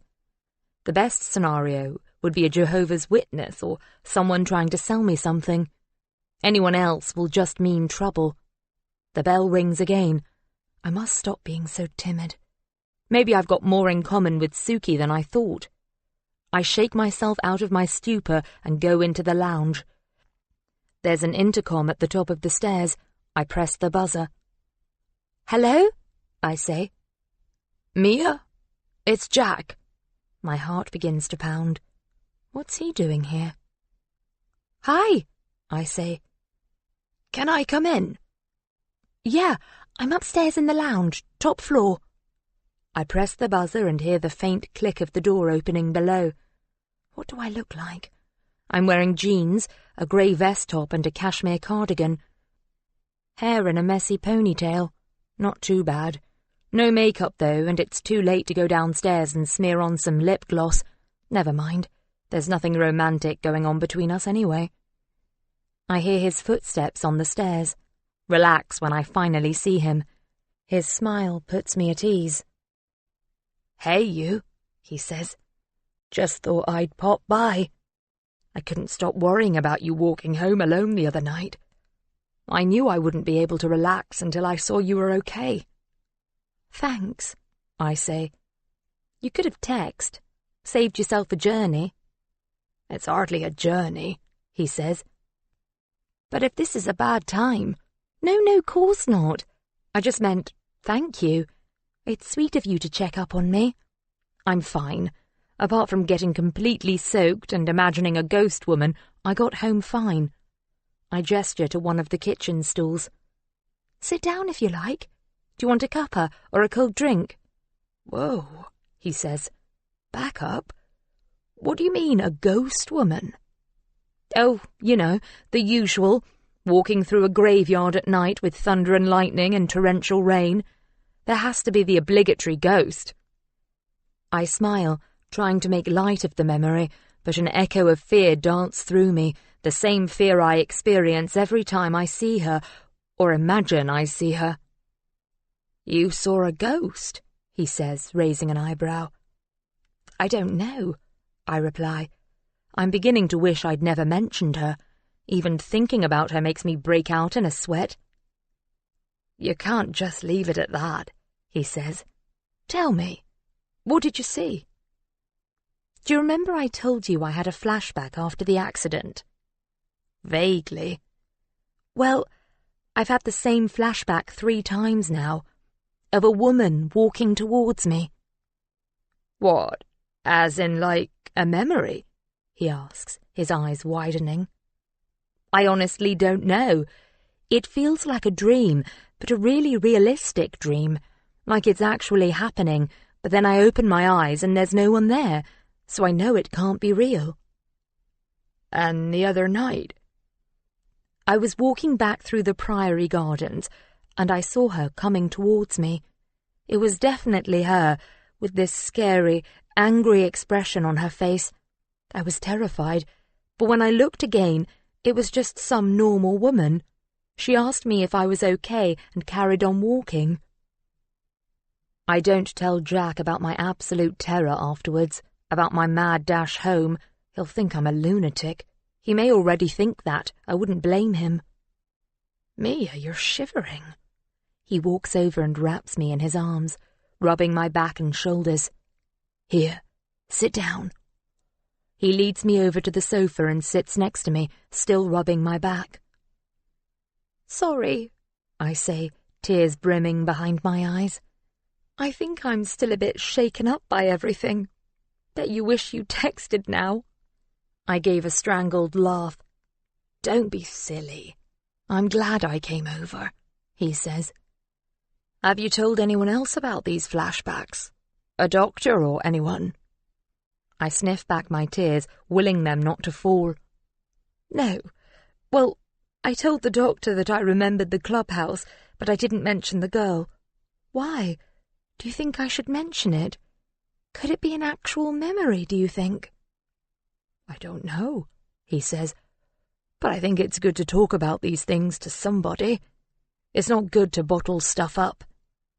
"Yeah, well, I don't have an awful lot of people in my life at the moment," I say, regretting the bitter tinge in my voice. "Peers, you mean?" "Peers, my mum, my sister. I can't talk to any of them." I'm now doing my utmost to stop myself crumbling into a sobbing mess. I need to change the subject, quickly. "You can always talk to me," he says, squeezing my shoulder. "Thank you," I sniff. "But you don't want to listen to my problems. I'll be fine. It was just the memory of that woman. It freaked me out a bit." I stare down at my lap, trying to get myself under control. "Of course. It would freak anyone out," he says. "Hey, how about we go out for a walk? We can pick up a salad or a sarnie from M&S and have a picnic lunch by the river. I don't have any more coaching lessons until later this afternoon." He bends down so his face is millimeters from mine, trying to make eye contact with me. I look up and we stare at each other for a second before I turn away and rise to my feet, feeling crumpled and unsteady. "Let me just wash my face," I say. "But yes, lunch by the river sounds lovely, if you're sure you've got time." Now we're outside, I feel much better, more in control of myself. We walk to the supermarket and battle the lunchtime crowds to grab ourselves a makeshift picnic, shivering by the chiller cabinets. It's a relief to head back out of the store into the warm sunshine. I walk with Jack, not paying any attention to where we're going, just happy to be doing something other than sitting on my balcony, worrying about my life. We walk across a road bridge, cars zooming past us too fast, and we chat about the weather and rowing and nothing else of any great consequence, which suits me fine. Jack has been a gentleman and hasn't brought up the kiss, thank goodness. Hopefully, that embarrassing incident is behind us, and we really can concentrate on being friends. After the bridge, we cross a few busy roads and find ourselves on the opposite side of the river to the rowing club. We pass a cafe, a kids' crazy golf course and a playground. Further along, it's quieter, more rural. There's no footpath, just the grassy riverbank. Consequently, there are no people this far up, just a few ducks and geese swimming alongside us to check whether we have any food for them. "Where do you want to sit?" Jack asks. "Anywhere's good," I reply. "Shade or sun?" "Sun." Jack stops walking. "Here?" I nod, and we sit facing the river, our legs stretched out in front of us. Jack opens the carrier bag and plunges his hand in, pulling out my feta salad, followed by a bottle of water and a BLT for him. His hand brushes mine as he passes me my food. I'm all too aware of my body, my crush still plaguing me. I wish I could shake it off. "Not a bad spot," he says, taking a bite of his sandwich. "It's beautiful," I agree. We sit in silence for a while, eating, gazing at the river. It's peaceful. This morning's breeze has died away, and I shrug off my cardigan, enjoying the sun's warmth on my arms. My salad is delicious. I hadn't thought I was that hungry, but now I wish I'd bought more food. "I'm stuffed," Jack says, putting his empty sandwich packet back in the bag. He pats his stomach. "Probably not the best lunch to have before a 5K row." "What time's your session?" "Not for another hour." "How did you get into rowing?" I ask, pulling up fistfuls of grass and letting the blades fall through my fingers. "Me and my sister did it as kids. She stopped. I carried on. Started studying for my coaching qualifications when I was in my early 20s. I love it. Wouldn't want to do anything else." "Do you think, maybe, I could train to be a coach? I've been thinking I need to do something, and rowing is the only thing I seem to enjoy." "Yeah, why not?" He turns to me and nods. "I think that's a great idea." "Could I pick your brain sometime? Find out the best way to go about it?" "Sure. I'll come over sometime and we'll check out a few courses online." "Amazing. Thank you." "You're welcome." He gives me a smile and holds my gaze longer than he needs to, his eyes softening into something else. But I won't make the same mistake I did last time. No, if Jack wants to take this further, he'll have to make the first move. As the water from the shower pounds my body, I can't help smiling. It's funny how things can turn around in such a short space of time. At last, I have something exciting to aim for, to work towards. Maybe now I can put the accident behind me and become a normal person again. I hope so. Even if I never regain my memory, I can still have a good life. After our picnic today, Jack went off to his coaching session. Nothing romantic happened between us, but I have the feeling that it's only a matter of time. I can sense an undeniable spark between us. I don't blame Jack for holding back. He's just come out of a long-term relationship, and I don't want to end up being his rebound. I want to be more than that. I'm enjoying the hot water as it cleanses me. My legs ache pleasantly and my feet tingle. I'm looking forward to a glass of wine on the balcony. I turn off the shower and smooth my soaking hair from my face, squeezing the excess water from the ends. Inside the shower cubicle, steam envelops me. I open the glass door and give a little shiver as the cooler air hits my body. I grab a towel from the shelf and wrap it around me. Then I take another and begin drying my hair. I think I'll blow-dry it for a change tonight. I open the door to the ensuite and step into my bedroom. Here she is. A slurred voice freezes me in my tracks. I scream. Someone is sitting on the end of my bed. Chapter 21. What the fuck, Piers? Had a nice shower, did you? Getting yourself all tarted up for your new boyfriend. What are you doing here? How the hell did you get in? You gave me your keys. Bloody Piers has broken into my house, and by the look of him, he's absolutely blind drunk, sitting, or rather swaying, on the end of my bed, staring at me through glazed eyes. Got another set, haven't I? He's tapping himself on the forehead with his forefinger to indicate that he's done something clever. Well, you can give them back and get the hell out.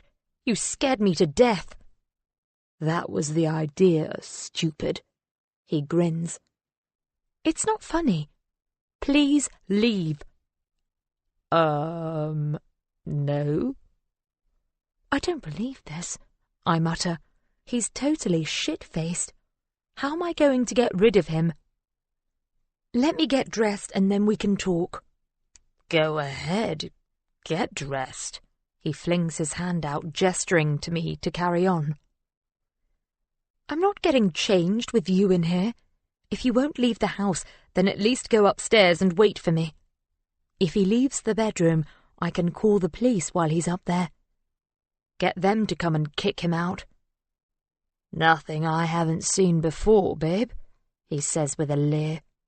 For Christ's sake, Piers, what are you even doing here? I pull my towel closer around me. I saw you. He's pointing at me, his finger outstretched, waggling up and down accusingly. Saw me? I'm confused. Saw me where? Saw you at the pub with him. With Jack Wankington from the rowing club, looking all cosy together. So? We went for a drink. So what? He's married, you know. But he didn't remind you of that. He did, actually, and I can go for a drink with whoever I like. You and I aren't together anymore, Piers. You and I aren't together anymore, Piers, he mimics. Bitch. He stands up. Did you shag him? It's none of your business, but no, I told you, we're just friends. I don't believe you. Believe what you want. He's glowering at me. My brain is racing, trying to work out if Piers could be dangerous. I'm pretty sure he's harmless, but I can't be certain. The curtains to my bedroom are closed, but the French windows are open. If I screamed loudly enough, would anyone hear me? Would they come and help? What if I screamed and no one came? Piers, please can you leave? You're scaring me. Good. You deserve it. He lurches to his feet and takes a couple of steps towards my dressing table, lifts the lid off my Art Deco glass jewellery box and places it carefully down on the tabletop. He takes out a bead necklace, holds it up and stares at it, then drops it deliberately onto the carpet. Next, he takes out a bracelet and drops that onto the floor too.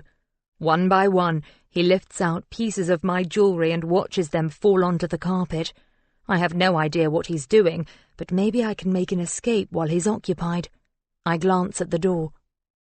You hurt me, Mia, he says. I'm sorry, I reply. I didn't want to hurt you. But you did. He picks up the half-empty glass jewelry box and hurls it at the bank of wardrobes to my right. As it smashes into pieces, I feel a sharp pain next to my eye. A fragment must have ricocheted and hit me. But I can't worry about that now. I have to get away from him. He's throwing all the contents of my dressing table at the wardrobes now. My hairbrush, mirror, hairdryer, a candle in a glass jar. With each item he smashes, he accompanies it with an insult. Bitch! Whore! Slut! I sidle towards the door, but before I can get there, Piers strides over to me and grasps my upper arm painfully. Where do you think you're going? We haven't finished talking yet. Let go, I hiss. You're hurting me. His fingers are digging in, crushing, bruising. Good, he says. It's less than you deserve. I hate you. He leans in towards me, his face up so close I can smell the whiskey on his breath, mingled with sweat and aftershave, feel flecks of saliva on my face as he raves. You know, I was glad you lost your memory, he says. I was happy because it meant we could start over again. He wipes at his eyes with his free hand. I didn't have to come and claim you, you know. I could easily have left you there. His odd choice of words cuts through my fear, piquing my curiosity. What do you mean? I ask, my voice quavering. Claim me. I mean, he says, thrusting his face even closer to mine so our foreheads touch. I mean that after your accident I should never have come back. He lets go of my arm and pushes me away. I should have left you in the hospital to rot, but I did the decent thing and identified you. I took you back. More fool me. I take a step back, letting his words sink in. When you say you took me back, you're not talking about when you took me back home, are you? He's looking sheepish now, as though he's let something slip, said something he shouldn't have. He moves away from me, peels back the curtains and stares out of the open windows at the gathering darkness. He has finally calmed down. His anger has been replaced by something else. I'm sure I could make my escape now, but the truth is gradually becoming clear to me, and I need to find out if my hunch is correct. Piers, I say, were we still a couple when you came to identify me at the hospital? He doesn't reply. His silence tells me all I need to know, but I need to hear him say it. I need to find out why. Piers, answer me. Technically, not quite. His anger has totally dissolved, but mine is about to explode. What?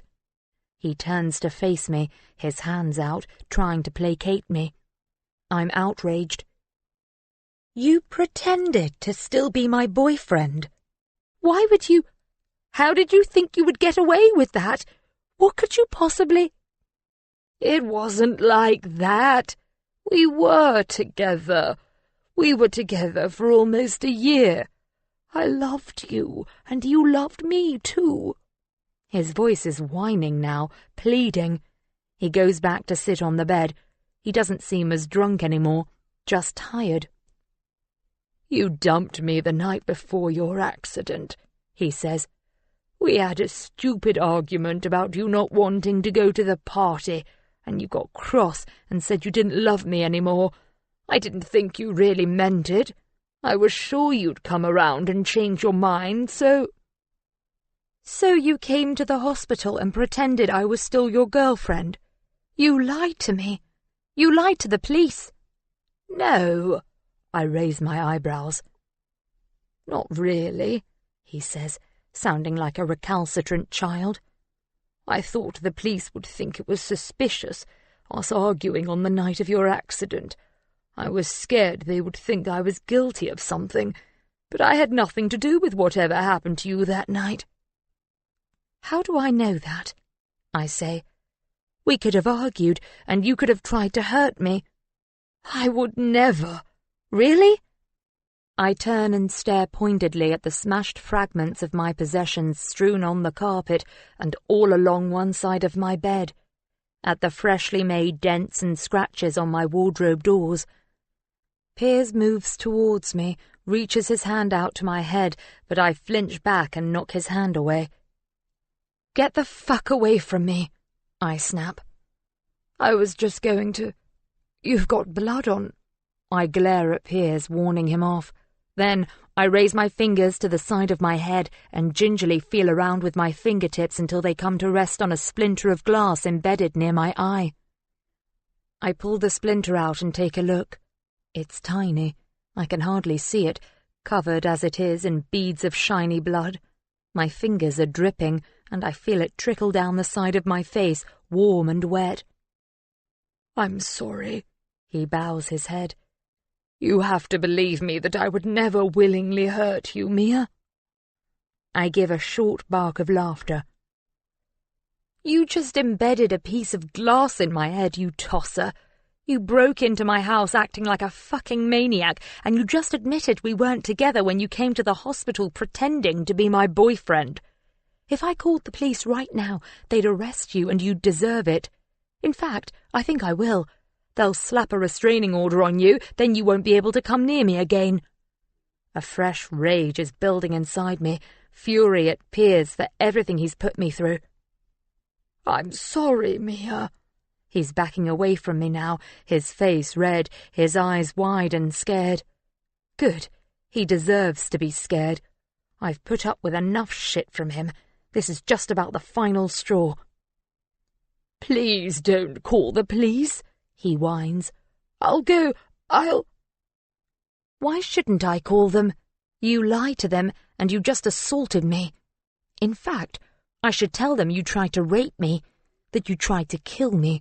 Then you can see what it's like to have nothing in your life make sense, to be scared of everything and everyone, to be alone." "Mia, no!" "Yes," I cry. I feel as though I've lost control of myself. All I want to do is wound him for his crass, insensitive, violent behaviour. How dare he come into my house and try to intimidate me? How dare he? "Yes, you arrogant prick. You can go to jail. Maybe that way I wouldn't have to come home and find you in my house all the frigging time." "They wouldn't believe you," he says. "You're acting insane. Your memory isn't reliable. Mia, please." I gaze dispassionately at the fearful expression on his face. My shoulders slump. Of course I'm not going to lie to the police, but he's certainly done enough to get their attention. He deserves to be scared, like he scared me. "How do I know you didn't try to hurt me when I finished with you? How can I trust you, Piers, especially after tonight?" "I swear I was nothing to do with whatever happened to you that night. You dumped me and I left, got blind drunk and went to that stupid party. I was heartbroken. I still loved you. I wanted to be with you." He looks up at me, his eyes bloodshot. "I still love you now. I do. Even now, after everything you've said and done." "After everything I've said and done?" I give a dry laugh. "You lied to me. You tricked me into believing I was still your girlfriend, not to mention breaking and entering here tonight and scaring me half to death. Oh, and smashing up my stuff and insulting me. Feel free to let me know if I've left anything out. No? Okay, fine. Now get the hell out of my house." "Mia, please." "I said, get out!" I'm yelling now. "And don't come back. Never come back." As he rises to his feet, I hold my hand out. "Keys," I snap. He digs into his pocket and pulls out a bunch of keys, fumbling to slide some of them off the metal keyring. Finally, he drops the set into my palm. Are you going to call the police? He snivels. I don't know, I reply. That depends on whether or not you leave me the fuck alone. What about the business? The apartment? Get out, Piers. I follow him down the stairs. When we reach the front hall, he turns back towards me, a mournful expression on his face. I glare at him, feeling no pity, and watch as he opens the front door and leaves. I slam the door behind him. I'd be happy if I never had to set eyes on Piers Bevan Price again for as long as I live. I'm still trembling with anger as I tramp back up the stairs. My feet are freezing. I need to dry my hair and put some warm clothes on. I can't believe what just happened. I reach the landing and open the door to my bedroom. What a mess. It looks awful. I want to cry. Instead, I walk into the ensuite. The steam has dissipated, and I'm able to look into the magnifying mirror to examine the cut on my head. The blood has dried in a streak down the side of my face. I bring my fingers up to the wound, checking to see if there's any glass still embedded in the skin. It feels okay. I open cupboards and drawers until I find a pack of cotton wool pads. I clean the cut, trying not to give in to the tears brimming behind my eyes. If I start crying now, I don't think I'll ever stop. As I dab at the wound, I'm interrupted by the doorbell. My hand freezes, cotton wool pad hovering over one eye. What now? Surely Piers wouldn't dare come back. I was pretty clear about him never showing his face here again. Should I ignore it? It rings again. Now someone's banging on the door. I sigh and take a deep breath.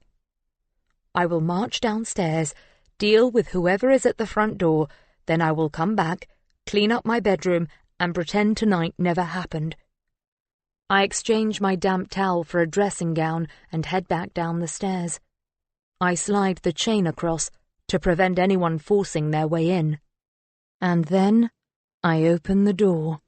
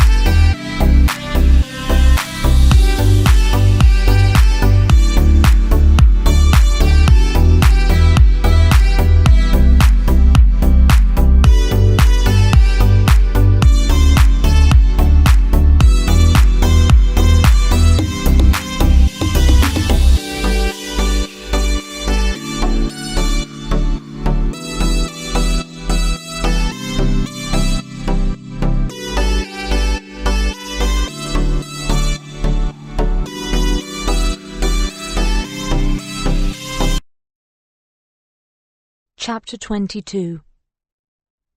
I peer out through the crack in the door, scared of who might be out there, but too curious not to answer it. The security light illuminates a man dressed in sweatpants and a t-shirt, a concerned look on his face. He looks vaguely familiar, but I can't quite place him. "Hi, Mia," he says. "I'm just checking to see if everything's okay. We heard shouting and some noises." As soon as he begins talking, it clicks with me who he is. I close the door, slide the chain out of its slot and reopen the door. The cool night air creeps inside and chills me further. "Hi, Matt," I say to my neighbour, trying to keep my teeth from chattering, wondering what on earth he must be thinking. "Sorry about all that. Before.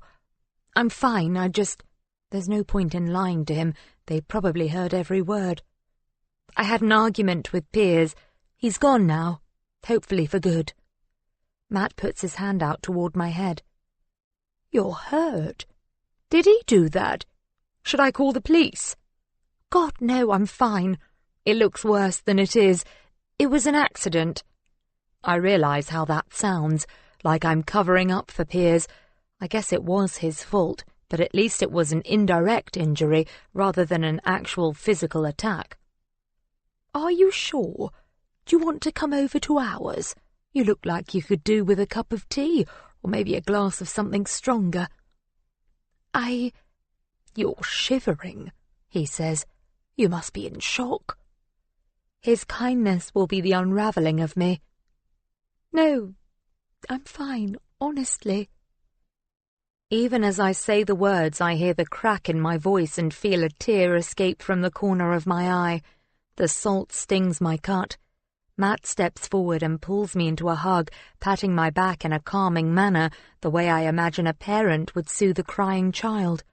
I let myself sink into his bear-like embrace, mumbling about how sorry I am and how I don't mean to cry all over him. I couldn't say so before, but I always thought Piers was a total dickhead, Matt says. His words bring a small smile to my face and I sniff, trying to get my emotions back under control. You and me both, I say. A shape looms behind him and I lift my head a fraction to get a better view. It's Suki. I step out from the security of Matt's hug. Suki is immaculate in a fitted dress and a full face of makeup, her dark hair glossy and bouncy, straight out of a shampoo ad. Her face is taut. She must have been unnerved hearing me and Piers yelling like that. Hi, Suki, I say. I'm so sorry about the noise. It's nice of you to come over. I was just telling Matt. Just because you can't keep hold of your own man, she interrupts. There's no need to make a play for mine. It takes a few seconds for her words to sink in. Did I hear her correctly? I'm stunned into silence. In a caricature of shock, my eyes widen and my jaw begins to drop. I replay the past few seconds in my mind. There was nothing remotely romantic about Matt's hug.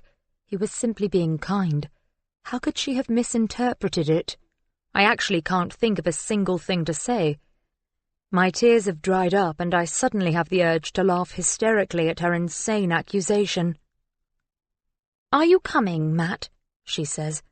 I told you to leave it alone. It's none of our business what she gets up to, unless she starts involving you. I'm sorry, Mia, Matt mumbles. Don't apologize to her, Suki says. Apologize to me. She turns on her heel and stomps back next door. Matt throws me an apologetic glance and follows her home like a lapdog. Did she really just accuse me of going after her husband? I think she must have a screw loose. Honestly, that woman is an absolute nutter. Any sympathy I might have felt for her in the past vanishes. That's so sweet. I have no idea what he's doing married to someone like that, someone who talks to him like he's nothing. I hear their door close and wish I had never come down to open mine. I should have ignored the doorbell and tried to salvage some of my evening, but now it's totally ruined. My nerves are shot, what with both Piers's and Suki's attacks. Why can't everyone just leave me alone? I didn't ask for any of them to intrude into my life. I'm too tired and shaken to cry about it. I stand outside my doorstep, delaying going back upstairs to my ruined bedroom, to the memory of Piers's violent intrusion. I'd almost forgotten his revelation about us having split up before the accident. To think, I had to finish with him twice. Once was bad enough. At least I can't remember the first time. A few yards away, the river gurgles and sighs, sympathizing over the awfulness of my evening. I wonder what other dramas the river has witnessed tonight. What other arguments and upsets have taken place on its winding banks? Or maybe it's just me. Maybe it's just my life that's such a god-awful mess. I'm up and out early today, in a surprisingly good mood, despite my crazy ex-boyfriend and psycho neighbour. I can't let other people's neuroses get me down. I have enough on my plate without taking on their issues. And anyway, I'm off to the rowing club to see Jack. The thought of him makes my stomach flip. I can't pretend to myself that I'm not interested in him. I am. He's all I think about. I can put up with all the other crap as long as I know there's a possibility of us. We're so right for each other. There's electricity between us. No matter how long it takes, I can wait for him. I'll give him all the time he needs. If it weren't for Jack, I would have no hesitation in selling up and leaving Christchurch for good. Beautiful as it is, I've had too many unnerving experiences here. Maybe, sometime in the future, I could persuade him to leave with me, start afresh somewhere else, maybe even abroad, but I'm letting my imagination spool ahead. For now, I must be content to stay in this pretty town with Jack's friendship. It's another sunny morning, chilly and bright.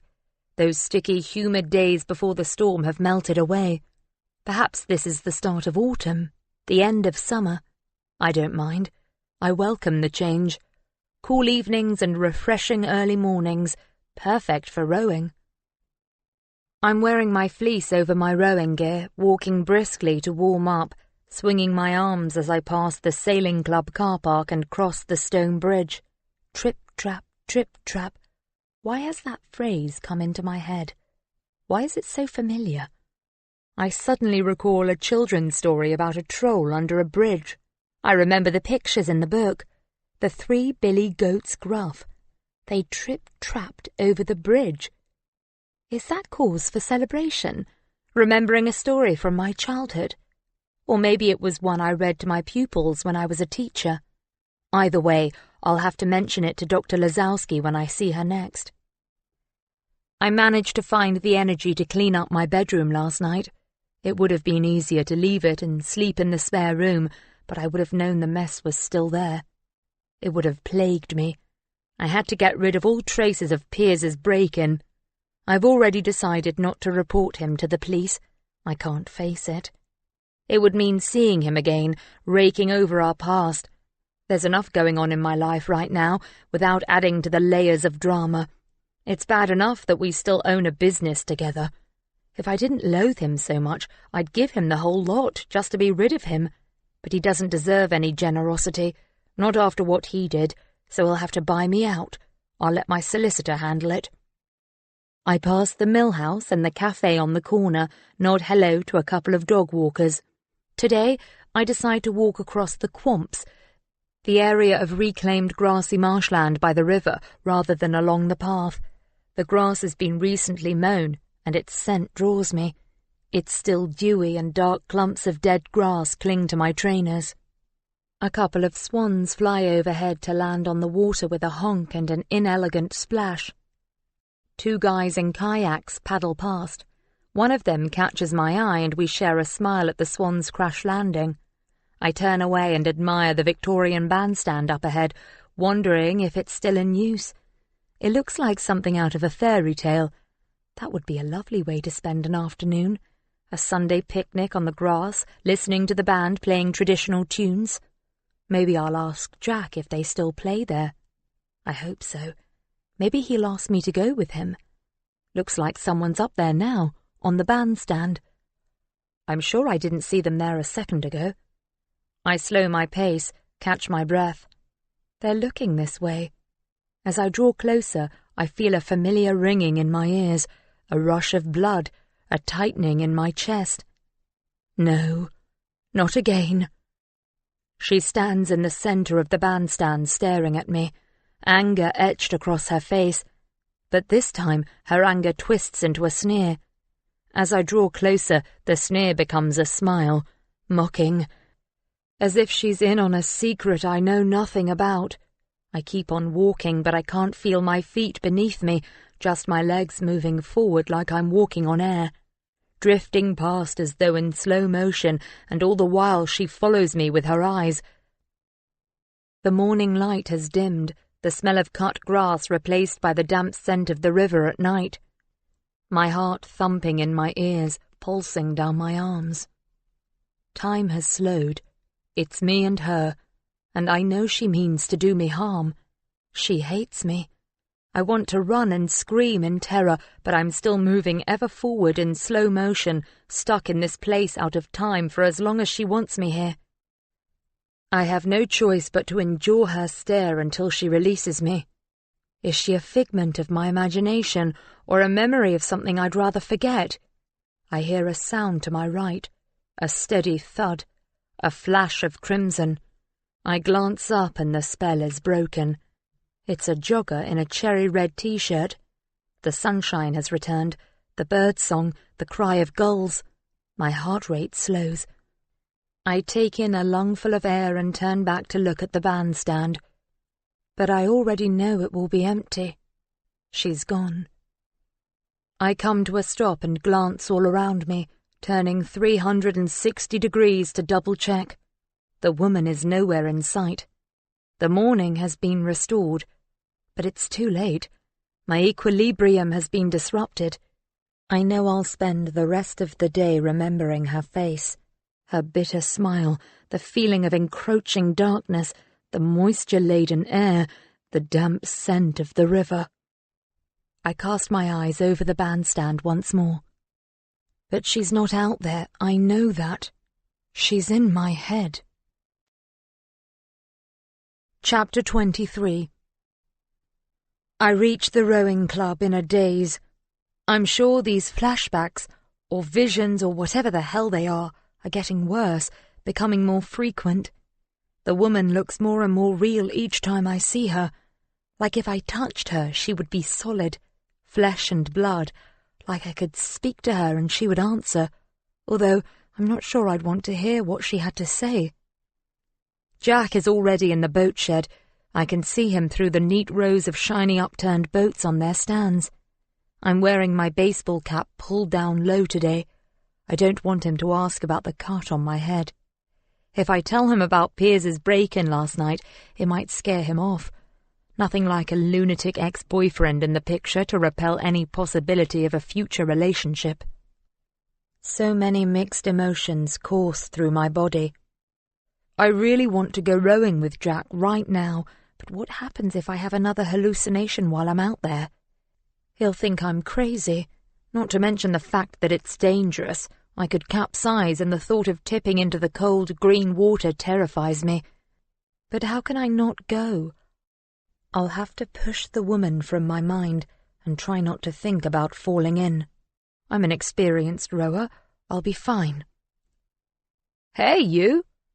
Jack comes out of the boat shed, making my stomach swoop. His smile is intoxicating. Hi, I say, feeling suddenly shy. You okay? He asks, stretching his arms out to the side, warming up. Yeah. You? How was your row yesterday afternoon? Good, thanks. 2 of my students beat their previous times, so we celebrated in the bar afterwards.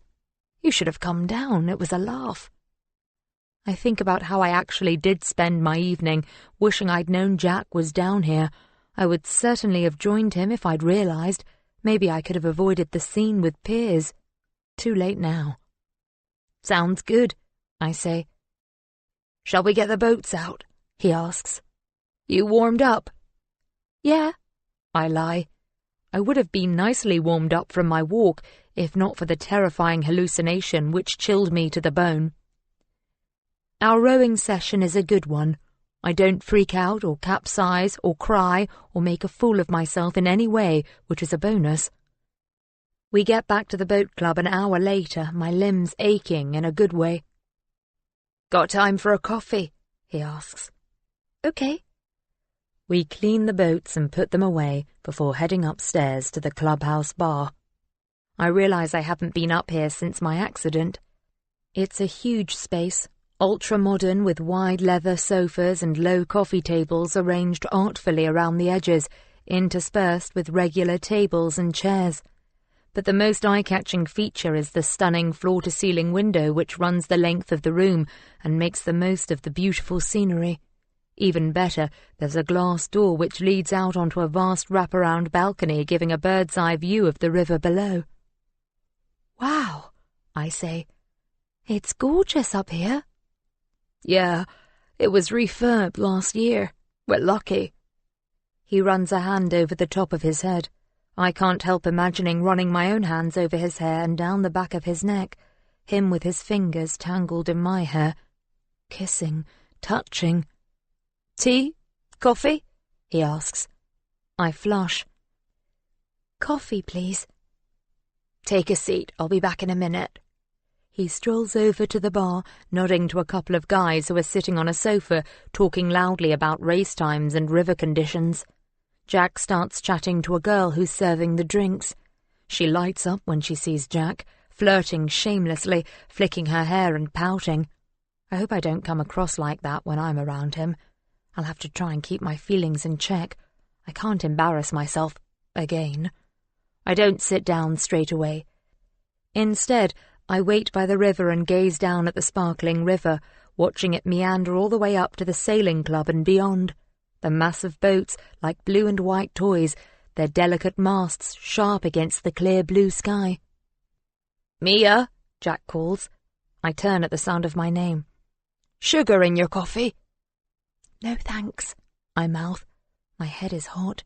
I long to take off my baseball cap and shake my hair out. Jack walks over, drink in hand. "Shall we sit outside?" he asks. I was hoping he'd suggest that. I need to feel a breeze on my face. He nods towards the door and I grasp the handle, push it open. We sit ourselves at the very edge of the balcony. Jack leans back in his chair and sighs with pleasure. "Why would anyone live anywhere else?" he says. "This place is the best." I nod and sip my coffee tongue-tied, too aware of him. "So, Mia, what have you got planned for today?" I'm not sure. I wonder if he's going to ask me out again. "How about you?" "This is my one and only break," he says. "I'm booked solid from 10 a.m. with sessions all day." My stomach swoops with disappointment, but at least we're spending time together now. "How's your memory?" he asks. "Any better?" "Not really. But weirdly I remembered a children's story," I say with a smile. "Not the most helpful memory in the world, but it's something." "Depends on the story," he grins. "The 3 Billy Goats Gruff." Maybe not. Is that the one with the troll?" "Yeah, it came to me as I was walking across the bridge this morning." "Maybe it's a good thing," he says. "Maybe it means more memories will follow." I hope so. I love Jack's optimism. "You look a bit distracted this morning," he says. "You sure you're okay?" Should I tell him I've seen the woman again? Jack is my only friend. If I don't talk to him, there's no one else other than my doctor, and I'm not seeing her again until next week. "Do you remember me telling you about the ghost woman I saw?" "The one from the graveyard?" I nod and take another sip of coffee. "Go on," Jack nods encouragingly. "I saw her again. Today." "While we were on the river?" "No, before, when I was on my way here. It shook me up a bit." "I'm not surprised. What was she doing?" It's going to sound a bit weird, but she was on the bandstand, staring at me. It was creepy as hell. "It sounds terrifying. Do you recognize her?" "No," I shake my head, "but it's like she knows me and she wants to do me harm. She doesn't do or say anything, but the look she gives me is awful, like she wants to hurt me." "God, that doesn't sound good." He reaches across the table and takes my hand. He runs his thumb across the tops of my fingers. His touch sets the rest of my body on fire, and I have to fight to concentrate on our conversation. "What does she look like, this woman?" he asks. "I'm not sure. She's young, with blonde hair, slim. She looks crazy, though. Maybe I should see a therapist. Maybe I'm losing my mind." Jack tightens his grip on my hand and stares into my eyes. Of course you're not losing your mind, Mia. You went through a traumatic experience. It's obvious there'll be some fallout. I'm sure it's a symptom of your amnesia, your mind trying to come to terms with everything. Look, after you told me about your accident, I did a little research online. It says that with amnesia, you can have false memories. So this woman is probably no one.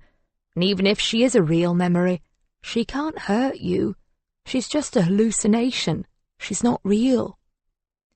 All I can think of is that Jack went to the trouble of researching my condition online. I can't believe he's so thoughtful. Thank you, I say.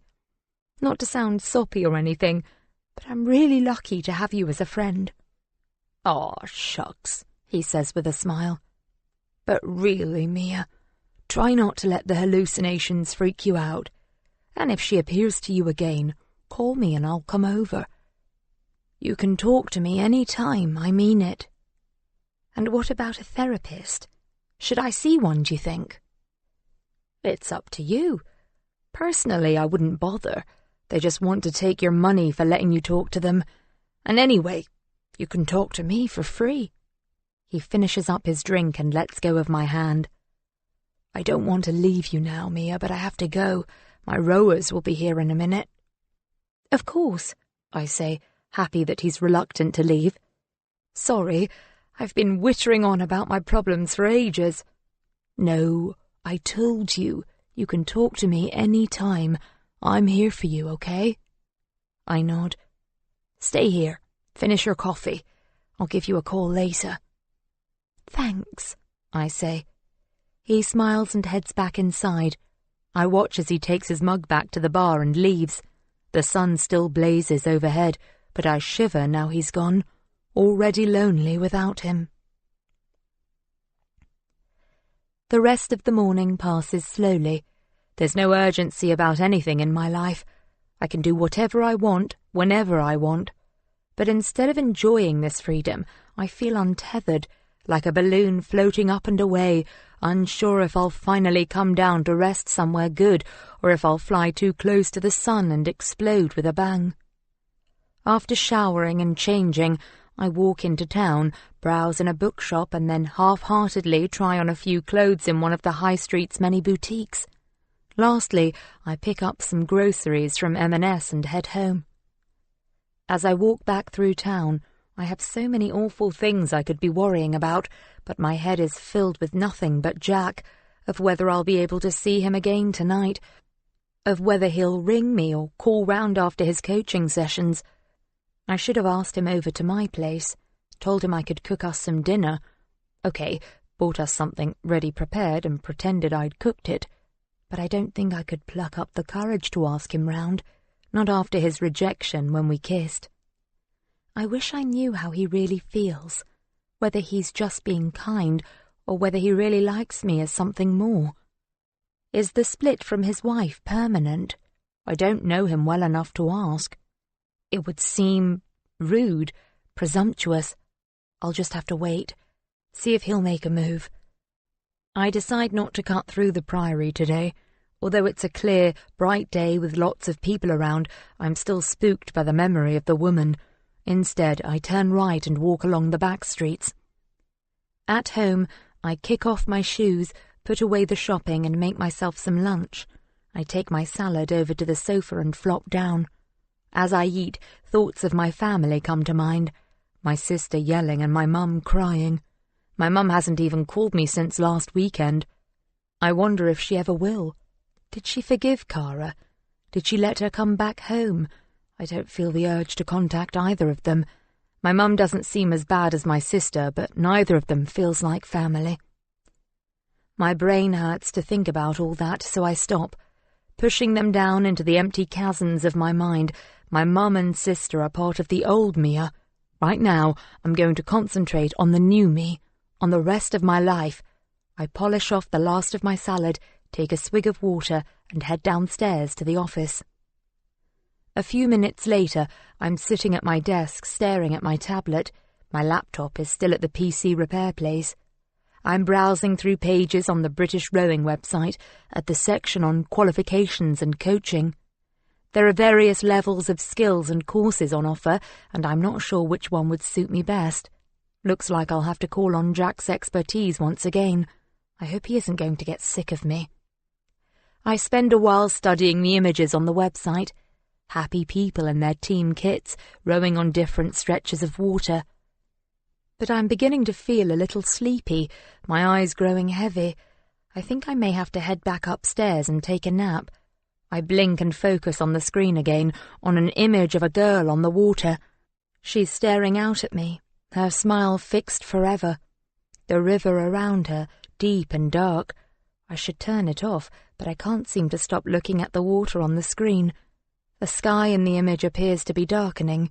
It looks like the water is moving, growing choppier. It's not a video, it's a photo, so why is it moving? My head swims. A whooshing sound envelops me, like water rushing into my ears. I grip the desk to steady myself, but it's not the desk any longer. It's the side of a boat. It's dark, freezing, and I try to cling on to the edge of the boat as someone loosens my fingers one by one. This person means me harm. They want to hurt me, physically. I feel hands on my back, pushing. And now I've lost my grip. I'm flailing forwards, gasping in fear. There's a sharp pain at the back of my head, blinding, throbbing. As I go under, I try to call out, but the water enters my mouth, my nose, my ears. I'm sinking, turning, falling. I thrash and spin around. The silent roar of water fills my head, and all I see is the wavery shape of someone's face peering down through the black water at me as I fall away into the thick, cold darkness. Chapter 24. My mouth is dry, my head pounding, my cheek pressed against the hard wooden floor. Where am I? The office. I'm in my office at home. The sun streams in through the windows, warming my cheek, though my fingers are numb, icy. I clench my fists. What happened? I must have passed out, fallen to the floor. I grow cold as I remember the flashback. Chills down my spine, a knot in my stomach, the deep water, the terror of sinking, the river enveloping me in its chilly grasp. Someone pushed me into the water. Someone tried to kill me. I stay on the floor, curling into a fetal position, trying to remember but wishing I could forget. It was real. Someone tried to kill me. I close my eyes and try to replay the memory, to visualize the face of my attacker, but I can't. I open my eyes again and stare at the wood grain of the floor, slide my hands between my thighs to warm them up, blink. I'm too shocked to move. I don't know what to do. The police told me they thought it was an accident, but I know now that it was deliberate. Someone was trying to harm me, to kill me. But I'm not dead. I'm very much alive. I uncurl my body and sit up slowly. My brain feels as though it's floating loose in my skull, like I have the mother of all hangovers. A wave of nausea crawls over my scalp. I stop moving and take a steady breath. Thankfully, the sick feeling passes and I'm able to sit all the way up. As I grip the edge of the desk to lever myself to my feet, I recall my hands gripping the edge of the boat, the feeling of helplessness as my attacker pried my fingers free. Why would anyone want to kill me? For my money? Maybe. But who? I can think of at least 3 people who don't like me. But would they hate me enough to kill me? I need paracetamol. My head pounds so ferociously I can barely see. I lurch out of the office, my hands moving along the walls to steady myself. Head bowed, eyes half closed. Painkillers first, then I'll call the police. I didn't make it to get the painkillers, or to call the police. I fell asleep before I got there, lay down on the end of the bed and closed my eyes. Now, I awake to the darkness and silence. My headache has eased to a dull throb and I shiver, wrapping my arms around my body, remembering. I should stir myself and call DS Ride, but what if my memory is unreliable? Jack said people with amnesia often have false memories. Maybe the flashback isn't real, but it felt so vivid. I'm still shaking, for Christ's sake. I stagger to my feet and reach across to hit the light switch. This place feels so empty and cold. My stomach is in knots. If my memory is real, then whoever tried to kill me might still be out there. They might try again. I glance out of the window at the darkness, at the glittering lights along the river, my thoughts looping back on themselves. I can't think straight. I suddenly feel exposed standing here by the window.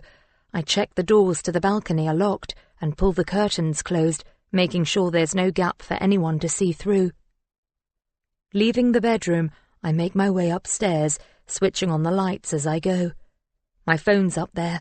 My bag lies on the breakfast bar. I rummage around inside until I locate my mobile. There's only one person I want to talk to right now. Jack. I pace the lounge, waiting for him to arrive. From the sofas at one end of the room, I walk past the dining table and reach the balcony doors at the other end. Then I turn around and walk back again, chewing the skin around the edges of my nails and trying to get my scattered thoughts into some kind of order. My bare feet sink into the carpet as I pace. My skin prickles with nerves. Am I mad? Do I need medical help? Am I in danger? Do I need the police? I'm too anxious to call the emergency services. I'll be taken to the police station or to the hospital. I'll be all alone. I'm sick of feeling so lonely, scared. I need someone to be with me, someone I trust. When I called Jack, he answered straight away. I heard the quaver in my voice as I asked him if I could come over to his place. He told me not to worry, to sit tight, that he would come over to mine in a few minutes, that I didn't sound calm enough to drive, and it was too far and dark for me to walk alone. So now all I can do is pace until the doorbell rings. Jack will know what to do for the best. I'll tell him what happened and he'll set my mind at ease. The minutes slide by and still no Jack. Is he coming? Did something happen? Where is he? I brave the balcony and peer down. No car headlights coming down the lane. My teeth are chattering. I'm so cold. Mia? Is that you? I'm startled by my name being called from below. I squint down through the railings. Jack? You okay? He calls up. I'm coming down, I croak. Instantly, my shoulders relax. He's here. He's going to help me sort this out, untangle my jumbled mind, sift through what's true and what's not. I ignore the intercom and lurch down the 2 flights of stairs to the ground floor, careless of the steepness of the staircase, almost losing my footing several times. But I finally make it to the front door without mishap, wrench open the door to see a concerned-looking Jack standing there, his hands dug into the pockets of his jeans, his grey hoodie zipped up against the chill night air. "What's going on?" he says. "You sounded scared on the phone. Are you okay? Are you hurt? Was it another hallucination?" "Come in," I say, taking a step back to let him through. "I'm not hurt, just freaked out. Thank you so much for coming. I'm sorry, I didn't know who else to call. You said if I needed to talk, you didn't mind. But if you're busy, don't worry. I'm sorry." Hey, calm down." He pushes the door closed behind him and wraps me in his arms. Instantly, I feel calmer, safer. I take several deep breaths, in through my nose and out through my mouth, trying to get my panic under control. "You're shivering," he says. "Here." He unzips his hoodie, slides it off and drapes it around my shoulders. I pull it close to my body. "Let's go upstairs," he says. I slip my arms into the sleeves of his hoodie and I follow him up. We sit on the sofas opposite one another. He's leaning forward so the distance between us isn't too great. "Tell me what's happened, Mia," The images crowd me and I'm scared to put them into words, to give voice to the terror. But Jack came over to find out what's wrong. He's staring at me, waiting for me to begin, so I need to be brave and tell him.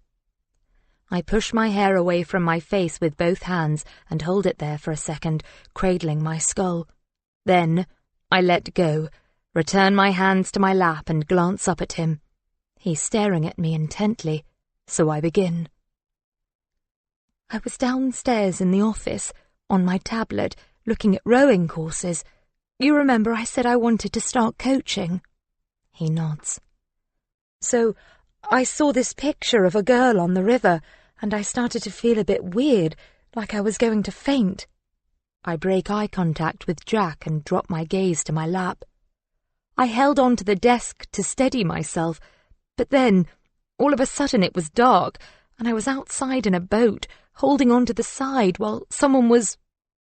There's a long silence while Jack waits for me to compose myself. I look up at him and bite my lip. There was someone else there. They were behind me in the boat, and they pushed me into the water. It felt so real, like I was there in the cold water, sinking. I couldn't swim back to the surface. I looked back up and I saw their face looking down at me through the water. Who was it? Jack asks. Was it the girl from your hallucinations? I don't know. It was too dark, I couldn't see, but I remember feeling shocked that they had done it, like I couldn't believe they would try to... God, Mia, that must have been terrifying for you. He stands and slides in next to me, his arm coming around me. I lean my head on his shoulder, feeling a little calmer now. It helped to talk about it, to tell him. What should I do? I say. I should call the police, shouldn't I? Tell them I've remembered something important. They dismissed it as a rowing accident before, but it wasn't an accident, was it? Someone tried to... I can't finish the sentence. I'm shaking again. Shh. Shh. It's okay, Mia. I'm here. You're safe. Will you call them for me? Tell them what happened. Of course I will. Let me make you a cup of tea first, with sugar. You're in shock and you're cold. It'll warm you up. It'll help. Come on. He stands up and extends his hand. I let him pull me up and follow him across to the kitchen. Sit here. He pats one of the bar stools and walks into the kitchen, busying himself with the kettle. I sit and watch him move around the kitchen, finding the mugs, the tea, the milk, the sugar. His dark t-shirt accentuates his shoulders and his strong rower's arms. I'm enjoying gazing at his body as he moves. It takes my mind off the other thing. Here. He places a steaming mug of tea on the counter in front of me, and I wrap my hands around it, the heat painfully good against my chilled fingers. He comes and sits next to me, swivels around so my knees now face his. Drink, he says. I take a sip of the scalding liquid and grimace. Too sweet. Good, it's meant to be sweet. You need the sugar. I make another face and take another sip. Do you really think it was a memory? He asks. He leans forward and looks into my eyes, resting his hands on the outside of my lower thighs just past my knees. I'm distracted by his closeness, and I have to concentrate hard to make sense of his question. Or could it have been another hallucination? He continues. Like the woman you saw in the graveyard and on the bandstand. Your mind was pretty messed up after the accident. You're seeing a lot of strange stuff. That's why I called you, I say. I can't seem to make sense of anything on my own. I needed to talk it through with someone. Do you recognize the person in the dream? I shake my head. No, I couldn't make out their features at all. I told you, I only saw them through a layer of water. It was dark. Was it a man or a woman? I don't know. Where were you exactly? In a boat, on the river. Are you sure? He frowns. You were found on the beach, so how come you were on the river? I don't know. I suppose I could have been out at sea. It was all so... So which was it, the sea or the river? I told you I don't know. It was dark. The images of the flashback crowd my mind again. My heart rate speeds up. What were you doing out there at night? I don't know. It's only a piece of the memory. I don't know what I was doing before or after. Why are you asking all these questions? What were you wearing at the time? I don't know. What was the other person wearing? I don't know. Please stop asking me these questions. My head is pounding again, my stress levels through the roof. I don't know why Jack is being so... Are you on any medication? What? Have you been drinking this evening? Taken any other substances? What? Jack? No, I haven't taken anything. He takes his hands from my legs and sits back upright. Sorry, Mia, I wasn't being aggressive on purpose. I was just asking you the types of questions the police will want to ask you. I'm preparing you for a long night of questioning. Do you think you're up to it? I'm worried about you. I can't even answer, I'm so shaken. Mia? I shake my head. I'm sorry, he says, taking my hand. I overdid it.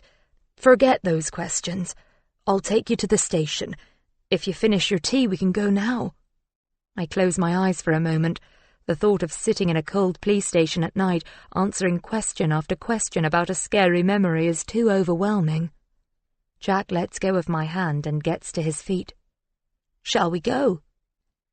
Do you think it would be okay if we left it until the morning?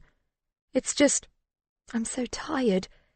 If I could just get some sleep, then I'd be fresher. Things might seem clearer. Are you sure? He says with a frown. Hopefully they won't be as forceful as I was, but I just wanted you to know what it might be like. I'm sure they'll go easier on you. I don't know. Well, okay, maybe I should go. I guess the sooner I let them know, the sooner they can start looking into it. Absolutely. Let me get my coat, I say, standing up. As long as you're sure it was a real memory, he adds, and not another dream or hallucination. Just be prepared. They might need you to speak to a psychiatrist or someone in the medical profession to see if they can work out what's true and what's not. Oh, God, yes. I suppose there's all that, I say. No, I don't think I can handle it tonight. I'm too tired. And, I guess it could have been another hallucination. The police did think it was an accident. Oh, I don't know. I just don't know. I put my mug back on the counter and cover my face with my hands. I'm sorry, he says. I've made things worse. No, you haven't. I feel much better now you're here. Really? Well, if you're absolutely sure you don't want me to take you tonight, then let's not think about the police anymore. Come here. He puts his arms around me and I stand and lean against his chest, happy to be comforted for a moment, to let all my confusion and fear melt away for a few seconds while I listen to his steady heartbeat and breathe in his scent. We stand like that for a moment until he leads me by the hand over to the sofa. He sits down and I sit next to him, catching my breath as he gazes into my eyes and runs a finger down my cheek. I wonder if he's going to kiss me, but instead he stands and gently lays me down, lifts my feet so I'm lying along the length of the sofa. He tucks a cushion beneath my head, takes the woolen throw that sits decoratively on the sofa arm and drapes it over my body.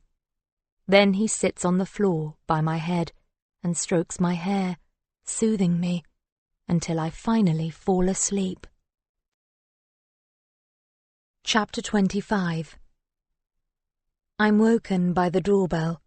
My body stiff, my head sore, My eyes raw. I'm on the sofa in my clothes, covered by my duvet. There's a post-it note on the coffee table. I reach across to grasp it. Hey, sleepyhead. You were dead to the world, so I took off. Hope you're feeling better this morning. Call me if you need anything. Jack.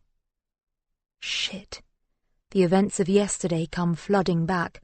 My hallucination, Jack coming over, me freaking out all over him. He must think I'm a basket case. Have I wrecked any chance of us being together? Now morning's here, the vision I had doesn't seem quite as real or quite as bad as I made out. I think I was probably overreacting. I'm pretty sure it was my mind messing with me. I mean, real memories don't feel like that, do they?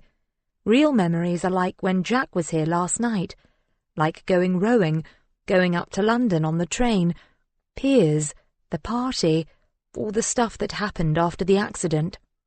Those all feel like actual memories. But the weird woman on the bandstand, the drowning incident last night, they felt like something else. Like I was physically present in that moment, like they were hallucinations rather than memories. It must have been my mind playing tricks. It had to be. Because the alternative... The doorbell rings again. I throw off the duvet, run my fingers through my hair and answer the intercom at the top of the stairs. Hello? I say. Is this Mia? Mia James? A woman's voice. I hesitate and then... Yes, I'm Mia. It's DS Emma Wright here and DC Blackford. Can we come in? Yeah, sure. I'm upstairs on the top floor. Come up.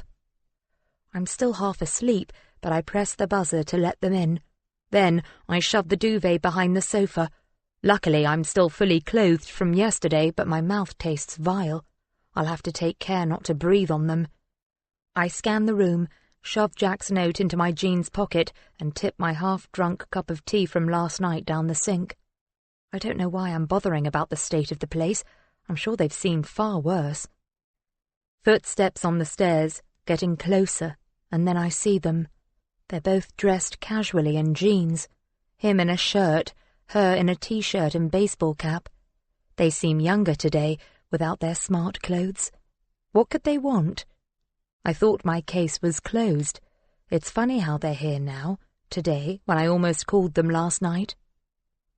Hi, I say. Hello, DS Wright says.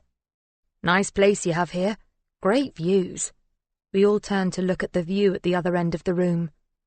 Really draws your eye, DC Blackford adds. How are you? DS Wright asks. Okay, I say, feeling anything but. Can I get you a cup of something? Tea would be lovely, she replies. He nods in agreement. Please, sit down.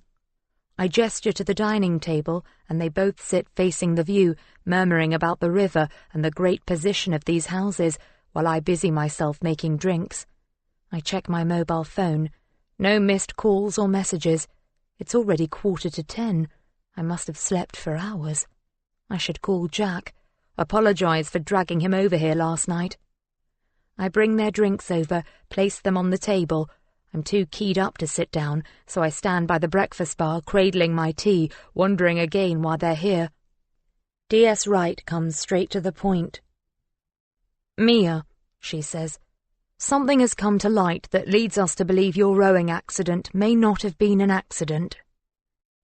I put my tea down on the countertop and look from DS Wright to DC Blackford. He has his notebook out, but both of them are staring at me.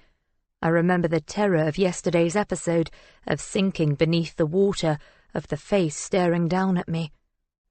I know I dismissed it just now, but could it have actually happened? What? I whisper, my voice caught in my throat. What's come to light? What do you know? We found a body in the river, she says. The body of a woman. I go cold.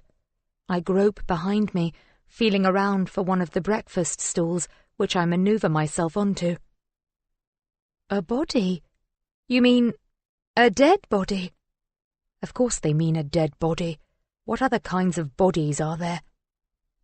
Who was she? I ask. We haven't identified her yet, DC Blackford answers. She was in the water for quite a while, so we'll have to use dental records. Yes, thank you, Chris. She shoots him a black look. Now, at this stage, we're not saying this discovery and your amnesia are connected, but we do believe the body went into the water at about the same time you were washed up on the beach. And she also has a head wound. So, are you saying that this body you found and my accident could be connected? My mind whirs. Could someone have tried to kill us both? 2 independent boating accidents at the same time in the same area would seem very unlikely, so yes, they may very well be connected. She takes a sip of her tea. But we haven't found another boat to tie the deceased to a rowing accident, so it could be that the boat we found last week was one used by the deceased and not by you. It was only rigged up for one rower, so you couldn't both have been rowing. Your accident may have been non-rowing related, particularly as you were found on the beach and not on the river. Anyway, the point is we're pursuing all lines of inquiry. Have you managed to regain any of your memories? It would be extremely helpful if you could remember anything. Even the smallest, most insignificant detail could help us. Now is the time to tell them. With this new development, I realize I have to let them know what I experienced. There is something, I say. DS Wright sits up straighter and Chris's pen hovers over his pad. Go on, she says. I was actually going to call you this morning because yesterday I had some kind of flashback. I don't know if it was an actual memory, but it felt pretty real. They don't interrupt me, so I continue. It was night time, and I was in a boat. I was gripping onto the side. As I speak the words, I feel myself pulled back into the vision. I take a deep breath to steady myself. Someone was there with me, behind me, prizing my fingers off the edge of the boat.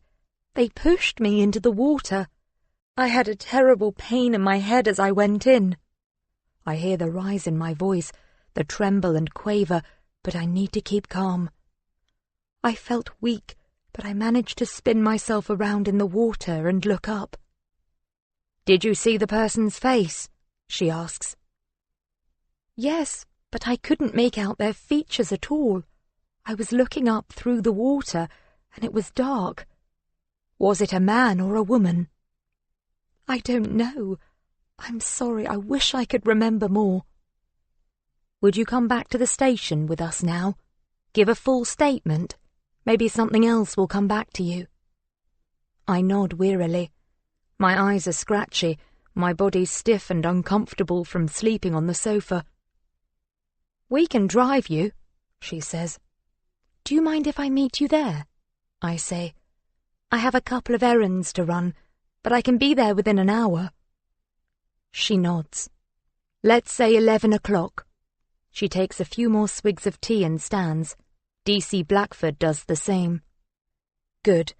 At least that gives me a few minutes on my own. Some time to grab a shower and a piece of toast. To gather my thoughts before I go. I don't know whether to feel relieved or frightened at this turn of events. Could I be closer to finding out what actually happened to me? Chapter 26. I'm exhausted. I could do with spending the day in bed, but I want to see if I can catch Jack at the rowing club. I head along the river path in a daze, the mid-morning sun occasionally peeking out from scudding white clouds. It's probably too windy to row, but he might be up at the club anyway. I hope so. I've been checking my mobile every 5 minutes and he hasn't called or texted. I haven't seen him since Friday night when he came over to calm me down, and I feel weird about calling him again. I don't want to be the type of girl he thinks of as annoying or clingy. He's already done far more for me than anyone else I know, so My reasoning is that if I go to the club, maybe I'll just happen to bump into him, and then I can gauge from his reaction whether or not he's pleased to see me. I spent ages at the police station yesterday. I was there by 11, like they asked, but it was gone 12 by the time D.S. Wright and D.C. Blackford were able to see me. They conducted the interview on camera, and I told them pretty much what I told them back at home, about being pushed into the water. But this time, the process was more drawn out, and they asked me way more questions, most of which I didn't have the answers to, because of course I don't remember anything. They couldn't or wouldn't tell me any more about the body they found.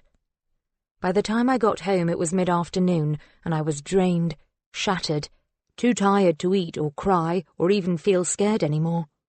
All I wanted to do was climb into bed and sleep for 1,000 years.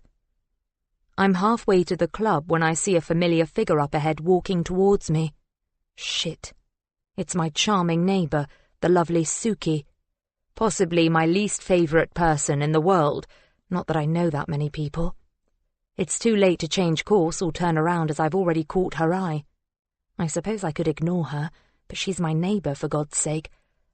I'm not going to be rude. If she wants to blank me, then that's her prerogative. I plaster a tight-lipped smile on my face and nod my head, but, as expected, she totally ignores me and walks on past. Stupid cow. I wonder what on earth I could have done to offend her. Surely she can't believe that I was actually trying to seduce her husband the other night. I suppose I should let her go, leave her to her low opinion of me. But she's riled me, and I want to find out what her problem is. Before I can change my mind, I turn and call out, "Suki!" She stops, but doesn't turn around. Then she carries on walking away from me, her usually sleek bob ruffled by the wind. "Suki, wait!" I hurry after her. "Suki!" I say, passing her and planting myself in her path. She gives a long-suffering sigh. "What is it, Mia? What do you want?" Her expression is withering, and I cringe beneath her gaze. I just want to know what I've done to offend you. Why don't you like me?" "I just don't, okay?" She makes a move to go past me, but I put my hand on her shoulder to stop her. "Please," I say. "You know I have amnesia. Just humour me. Refresh my memory." An elderly couple walk past, giving us a curious sideways glance. I'm tempted to stick the V's up and tell them to mind their own business. "Have you really lost your memory?" Suki says. "Or is that just bullshit?" "Why would I lie about it?" I say, amazed that she would ask such a thing. "If you must know, it's been awful. I don't remember anything at all." "Maybe that's a good thing," Suki says. "Although," she sneers and shakes her head, "some things never change, memory or no memory." What's that supposed to mean? "I know what you've been up to with my brother," she says, her fists clenched like she's about to punch me. Okay, maybe she really does have a screw loose. Now she's making random accusations. "What are you talking about?" I say. "You've been having an affair with my brother," she says, her eyes boring into mine, her arms folded across her chest. "I don't even know your brother," I reply. "You don't know Jack?" She lifts an eyebrow. My stomach lurches. I try to process what she's telling me. "I saw him coming out of your place on Friday night. His taste in women has gone way downhill." Jack is Suki's brother. This news stuns me. I don't know why. Maybe because Jack is so lovely and Suki is such a cow. "You're not a very good liar, Mia. You've gone bright red." She shakes her head. "He and Lucy were happy until you came along." "What are you on about?" I say. "Jack and I aren't together. We're just friends. I'm nothing to do with his marriage breakup." "Really?" "Yes, really." But her words disturb me. She's smirking now like she's in on some private joke. Well, chances are she probably is. Everyone else knows more about my life than I do, and it's driving me nuts. Oh, fuck off, Suki, just fuck off. Childish, I know, but it makes me feel a bit better. Not much, though. With pleasure, she says. I didn't want to talk to you in the first place. This time, she does manage to skirt around me, heading off along the river.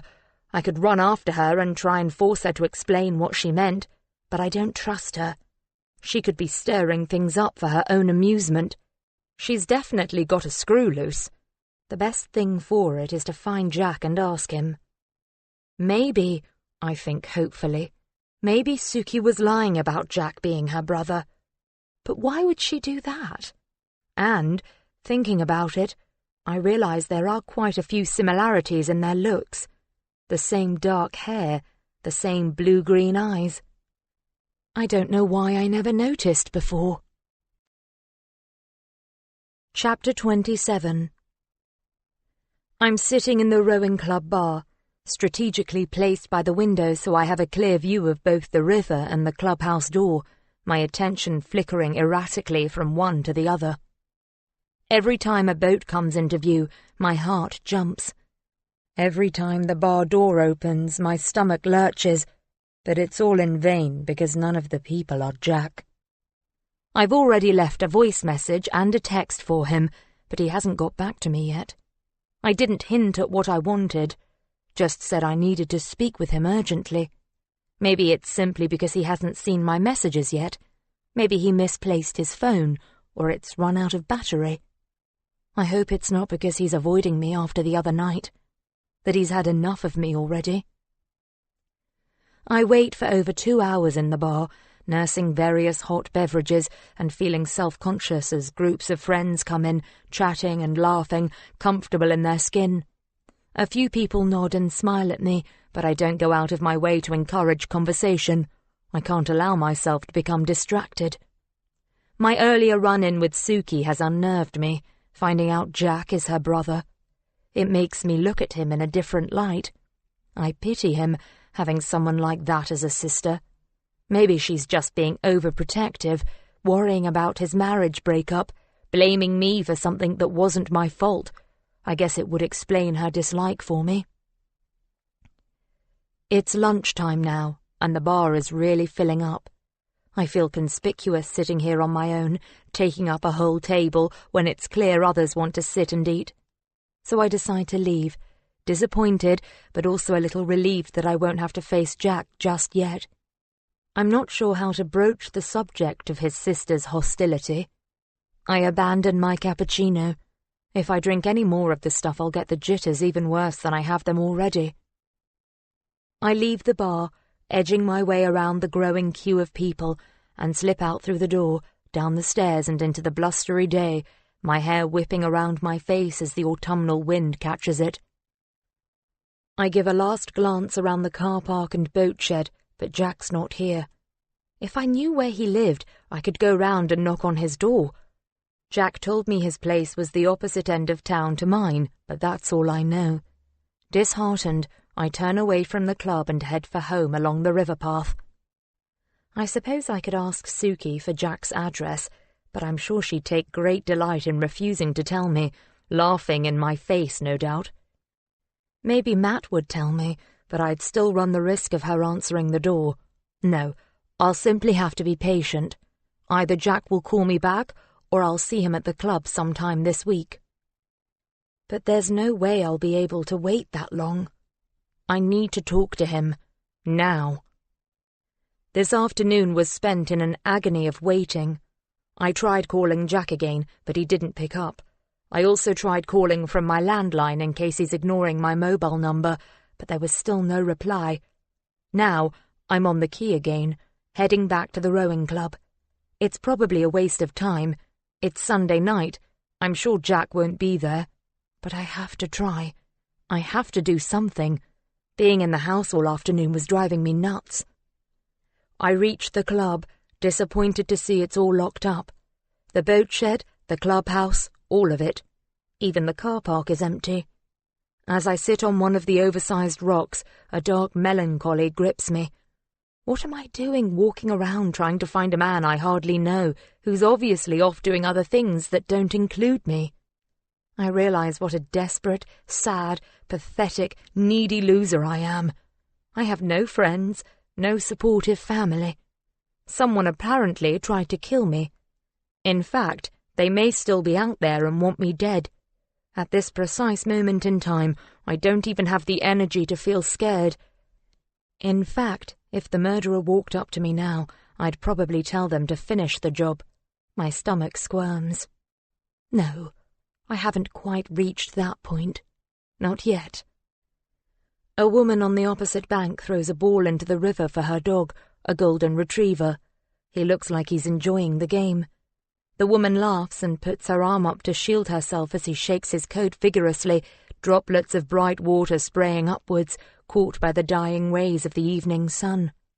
Maybe I should get myself a dog. It could be a companion and a guardian. I think I'd like that. Perhaps it would put a stop to these feelings of loneliness which randomly seize me, leaving me breathless and afraid.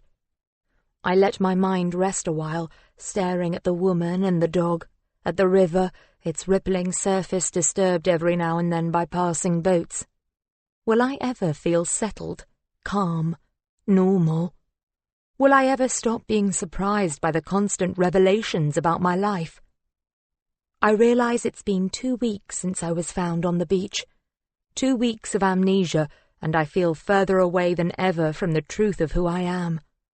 Perhaps it would have been better if Piers had left me in the hospital, if I'd been forced to start from scratch with a new identity. But he didn't. I'm here, and I have to deal with it. I open my handbag and angrily root around for my phone. There's hardly any battery left. I stab at the screen, hitting the redial button. Surprise, surprise, it goes straight to voicemail. Jack, I've left you a couple of messages. I really need to speak to you. I bumped into my neighbour, Suki, today, and she told me you're her brother. She doesn't like me for some reason. I give a nervous laugh. Please call me back. And, Jack, there's something else. The police pulled a body out of the river. They don't think what happened to me was an accident. I really need to talk to you. I end the call. Paranoia is setting in. It really does feel like Jack is deliberately avoiding me, dodging my calls and staying away from the club. But something dawns on me. Maybe this is all Suki's doing. Maybe she spoke to him, warned him off me, persuaded him that he shouldn't see me anymore. But surely he wouldn't just cut me off like that, without at least coming to explain. I try calling him once more, but it goes straight to voicemail again, so I hang up. As the sun vanishes behind the trees, the wind suddenly drops. The woman and her dog have gone. Everything is still, the light dimming, the air cooling. I should rouse myself, get up and go home. No one is coming here on this quiet Sunday evening. I tear my eyes away from the eddying water and walk up the gravel slope, back onto the path towards home. There's no one around and dusk is falling, the Victorian street lamps lighting up along the river's edge. I pass the children's playground, deserted and forlorn. I pass the temporary wooden cafe, its shutters pulled down tight. Along the winding pathway, under full-leafed trees, past sleeping ducks and swans, past empty wooden benches, past the bandstand, its eerie shape looming out of the twilight.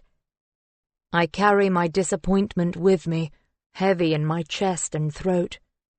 Finally, I come to the end of the river path and cross the narrow road, past the empty mill house, and find myself at the stone bridge, almost home. A car approaches from behind. I get to the end of the bridge and stand back, waiting for it to pass. Then I continue on, only a few more yards to go. The car disappears around the bend, out of view, and the whole world appears deserted once more. I delve into my bag and rummage for my house keys.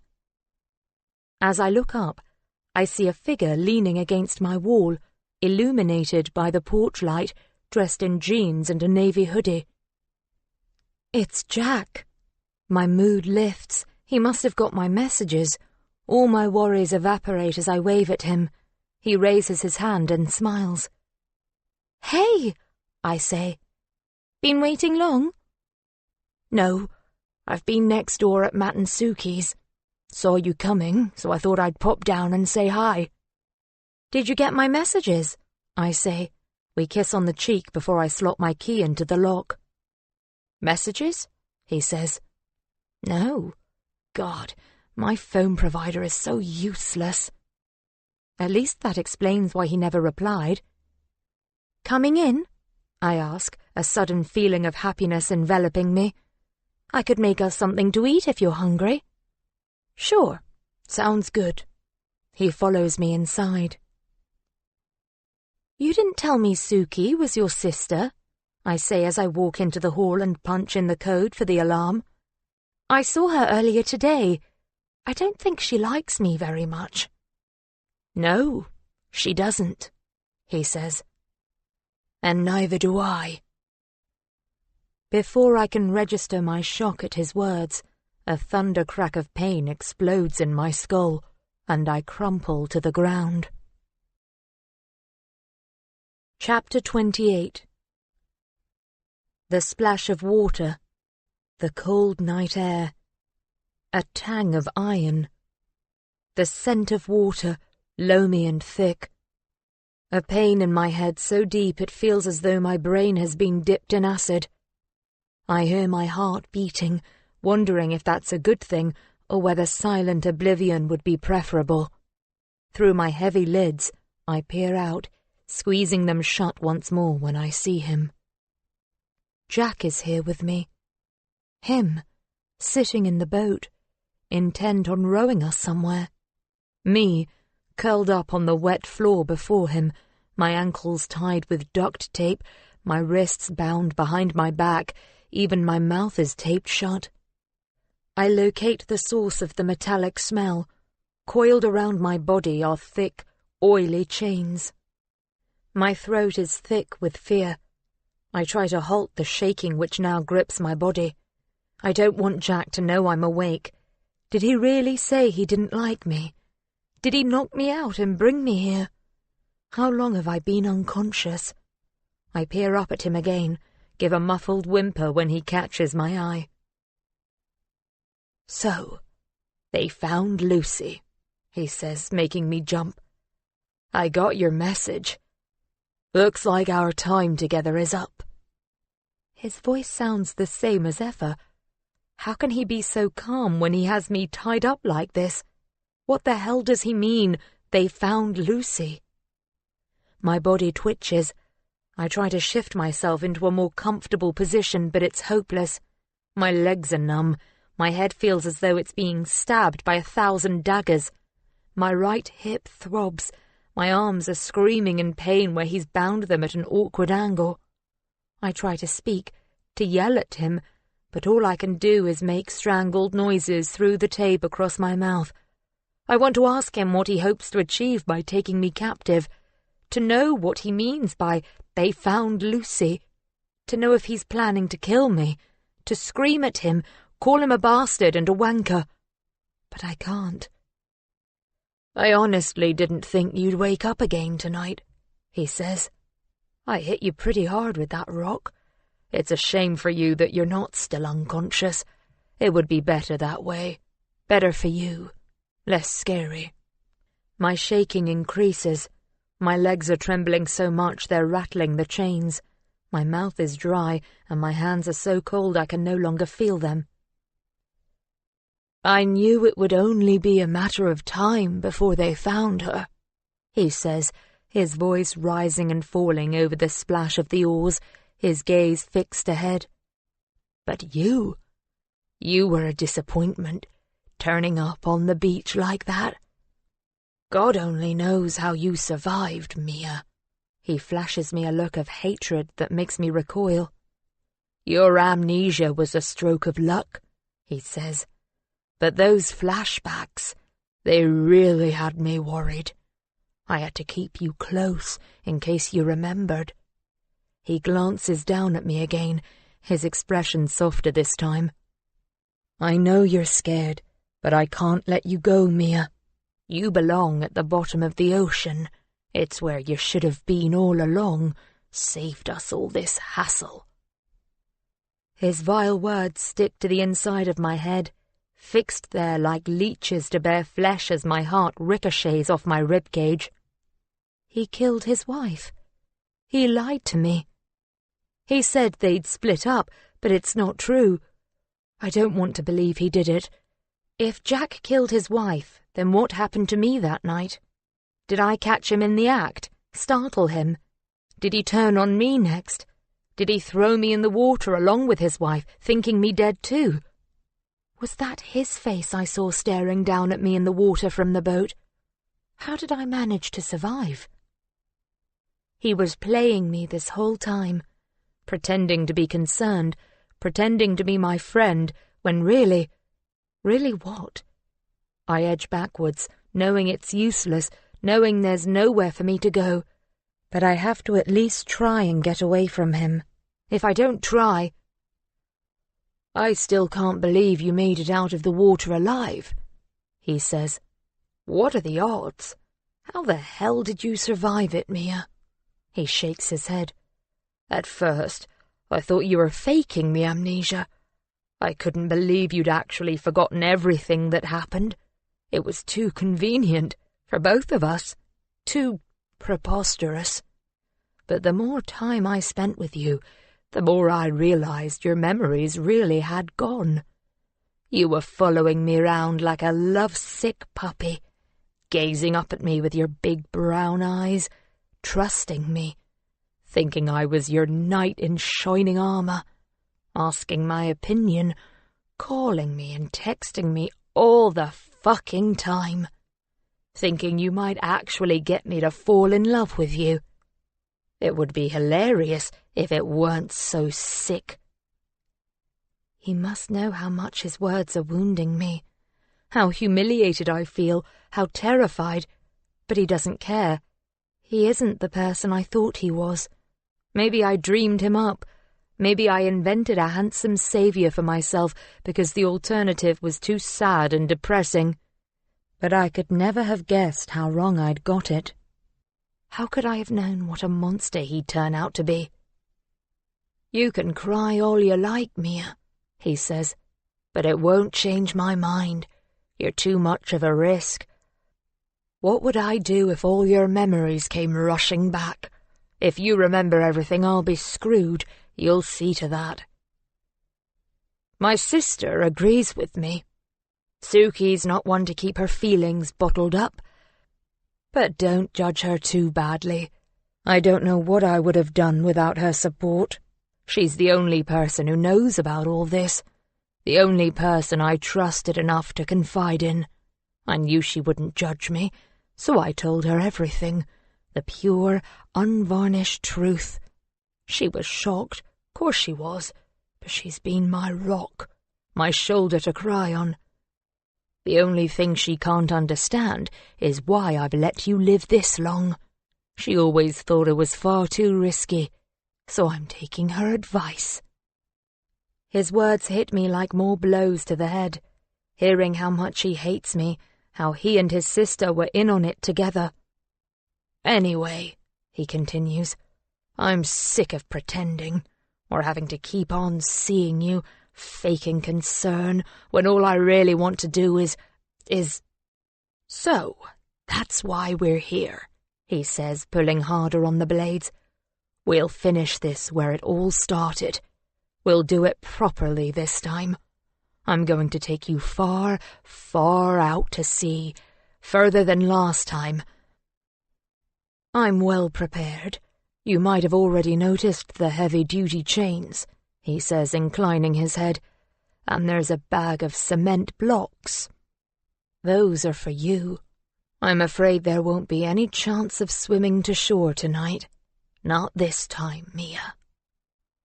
Despite the cold, I break out into a sweat at his words. I wish I could speak so I could reassure him that I won't tell anyone what he's done. I would swear an oath of silence. But he wouldn't believe me. He doesn't care. Poor Lucy. She was married to this man. He needs to be locked up, for a long time. I can't believe I fantasized about this man, that I wanted us to be together. His face is set, concentrating on getting us where he wants us to be. His muscled arms pull at the blades with hardly any effort. His powerful legs slide back and forth. This isn't one of the riverboats we normally use. It's wider, more spacious. I guess that's because we're going out to sea. It needs to be more stable because of the waves. Oh my God, I'm going to die. No one knows I'm out here. No one knows I'm in danger. The police don't even know whose body it was they found in the river. Even if, by some miracle, they have already found out and they go to Jack's house, it will be too late for me. They won't have any idea that I'm tied up on an ocean-going boat with a murdering psychopath. By the time they work out that Jack is responsible for his wife's death, I'll be dead. And I don't want to die. I test my bonds. There's no chance I'm getting out of these on my own. I cast my eyes about wildly, wondering if there's anything sharp nearby that I could use to cut myself free. Maybe a rough edge on one of the chain links. But I can't move, and anyway, I'm in Jack's direct line of sight. He'll see me if I try anything. A tear escapes down my face. Salt water. The thought makes me shudder. I can't panic. I have to keep calm. Think, think, think. I realize with horror that my bladder is full. Please don't let me humiliate myself in front of him. Now I've thought about needing the bathroom, I can't seem to focus on anything else. Another tear, and another. A stream of them merging, falling. If I come out of this alive, I promise I won't waste another second feeling sorry for myself. I may be alone in the world, but it doesn't have to stay that way. I really don't want to die. I want to live a good, long life with someone to love, maybe start a business or a family. Do something worthwhile. I have money. It gives me options. But why am I thinking all these things now? Why now do I appreciate my life? Now, when I don't have a cat's chance in hell of living it. I close my eyes and try to focus again, try to think of a plan. Maybe, when the time comes for him to do it, maybe I could swing my legs out and kick him in the balls. But what then? Unless I can free myself, hurting him will only make him madder, more dangerous. It's hopeless. Nearly there, he says. It's so beautiful out here in the bay at night. The stars are so bright away from all that light pollution on land. But you've ruined it for me, Mia. How will I ever enjoy coming out here again? So don't kill me, I want to yell. Turn around before it's too late. Keep your perfect memory of the bay at night, of the stars. Don't sully the image with my murder. Oh God, no. He's slowing down. He's stopped rowing. We're bobbing about in the bay. He's staring at me and I'm begging him with my eyes, pleading with him not to do this, to take pity, have mercy. My pulse is pounding in my ears. The blood is whooshing in my head, whirring, making me feel dizzy. It's all so surreal. This can't be happening. Jack lets go of his blades and leans towards me, sending my fear spiraling upwards. I cringe away from him, my wet, trembling body rebelling against what's about to happen. As he grips me under my armpits, I tip my head violently, trying to get close enough to headbutt him, but he's wise to that and keeps me at arm's length. There's nothing I can do. I've run out of time. No one is here to save me, and he's not about to change his mind. Within seconds, he leans me backwards over the side of the boat, and I hang there, feeling like my back is about to break as he heaves up the bag of cement blocks which are chained around my waist. I can't breathe properly. I can't pass out. I have to stay alert. Slow my breathing. Calm down. If I want to get out of this, I need to fight back before it's too late. I imagine I see an expression of regret flash across his face. Maybe he won't do it, but it's nothing more than a trick of the light. His face is set, determined. "One last mercy," he says, ripping the tape from my mouth. "You'll drown quicker without it." I'm frozen in shock. The boat tips precariously for an instant, and I think we're both going to end up going in. But, at the last moment, Jack leans back and the boat rights itself. The blocks go over with a deep splash, and I'm not prepared. I'm not ready. It can't really be happening, but it is.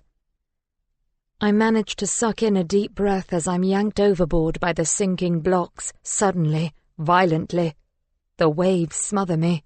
I'm tugged down fast. The water invades my nose and ears, my mouth. My eyes are open, but all is black. Sadness mingles with terror. This is it, my final moments. No one will know what happened to me. No one will even care. Down I go. How long until I hit the bottom?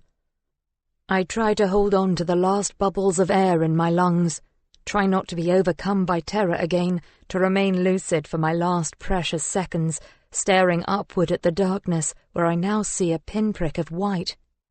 A dot of light expanding, like a never-ending tunnel stretching into the distance.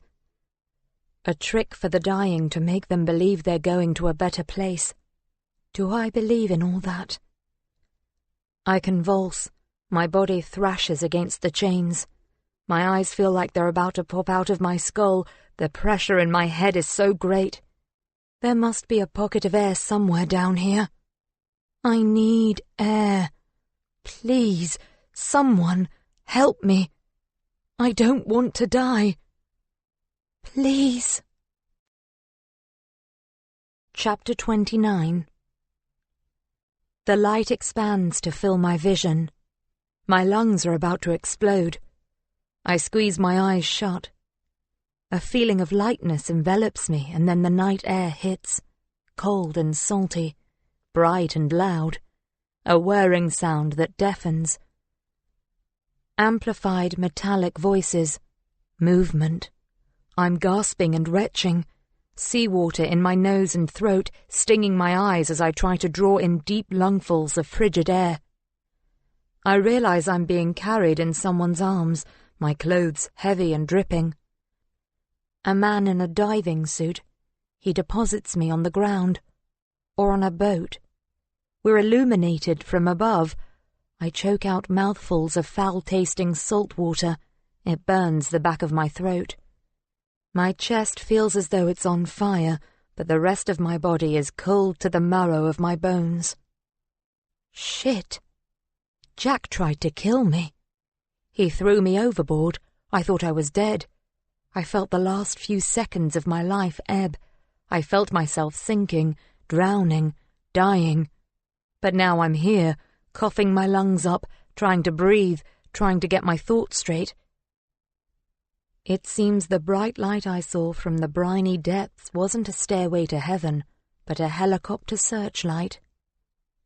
Am I really rescued, or is this merely the fantasy of a dead woman? Chapter 30. 3 weeks later. Autumn has come early. Cold rain cleansing away the dust of August. The wind doing its best to strip green leaves from the trees before their time. But, no matter what the weather does, every day I go outside and I run. I run to remember, and I run to forget. Today, my feet pound the pavement away from the river, heading instead along busy main roads choked with cars and ugly out-of-town office buildings and superstores. I can't even look at that pretty stretch of water anymore without feeling sick and panicky. Until I leave this town, I don't think I'll ever be able to live a proper life. Christchurch has been tainted for me, which is why I'm selling my house.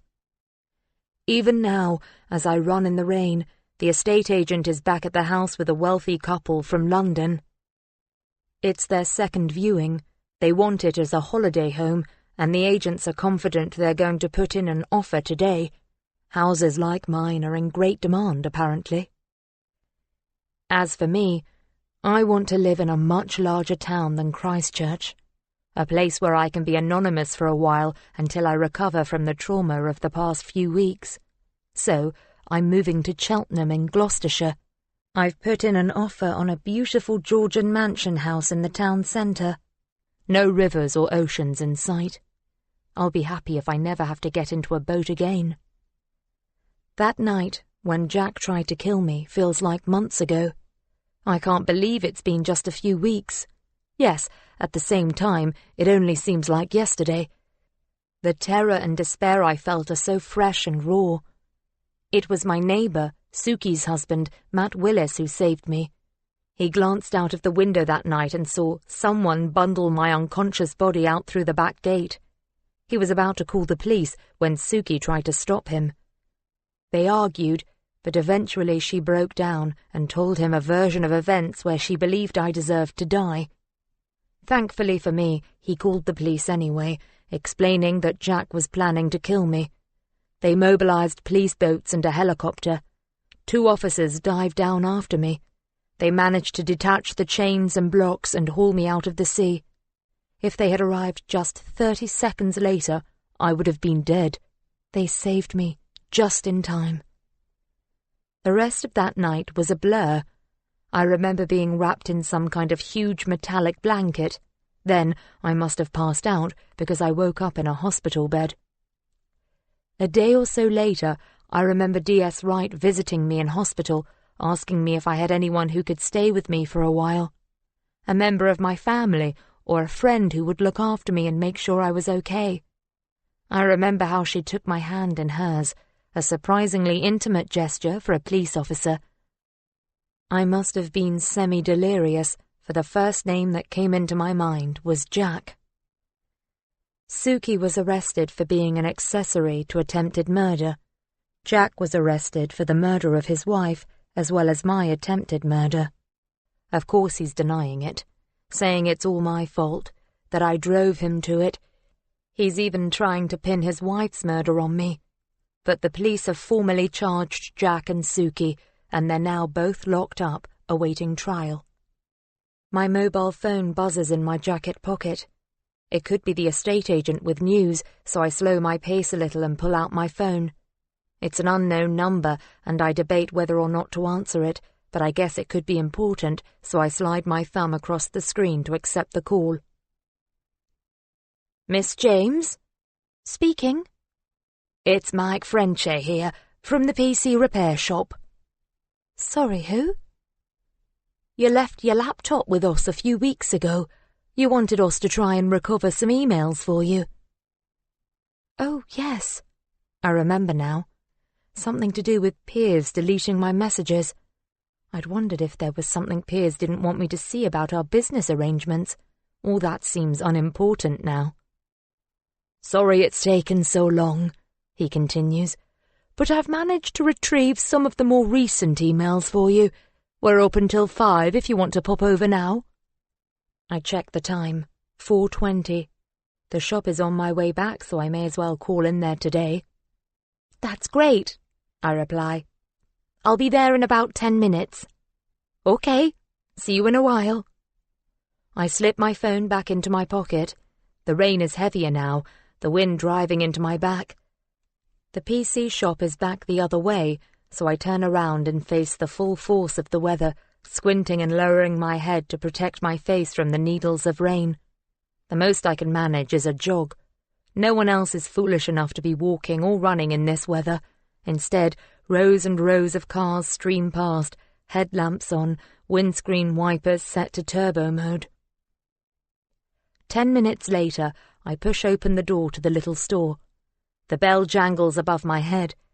The PC guy looks up from the counter. I push down my hood and take a breath. I'm dripping all over the shop floor. Nice day for a swim, the guy says. I smile and roll my eyes at the weather. It's awful out there. You walked? Can't you tell? We give polite chuckles. I tell him who I am and he slides my laptop out from under the desk along with some paperwork. Wait a moment, he says. He turns and goes through the door which leads to the back. A few seconds later he returns. Here, he says, passing me a towel over the counter. Thank you so much. I wipe my hands and face and place the towel next to my laptop, thinking what a nice guy he is. You're not planning on walking home, are you? He says. Even with a bag, your machine will get wet in this weather. It's chucking it down out there. I hadn't thought about that. Shall I call you a cab home? He asks. That would be brilliant, thank you. He pulls his phone from his pocket and calls me a cab, reading out my address from the invoice next to my laptop. Should be here in about 10 minutes. You're an angel, I say. All part of the service, he smiles. Now, about these emails. Like I said, I couldn't get them all, but I managed to retrieve some of the more recent ones. Here. He opens the machine and shows me my inbox and sent folder. Most of August's emails are there, and a few from July. Thank you. That's great. How much do I owe you? Luckily, I have my bank card and some spare change on me, so I settle up and wait for my cab to arrive. He gives me a plastic bag to shield my laptop from the weather. We make a little small talk, and then he's called away by a phone ringing in the back. While I'm waiting for my cab, I decide to take a quick peek at some of the emails he retrieved for me. Most of it's spam. I'm specifically looking for messages from Piers to see if there's anything dodgy about our business that he might have deleted after the accident. But it's all innocuous stuff, nothing that's worth hiding or deleting. Then, my eyes alight on a message sent from the rowing club on the day before my original accident, back in August. It's marked as unread, but the subject heading reads, "What the fuck?" I click on it. My eyes skim to the bottom of the email to see who it's from. It's from Jack. As I read Jack's message, a sick feeling sweeps across my body. The words swim before my eyes, wavering and reforming, blurred and then suddenly sharp. I reread the email with horror. The PC guy returns from the back room. He starts speaking to me, but I'm not listening. My body feels suddenly heavy, my head too full of memories. They crowd my mind, jostling for space, throwing up new and more terrible glimpses into the real me, and I wish with all my heart that I could go back to forgetting, that my mind could remain a deep void of nothingness, wiped clean, innocent. I sink down onto the floor, knocking the laptop onto the tiles with a dull crack. Are you okay?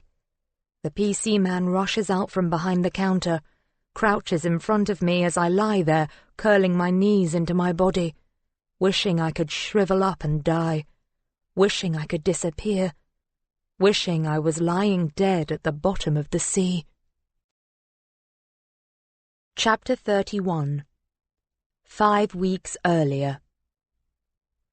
Right on time, her Fiat pulls into the car park. I'm sitting on one of the large decorative rocks, waiting. It's that secret, silent time between night and morning when only creatures are awake. Way after sunset, but not close enough to dawn. Dark and cold, nothing stirring. The half-moon casts just enough light to see by. My heart starts to race. I should have done this a long time ago. I'm doing her a favour, really. She needs to know. I called her earlier today to tell her to meet me here, to tell her that I have some information about her husband. She sounded annoyed, said she was busy all day, that they were going to a party this evening, so I told her, okay, come after the party. How about 2 a.m? Surely she wouldn't be busy then. Don't be ridiculous, she said. I'm not meeting you at 2 in the morning.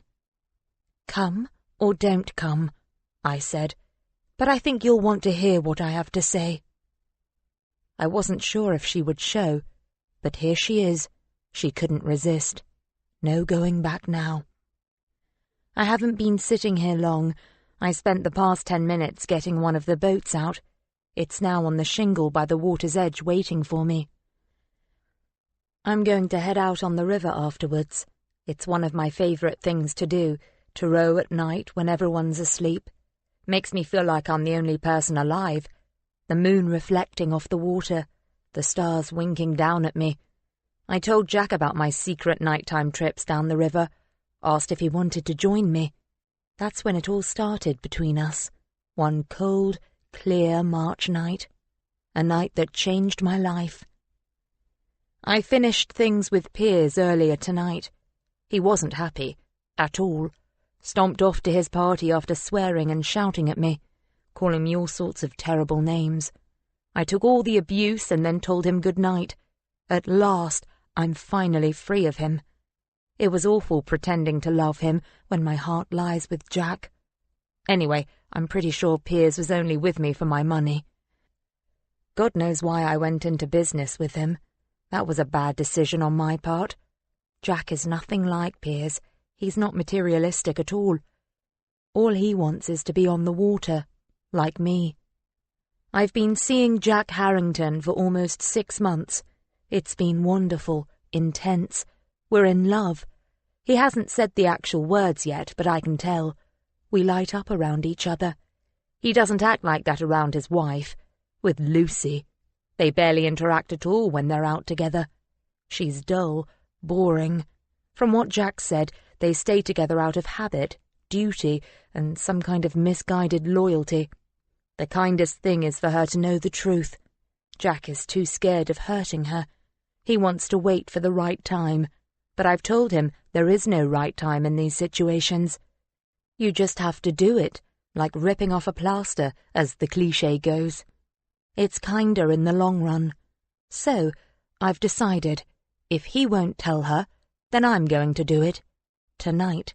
Or rather, in the early hours of the morning. Now. She's getting out of the car, walking towards me. Her blonde hair shining in the moonlight, a scowl on her face. She's always been friendly towards me, so it's a bit of a shock to see such a grim expression on her face. I stand up and move a few paces away from the car park, down the path closer to the river. I hear her footsteps behind me, following. I experience a rush of power, a fluttering in my stomach. I'm really going to do this. I stop on the shingle bank and turn around to face her again. She's older than me by a few years. Jack said she's nearly 30, but she doesn't look it. Tonight, she seems younger than me, if anything. Slight and slender, vulnerable, like you could snap her in two. I almost feel sorry for her. She's about to have her world turned upside down. She continues walking towards me, her scowl deepening, her eyes narrowing, her lip curling, almost as if she hates me. It unnerves me a little, seeing such a violent expression appear on her face. But as she comes closer, I see that it must have been a trick of the moonlight. Her face is neutral. "What's this about, Mia?" Her voice is strong, firm, a teacher's voice. She stands before me, shivering slightly in a short summer dress and sandals. Her makeup has that end-of-the-night, slightly smudged look about it, but that doesn't detract from her prettiness. Now she's here, the carefully worded sentences I'd constructed in my head earlier desert me. Her eyes are fixed on mine, waiting. A cool breeze blows off the water, making me shiver too. "It's about Jack," I say. "Obviously," she says. "You told me that already. Get on with it, then." I'm taken aback by her increasingly brusque tone, but I don't let it deter me. "There's no easy way to say this," I begin, so I'll just say it. Jack and I are in love. I take a deep breath. We've been seeing each other for a while now, and he wants to be with me. I'm sorry, Lucy. My heart is pounding. Saying the words makes me feel so liberated. I want to smile, but that would look too insensitive. I bite my lip instead. To my surprise, Lucy smiles and shakes her head. "Poor Mia," she says. "Maybe you didn't hear me properly," I say. "No, I heard you perfectly. You were telling me how you're in love with Jack and that he wants to be with you." I don't understand her reaction. Why is she taking this so well? Maybe she doesn't love him anymore, but there's a smugness about her that's making me uncomfortable, that's making the blood rush to my head, making me uneasy. "The thing is, Mia," she places a heavy emphasis on my name, "the thing is that when you called me earlier, I was confused. I didn't know what on earth you could possibly be going to tell me about my husband that I didn't already know. So, do you know what I did? I asked him. I said, 'Jack, Mia wants to talk to me about you. What could Mia possibly have to say to me about you?' And do you know what he said?" She doesn't give me any time to reply. "No? Okay, I'll tell you. He broke down and confessed everything. He told me all about your sad, seedy little affair." I hadn't expected this. "So, then you already know?" I say. "I'm sorry, Lucy. It wasn't anything you did. Sometimes these things happen. It was out of our control. We fell in love." I must admit it's a relief that he actually told her, that I don't have to go into detail about it. But something's not quite right. She's smiling broadly now. My discomfort returns. "You poor, pathetic cow," she says. "You might be in love with Jack, but I'm afraid he doesn't love you. He was distraught earlier, begging me to forgive him, said you were a stupid mistake, said you meant nothing to him, nothing at all." "You're lying," I say, shaking my head, trying to quell the sick feeling that's rising in my gut. "Just trying to make yourself feel better, trying to discredit what Jack and I have together. I can understand that." "If you weren't such a man-stealing whore, I could almost feel sorry for you," she says. Her tone is steely now. There's no trace of the quiet blonde wife I'd always seen before. She has to be lying. It can't be true. Jack is always telling me how he and Lucy are bored with each other, how refreshing I am, how funny and wild and exciting, and how the sex is incredible. He wouldn't give me up just like that. He couldn't. But I look at Lucy's face in the moonlight and she's smirking at me, a look of absolute triumph. She's enjoying her revelation, enjoying seeing me process her devastating information. It was supposed to be me enjoying my revelation. I was supposed to be the one seeing a look of shocked disbelief on her face. I was prepared to witness her anger, or preferably her tears, and then I would have consoled her, told her that Jack was still fond of her, of course he was, but now he was with me. Instead, my features are twisted in shock, my chest hollow. I want to believe she's lying, but I know deep down that she's telling the truth. I can see it in the glitter of her eyes. What should I do now? Should I go and confront Jack? But what if he rejects me? If he truly loved me, surely he would have left Lucy already. They have no children together, no commitments other than their house. It would have been easy to leave her, but he hasn't. My plans for a happy ever after with the man of my dreams are ruined, destroyed by this smug-faced little bitch.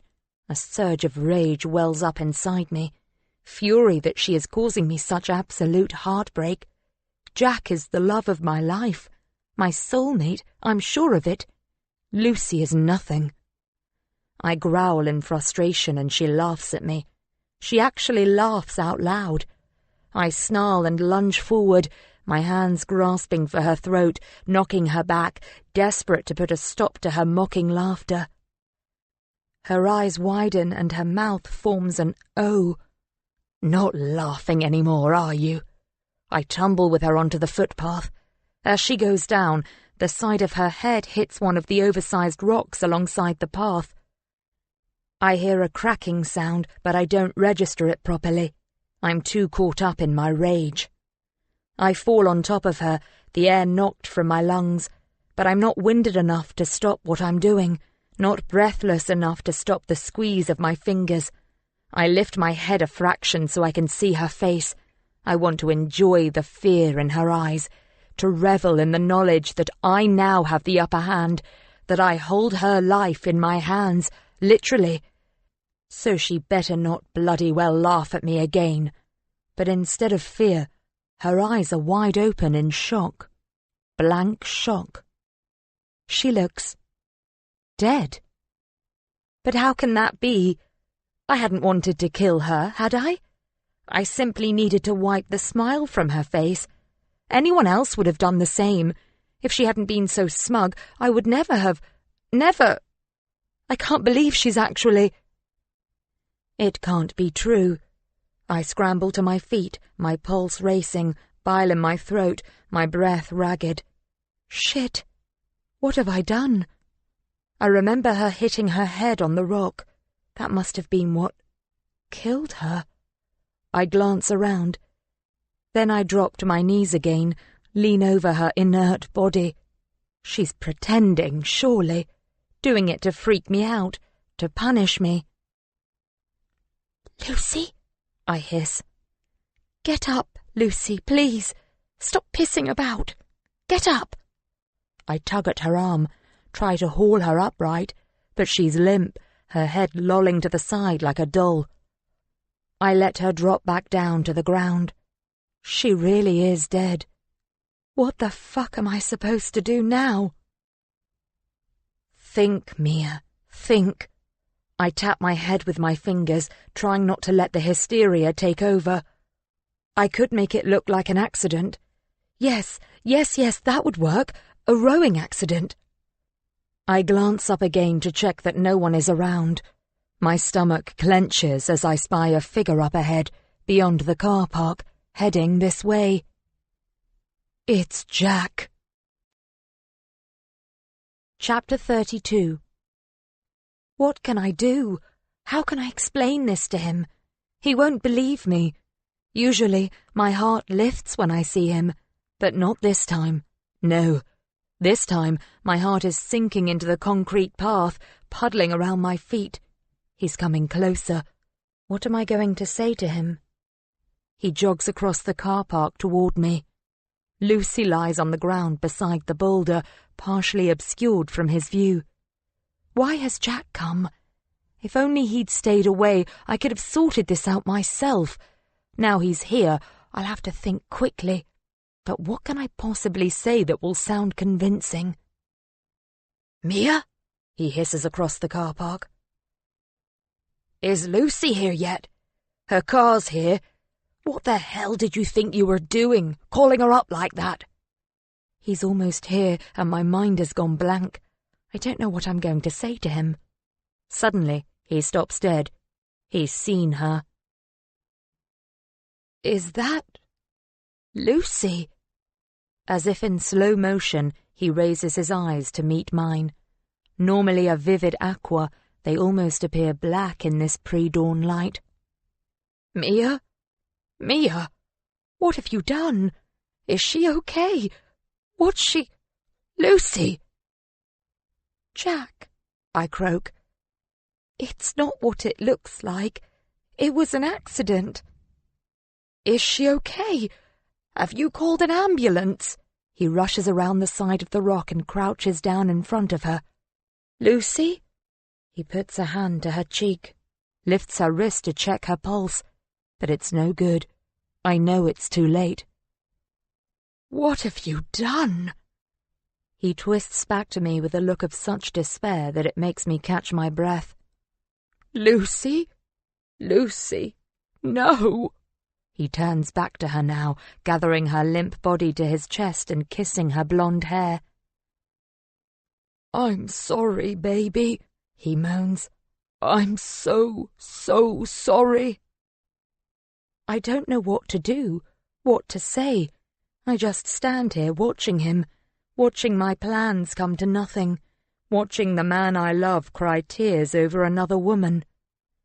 He sobs over her body for what seems like forever. I don't know what to do. Should I comfort him, put my arms around him? Should I cry too? You killed her, he cries. You killed Lucy. He lays her back down on the ground and rises to his feet. Takes a step towards me. You murdered my wife, you psycho bitch! His face is streaked with tears, his expression taut, drawn like a beast about to tear apart its prey. It was an accident, I stutter, leaning back. You meant to hurt her, though, didn't you, Mia? He grabs my arms, squeezes. She told me you called her and asked to meet. Why would you do that? Making trouble. Why did you want to speak to my wife? You're hurting me. I only came here to what? He lets my arms go, his hands now hanging by his sides. You said you were going to leave her. I hear the whine in my voice. But you never did. I thought if I told her about us, I thought she might kick you out and we would finally have a chance to be together properly. It's what we've always dreamed about. He's looking at the ground, shaking his head, mumbling to himself. He raises his eyes to look at me. I never dreamed about it, Mia. That was your idea, not mine. And it still doesn't explain why she's lying on the ground, dead. Mia, oh my God, I can't believe this. What did you do? What happened? That's what I'm trying to tell you. It was an accident, a terrible accident. You keep saying that, but how? He reaches into his shorts pocket and pulls out his phone. You can explain it to the police. I can't even look at you anymore. They can deal with you now. No, I say, scrambling through my brain for something to say that will make him change his mind. Lucy, she was laughing at me. She said you told her about you and me. She said you would never leave her. Is that true? Of course I wasn't going to leave my wife. But who cares about any of that now? What we did was wrong, Mia. I was married. I loved her. I messed up. And now she's gone. His words twist into my gut. How can he dismiss our relationship so easily? But you said you were going to leave her, that we would be together. He shakes his head. I would never leave Lucy for someone like you, someone so shallow and caught up in herself. I was weak. He spits out the words like poison into my ears. And now this. We never should have been together. You were a mistake, a terrible, awful mistake. And now she's gone. Tears still roll down his cheeks. I feel like I'm in a nightmare. My hands are shaking. My whole body is numb. I begin to cry too. I'm not weeping for the girl I've just killed. I'm weeping for the look in Jack's eyes, his grief for Lucy and his hatred for me. But I love you, Jack, I cry. I know my words are useless, but I can't stop them spilling out of my mouth, trying to undo some of the damage, needing to make him feel what I'm feeling. I know you love me too. It's just the shock making you say those awful things. I never loved you. He grabs my upper arm with his left hand and shakes me viciously, his fingers digging into my flesh. I hate you. I barely register the pain in my arm. It's nothing compared to the tearing grief ripping my insides apart. I've never experienced such hurt. Have I lost him forever? He lets go, a disgusted expression on his face, like I'm dirt, filth, like I'm nothing, and he turns away, his head bowed over his phone. She fell backwards, I sob. It was an accident. She hit her head. But he's not even listening. He's staring at his phone. He's going to call the police and have me arrested. I can't let that happen. What are you even doing here, Jack? I'm trying to distract him. I need a minute to think. Why did you come down here? Was it to sort things out, to back me up? You're deluded, he says. When Lucy told me you wanted to speak to her, I was horrified. She wanted to confront you on her own. She said it would be better this way. But I was worried about her, so I came looking. And I was right to be worried. But now it's too late. I should never have let her come here by herself."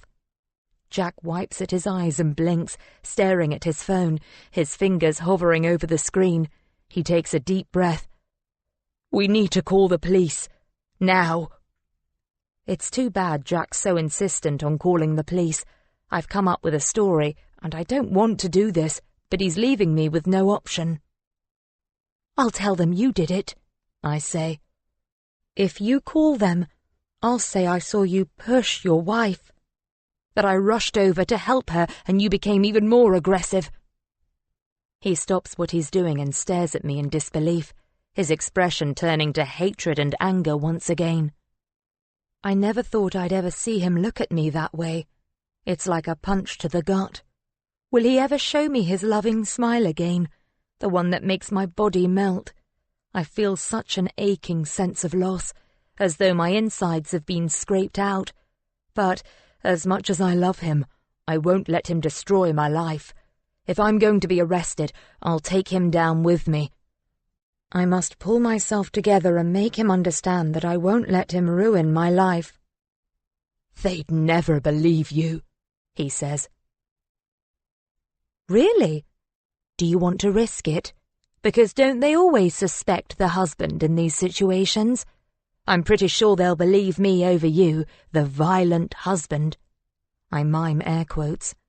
"I'll explain to the police how Lucy was my friend, how I called her earlier to check up on her because she'd been confiding in me about you, about how scared she was of you, that she thought you were going to hurt her, how she asked me to meet her down here to plan her escape from you." "That's ridiculous. They won't believe that." "Are you sure?" I ask. "It'll be your word against mine." "No, you can't." He pulls at his hair, his face screwed up in disgust. "You're evil. I don't know what I ever saw in you. How can you lie like that? How can you—" "Because I'm not going to prison for something that was an accident. And anyway, it's as much your fault as mine. If you hadn't cheated on your wife, or if you'd left her like you promised, none of this would have happened." "So this is my fault? I wasn't even here. You're delusional, Mia. A total nut job. How could I have not seen that before?" He shakes his head and then lunges at me, dropping his phone and grabbing me by the neck of my t-shirt. His other hand is curled into a fist, raised, ready to punch me. I cringe backwards, but I manage to stutter. "Go on, Jack, hit me. It'll only make my story more convincing." He glowers at me, eyes narrowed, top lip curled back from his teeth, but he gradually releases his grip on me and lowers his fist. Then he tears his gaze from mine and bends to retrieve his mobile. "Put the phone away, Jack," I say, trying to steady my voice. He's shaking his head, but he isn't making the call. I think he'll see it my way. Otherwise, he risks being arrested for murder. I need to get my shit together. We can do this. And then, when he's calmer, later, he'll see that we had a good thing, that we really are perfect for each other. This will bond us, connect us again. When everything has settled down, we can be together once more, this time without Lucy in the picture. I have this perfect vision of Jack and me, married, with children, growing old together. But first, we have to get through tonight. A plan is forming in my mind of how we can do this and have everything turn out okay. I think this whole episode might have been fate. A way for me and Jack to finally be together properly without all the need for secrecy and sneaking around. "You're going to help me get rid of her body," I say. "We'll make it look like an accident, that she capsized and drowned, okay?" "What? What are you planning to do, Mia?" he says. "You can't just dump her in the river. You can't. That's my wife. You can't do that. No, she's got a head injury. We need to row out to the rocks near the harbour mouth, make it look like she had an accident out there. You can't seriously expect me to. The riverboats are too unstable, I continue. We'll need a seaboat to get her out there. I won't do it. It's monstrous. What you're suggesting is... It's either that or you're going to prison for a very long time, I say. And we need to act quickly before the sun comes up and the whole world descends on the quay for the day. To my relief, he slips his phone back into his pocket. I may need to try and get that off him in case he changes his mind. We spend the next 10 minutes hauling a coastal 4-seater out of the boat shed and setting it down on the shingle. We don't speak. Jack shoots me filthy looks, but I ignore them. This is a shock for both of us, but we have to be practical. There's nothing we can do to save Lucy, but why should we both suffer because she died? No, we need to dispose of her body, and then we can go back to getting on with our lives. I stride back up to the edge of the car park. Help me put her in the boat, I say, bending down towards Lucy's body. Get away from her, he growls. Fine, you put her in the boat then. I forgive him his temper. This is a shock, a stressful situation. He turns and squats by her side, dropping his head in his hands. Quickly, I say. If someone comes along, we're screwed. For God's sake, she's my wife. Give me a minute. Finally, after what seems like an age, he scoops Lucy's body up in his arms and stands. It hurts me to see the tender look he gives her, the kiss he places on her forehead, the tears still flowing freely down his cheeks. My heart twists with jealousy as I realize he may actually have loved her. Put her in the boat, I say, wanting him to relinquish his hold on her. To stop gazing at her. I want this over. I want her at the bottom of the river. He does as I ask, hardening his features and staggering down to the river's edge. I follow him.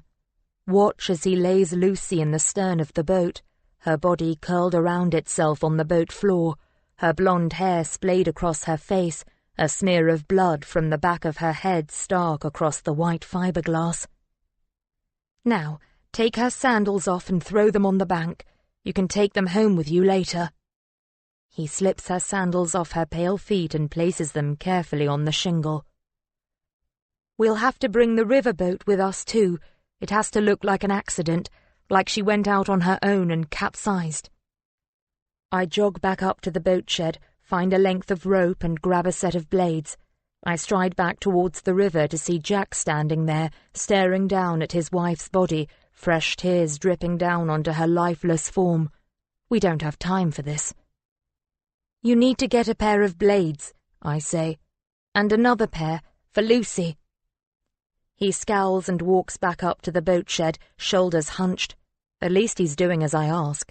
He's not arguing anymore. I glance around to make sure no one's coming, to check nobody's lurking in the shadows, watching us. The boat shed is all locked up. We're finally on the water, in the coastal, towing the single behind us.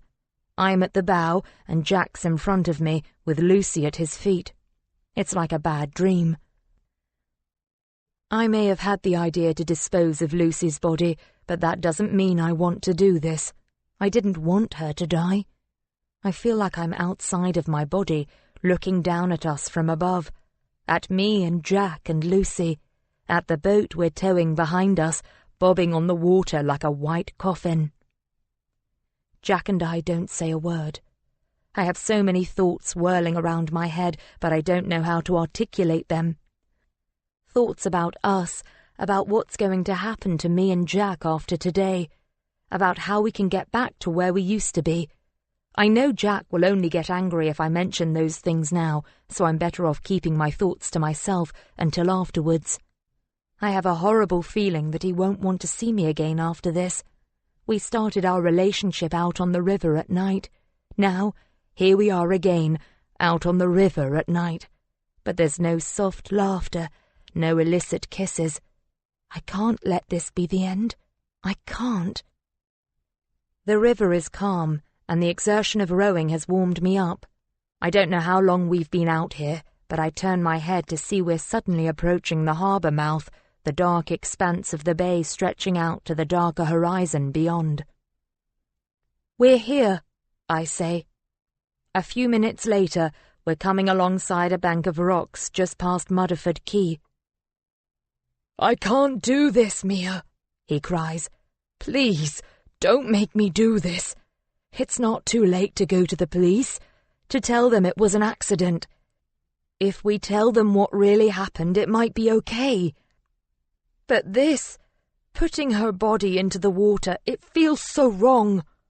He turns back to look at me, his eyes beseeching. "We're not calling the police," I say.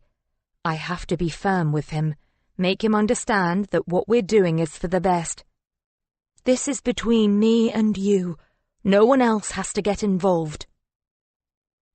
"What about Lucy's parents? Our friends?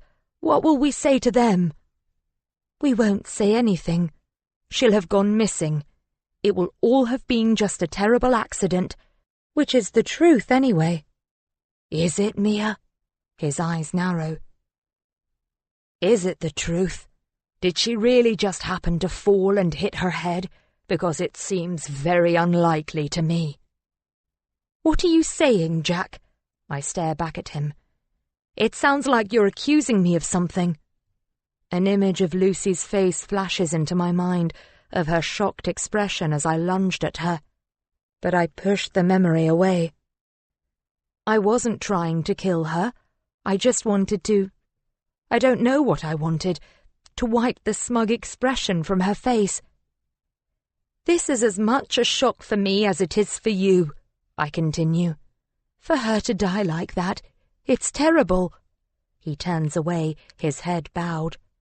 Our boat sways in the water, our blades keeping us from scraping against the jagged black rocks. "If we leave her here," I say, "it will look like she capsized, hit her head on the rocks and was swept away. I'll untie the single if you keep our boat steady." My fingers shake as I loosen the knot. It takes me a while, but I finally work it free and haul the boat around so it's alongside us. "You'll have to lift her into the water, Jack. I can't manage it from back here." "I don't want to do this. It's not right." "She loved to row, right?" I say. "Yes." "So, to be in the river is a good thing. It's like how people scatter ashes in the deceased's favourite place." "It's fucking nothing like that," he says through gritted teeth. "I'm not a child, Mia. You can't make me feel better about this. We're disposing of my wife's body at night in a river. There's nothing good about it." "I'm sorry. I'm just trying to—" "Well, don't. Just shut the fuck up and let me do this in my own time." I take a breath. He's scared and tired and upset. I'll give him time to compose himself. I can hear him murmuring, but I can't make out what he's saying. He's speaking to his wife's dead body. I catch the words, "sorry," and "I love you," and other endearments I'd rather not hear. Finally, he lifts her body up and over the side of our boat, making us rock and then tip precariously to one side. I put my weight on the opposite side to balance us. She's in the water and Jack is sobbing. Her body is just floating there, face up, unmoving. Her eyes are closed. She looks like she's asleep. Her face white, her hair floating like a golden halo in the moonlight. I untie the other knot to the boat and let it go, shoving it away from us. It's instantly taken by the current. "You need to push her body away," I say. "I can't," Jack says, his face stricken. "You'll have to do it. I can't look at her like that. She doesn't look like my Lucy anymore." "Of course," I reply. "Of course I'll do it. You sit back in the boat and look away if it's easier. I lean over as he sits back. I reach down over the side of the boat. She just needs a good, hard shove, and she'll be taken by the current like her boat. My hands enter the frigid water, and I push Lucy as hard as I can. As I do so, I feel a blinding flash of pain at the back of my head. What? I slide my freezing, wet hands out of the water and bring them up to check my head. I'm dizzy. What just happened? I grab onto the side of the coastal to steady myself. It's Jack.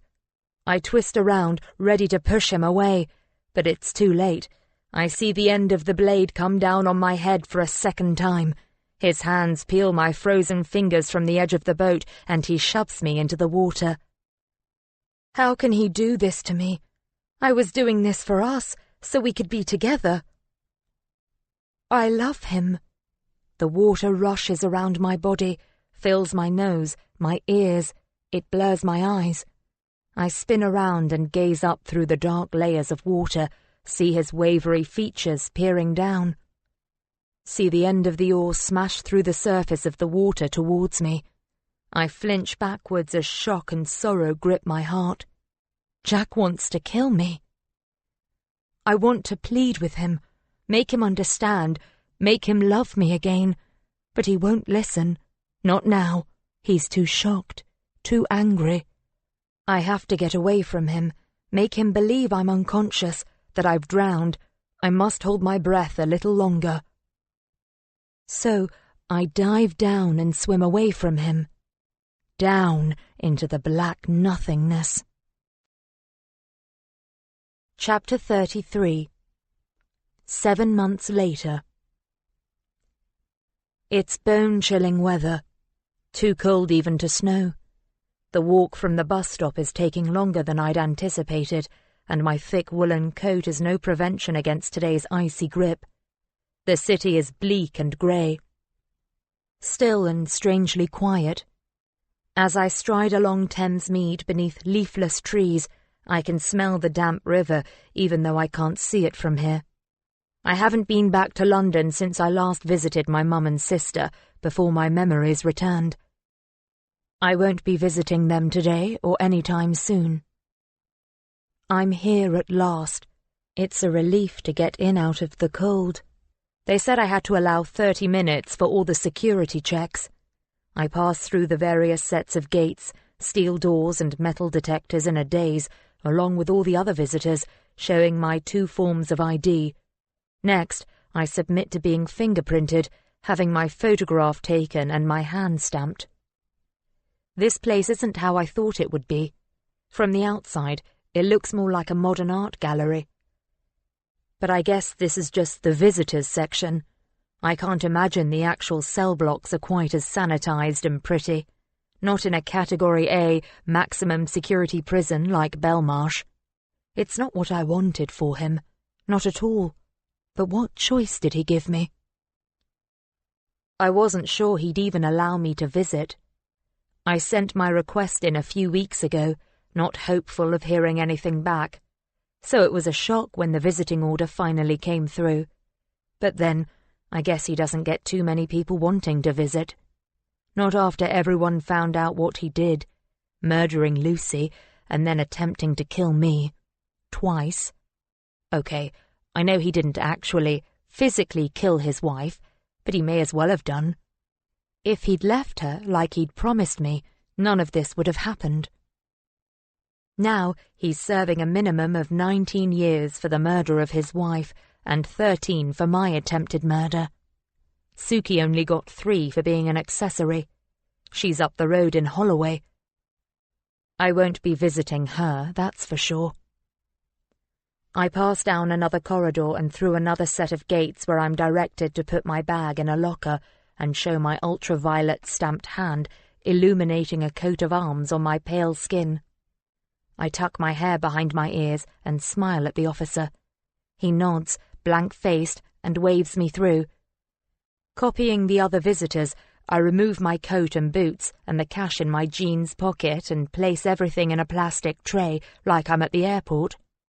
I now have to submit to a body search, including my mouth, where I'm made to waggle my tongue to each side. Honestly, anyone would think I was the criminal. I gather up my belongings, shrug my coat back on, and tug my boots over my freezing feet. We pass through one further set of ID checks before finally reaching the visitors' hall. My heart is suddenly pounding, my palms slick with sweat. Is it too late to turn back? I wipe my hands on my jeans and take a breath, scanning the room, but I don't spot him immediately. I hand my visiting order to a seated officer who checks me off against a list and then points down the hall. I follow his line of sight past all the other seated inmates. And there, at last, I see him. Jack, sitting alone at a small circular table. My heart swoops, my stomach clenches. He's staring at me, and I can almost believe we're somewhere else, somewhere better, in a time and place where his face would light up at the sight of me, where he couldn't wait to kiss me and place his hands on my body. Here, now, it doesn't feel right to smile or wave. He's already broken eye contact, his head bowed.